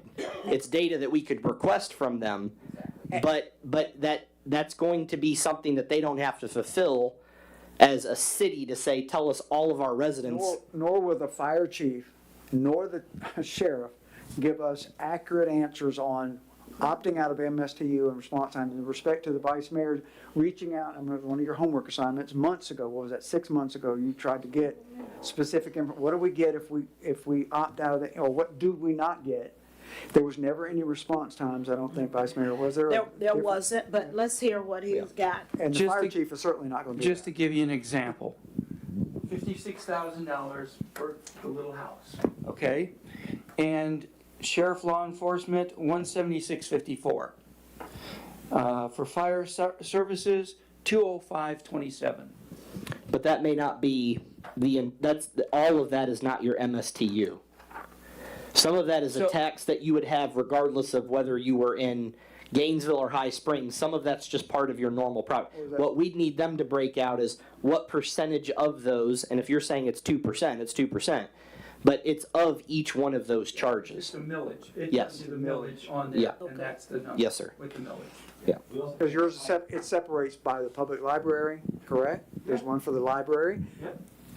So it is that. Again, like I said, I'd love to get data on this, but I don't have access to the amount of information for each resident. I couldn't even give you approximate What is numbers. the deadline? 2 months from now? We need to be finished with this. There really isn't, All right. Sorry, we've got 3 conversations. the wording, and the attorney can take a look at it, but my understanding of where their assistant county attorney explained it to me, and I've worked with the gentleman before, that it basically, there is no drop dead date, in other words, they want you to do it prior to them adopting their budget. But their budget is, last year. right, but their budget, to be honest, is usually compiled in May. We would need to know by May, And have it done. most likely, and that's probably a fair assessment. Right. Because they present at that first hearing sometime late June, early July. Because we So- missed the mark last year doing the same thing. Can I ask a question? Can we ask the manager to reach out to a Alachua County property appraiser and see if in their data, because they have a lot of data dumps that you can access yourself. I'll be happy to even try to do it.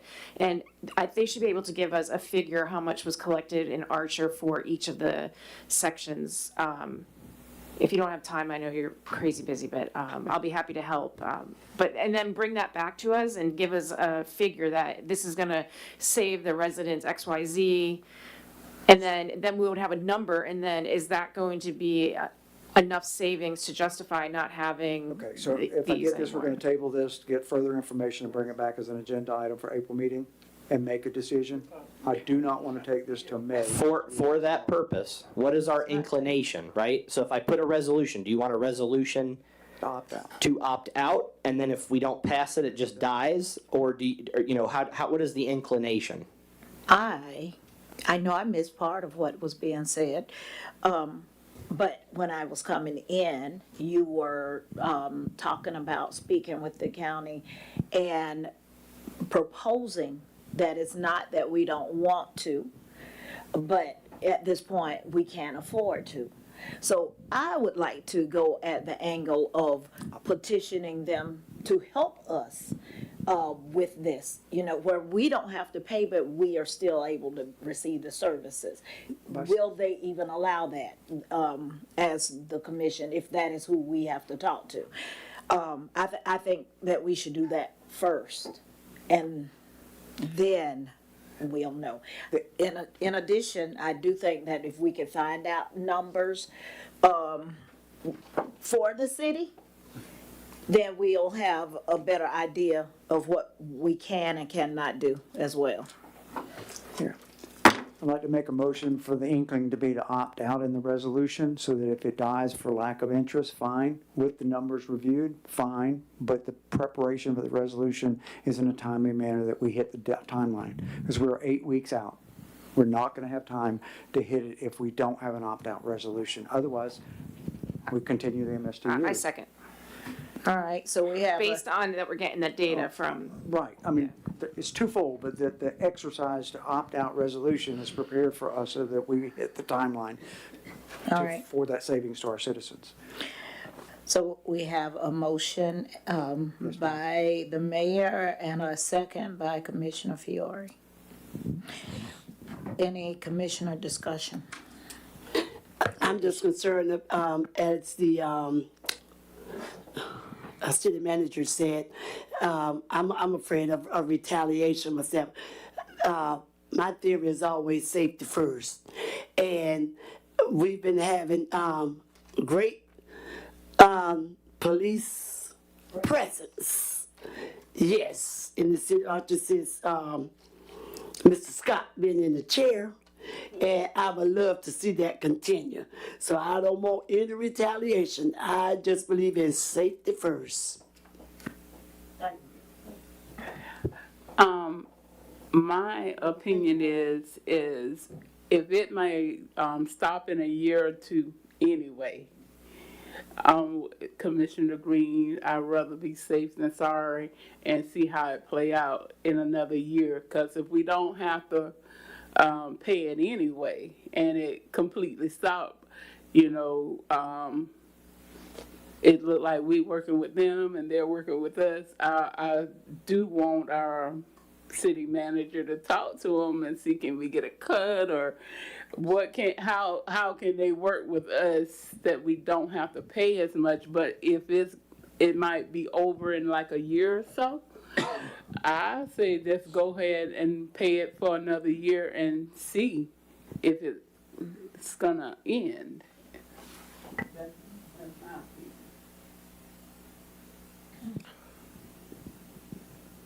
Yeah, Madam Vice Mayor, there's also one other, and I don't have the answer for this, but I just want to put it out there, and maybe we can find the answer. There's also a factor about, especially when it comes to fire, about insurance and the cost to insurance of your house. And yeah, they call it the ISO rating. And the reason I know a lot about this is because the distance you are from a fire hydrant, for instance. And I know Hawthorne got in a situation where they had to increase the number of fire hydrants they had because people's rates were going up based off of that. So there's that component about, I don't know about the law enforcement side, but the fire and EMT, especially the fire, which they're together, actually is a component. It may have zero effect on Archer, but it is definitely something that you want to consider. And I'm not sure exactly how to get that information, but I just want to put it out there. I'm not trying to go up the works. We can get the ISO rating information from the fire department. The fire department I previously worked with, they were part of those, and they report those. And then the actuaries base their information on that data. So we could probably get that from the Alachua County Fire and EMS. Okay. All right, so are we back to the old way and opening it up for the citizens now? Or what? Are we moving on to the vote? All right, okay, good.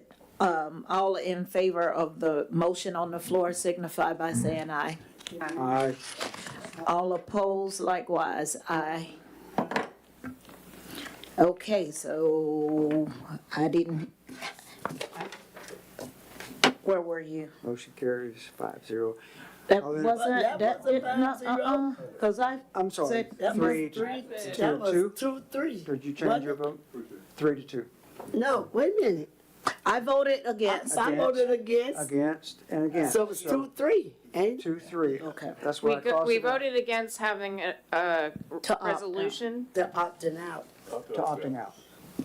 Have the That wasn't the resolution motion. created for opting out and No. having the information. The motion was to bring it back Right. the next month. His motion was The opt-out resolution to opt My out. motion No, his motion was to bring it back next month with the data and opt-out and, resolution and prepared. with a opt-out resolution prepared, but not a resolution to pass getting out of the MSTU. All right, well, it's too late because I'm starting to, not everything going together. All I heard was opt I out. understand. All right, Opt-out so resolution. say that again. So the motion, from my understanding, Mr. Mayor, you can correct me, Yep. was to bring it back next month for the sake of expediency with the correct data to make an informed decision, but in preparation of that decision, possibly already have a resolution Opt-out resolution. to opt out of the MSTU.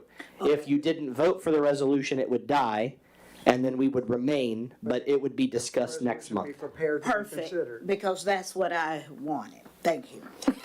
And So I that's think what you my need to do it motion and was. vote again. Information, yes, so we So can. you want to vote again? We need to vote again now that That was my we resolution. understand. I mean, my All right, so all in favor of the motion that was just repeated signify by saying aye. Aye. All opposed likewise. All right, now it carries 5-0.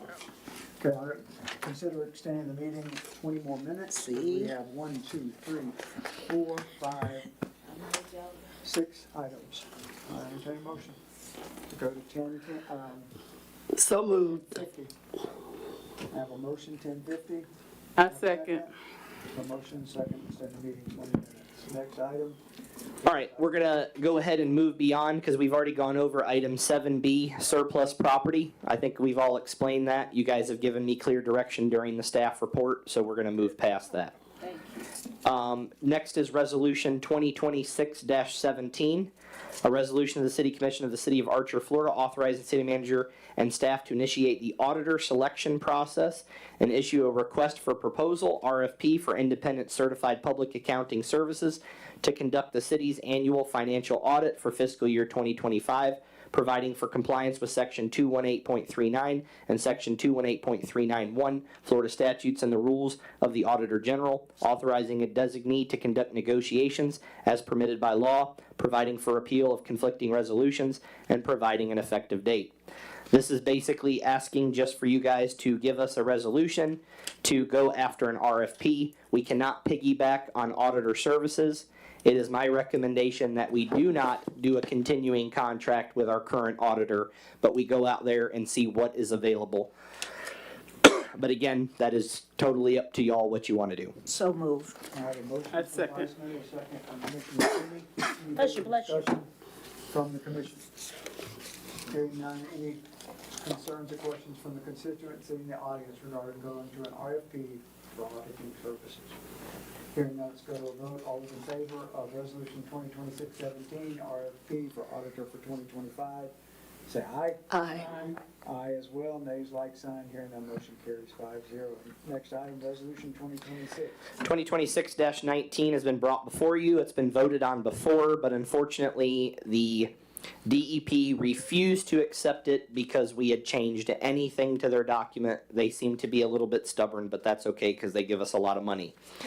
So this is a resolution of the City Commission of the City of Archer, Florida, authorizing the city manager and city staff to prepare, submit, and process the SRF, the State Revolving Fund Loan that you already did. Amendments and related documents with the Florida Department of Environmental Protection, including amendments to loan agreement number WW010320 as necessary to support project delivery, schedule adjustments, and funding administration, authorizing the mayor to execute such amendments when required by the SRF program or the department, providing for compliance with applicable state and federal requirements, repealing and replacing all resolution or parts or resolutions in conflicts, and providing an effective date. And again, you've already passed this, but this basically this unchanges the grammatical things that I will say were changed for the better, and the spelling and those things, but unfortunately they don't want us to do that. So that's all this is. All right, so moved. Motion Vice Mayor for 2026-19, the second from Commissioner Green. Any further discussion? Could I just add one little quick thing in it? I know you got a lot of things to do, but if you could, before everybody leaves, Mr. Mayor and the attorney sign that if y'all vote for it. We need it Because tomorrow. I need to give it to them tomorrow. And of course, our clerk will have to sign off on it, but that'll be it. Any other discussion from the dais? Any concerns or questions from the constituents in the audience regarding 2026-19 DEP SRF amendment agreement for our wastewater project? Hearing none, all those in favor say aye. Aye. Aye as well. Nay, like sign, motion carries 5-0. Next item is public comment period. Please come forward and enter comments in 3 minutes if you can. Don't worry, it's not me making the comment. I'm just putting the mic back.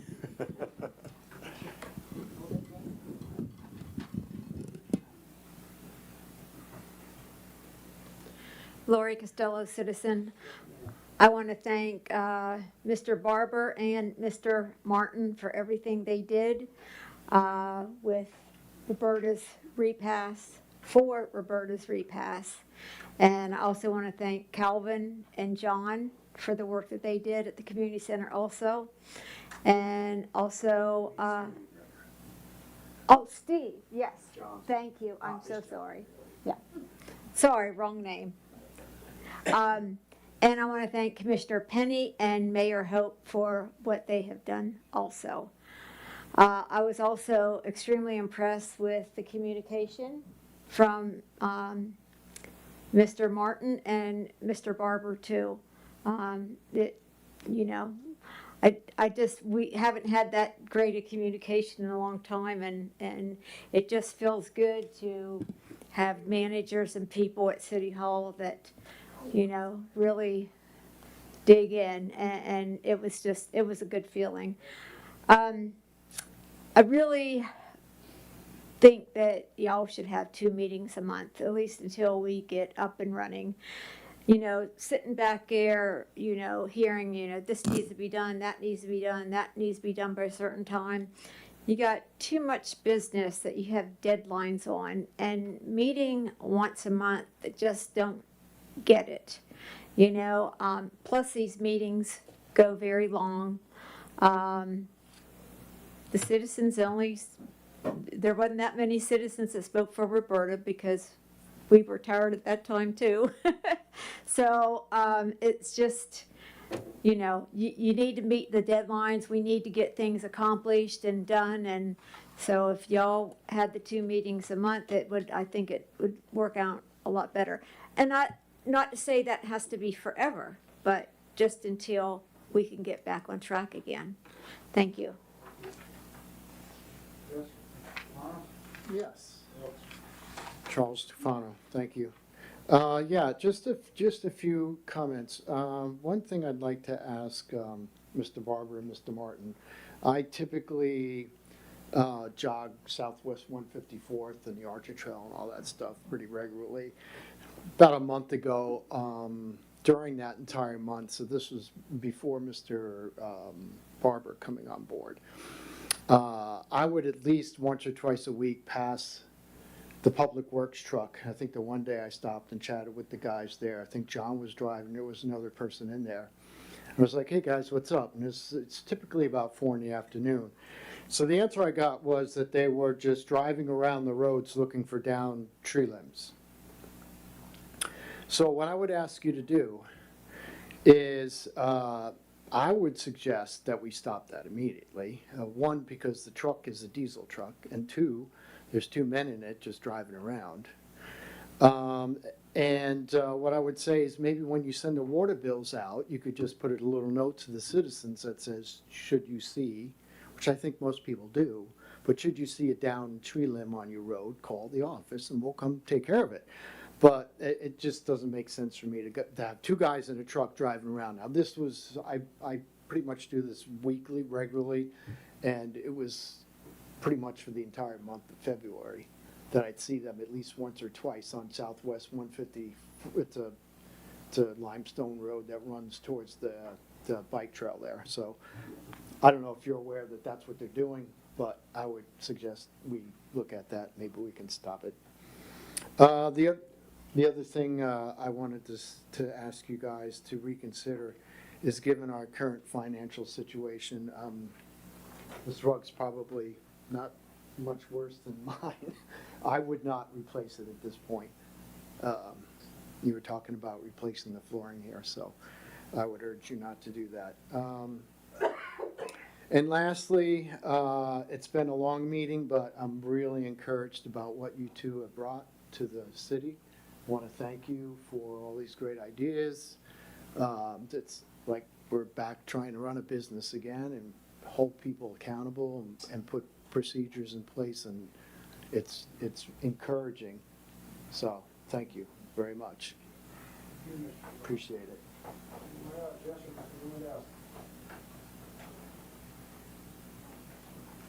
Bill Lewandowski, citizen. I'm going to pile on and say, thank God, you guys did great work. Great work. Is it? Okay, good. You notice I brought coffee with me tonight. And I will bring my coffee from now on. I think the splash pad is a cautionary tale on the trap of O&M. You weren't here, maybe some of you might remember that I had a concern when we first started talking about the splash pad. I mean, it was a grant we got, and I was concerned about the O&M cost. And unfortunately, I'm starting to see that happen now. I had the same concerns with some of the other things we've done. And so I think we need to think hard about every time we look for a grant, we say, this is a great idea, let's do this. The grant doesn't pay for OEM. And actually, neither do impact fees. Don't pay for operations and maintenance. And so we just need to consider that every time we do something.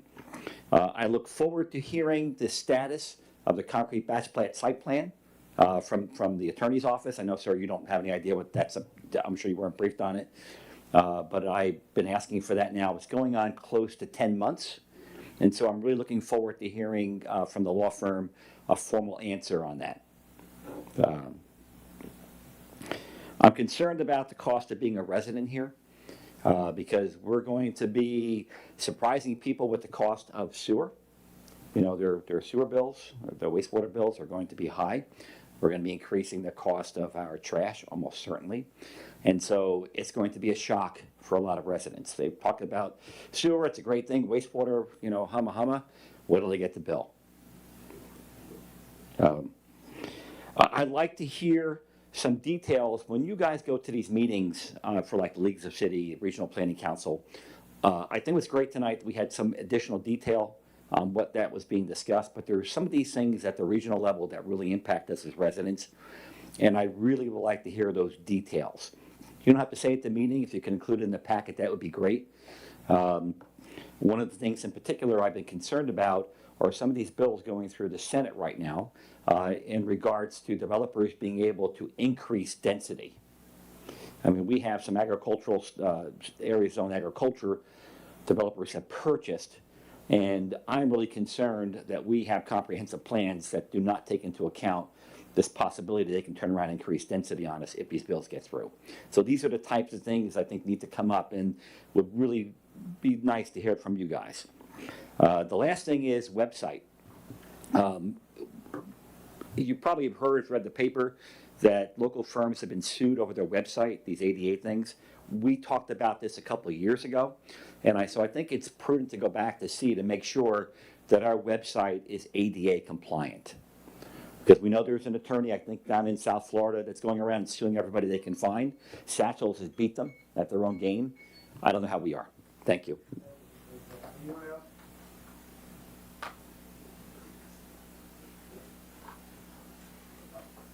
Can I say something? Yes, ma'am. To Ms. Costello, she said I did not apologize to her about an email. I had said that she sent me an email on my personal email. It was not on my personal, it was on my text. And I thought last time I apologized and said that the attorney said at the last meeting, please give us emails instead of text to our personal text. I thought I apologized then, but she said I did that. City email. Yeah, to our city, but she said I didn't. So let me, a public apology again, because I felt that I did last time, but she said I didn't. So we apologize. Let me apologize for that. Ms. Martin, announcement, elections update. Status update. I'll just come up to the podium. 3 minutes, mine will be very quick. I just want to announce, this is all on the website as well, but we do have a city election coming up on the 14th. We had 2 people qualify for seat number 5. And to clarify, the 14th of, Yes. I just want to clarify because we're not to the 14th yet of March. So I don't want to scare anybody. We have seat number 5, which is currently occupied by Commissioner Penny and a lady named Jennifer Rossi. I don't know her, but she qualified. So there will be an election for seat 5 on the 14th. In seat number 4, which is Marilyn Green, which you will be missed, ma'am. I appreciate the opportunity to serve under you. But Mr. Bill Lewandowski was the only qualifier, so he will be a city commissioner without opposition. So I just wanted to tell you the results of the. I ask you one question. I sent you that request for that form to be filled out. with Yes, the calendar dates, and I still brought up the fact, this is from the supervisor of elections. She said she was fine, according to Deanna, but then he sent that form for it to be signed again. It does not have our city election on that calendar date on the back. It only has the upcoming primary and the midterm election in November. Yeah, we're going to get that resolved. We're going to get that resolved. And while we're on the subject of elections, we're also going to work on getting information from the supervisor of elections on what the cost would be to put any kind of referendum items that the commission's already addressed on the November ballot. Yes. But so we're trying to get you guys that information in a timely manner so that we could figure out what that is. And it could potentially then not have to be paid till the next budget. Okay. And by then we would know our budget and know what, We knew this, and we knew the Correct. charter review Right. amendments would be midterm in November. Correct. We'd have a chance to formulate them, get legal review of them. So I'm trying to get this stuff to where if we free up funds All right, and we know what things cost, You got the we can move form. forward. But I just wanted to let you all know we were working, John was working specifically with them on that. Just second request, third request, but supervisor of election says we're all good according to Deanna, but then this guy sent that form that's never been signed. I'll get by to the me. bottom of it, for sure. And Thank you. one more quick announcement. Of course, this obviously is pending the renewal of Waste Pro. I'm not advocating for that necessarily, I'm just saying. But the Archer cleanup will be on the 24th of April. And we're going to do it down at the community center, the new Roberta Campbell Lopez Center. And we're going to put the dumpsters, there are going to be 4 of them. And we're going to put them where the old fire station was on that slab right there. Okay, and can we make sure we use the marquee Yes, all that will be. electronics and advertise, because a band or 2 if we can, so. Okay, so it says March 24th, but it should be April 24th? April. It's April 25th. Fifth. Oh, March 24th. I don't think we had a date on B. Workshop Oh, shoot. at the Archer Community Center. Yeah, those are two other Never dates. mind, I'm looking at the wrong thing. Told y'all it's getting late. It was at the Chambers, but you're going to April. negotiate to have it at the Archer Community Center? Yes, and the reason why we're going to do that, we wanted better participation, and we asked for 4 dumpsters. John, remind me, what were the 4 materials? You're gonna have tires, you're gonna have yard waste, you're gonna have household garbage, and there'll probably be that 2 for tires, probably. Yeah. Okay. So we're going to have 4 there, and again, we're going to have staff to watch. Man, Correct, make sure that, tires go in there correct, without correct, reading. absolutely. And asking for volunteers, because We are hoping that the Friends of Archer could help us with that. if we advertise with a banner and then call Yes. 495-2881, we've never had a banner big enough to be recognized over here, so if we could expense that. And I'll then, volunteer to put money into that banner. and then we're gonna have a workshop for, that the mayor is calling, right, on the We're calling it a workshop because it's specific to Woodard and Curran and which presentation is of the wastewater and water. 25th of this month. 24th. 24th, I'm sorry. At 6 Archer p.m. Community The Center. 25th is the cleanup, the 24th of this March. month of March is going to be that town hall The meeting. town hall, but workshop with refreshments. And there's another item, announcement on C. I just want to say, if the dais and the mayors, the manager and deputy man, I hate to say about Facebook, but if we can all get together like 2 weeks before the cleanup and do a video that that they're gonna be here, cause last year when we did it, everybody was saying, well, nobody told us, nobody said We didn't anything. advertise it. So we didn't get a lot of, but when after I went live, some people started coming and then they said, we need to know ahead of time, so if we We'll be issuing a press release. okay, if we can. Okay, And because water I was gonna bills. say, could we just do a short little video and send them all and they can put them Yeah. together? If we could just And use do the it back of the water bills. and to make sure we tag, yeah, advertise. but did we put it on the We can't really all film it together anyways unless we advertise it as a meeting. Right, so we can just do a short little. We'll need clip. individual videos. We did not put it on the water bill last year, Okay, and that we'll was, do it. So, I know, I haven't said a whole lot tonight, though. The summer, normally you do the health fair. Are you planning to do one? Because, Either way, if I win or lose, I did it prior to being a commissioner, I'll do Oh, that. that's- It don't matter. thank you very much. I'll do it. okay, all right. And then one last item for announcement is the plant sale. Miss Commissioner Penny, would you please talk about that? Expo. It's gonna, we trying to put it together. We're trying to get someone, from IFAS to come to talk. We keep paying phone tag because we work the same hours. But we're trying to get them to come to say what, grows good, for our area. I think it's like the. And, I'm trying to get this, company right there on Newberry Road to talk about the trees and grafting and what trees will grow good in Archer. They're supposed to come and talk about canning, and me and you trying to get somebody with For hydroponics. hydroponics. and just for future ideas and plans, we've had ECPO talk about a community garden at Maddox, but we don't have the water source, but we have the water source at the Roberta C. Campbell Community Center, and a whole green space behind there. It would be a wonderful, very exposed place for a community garden.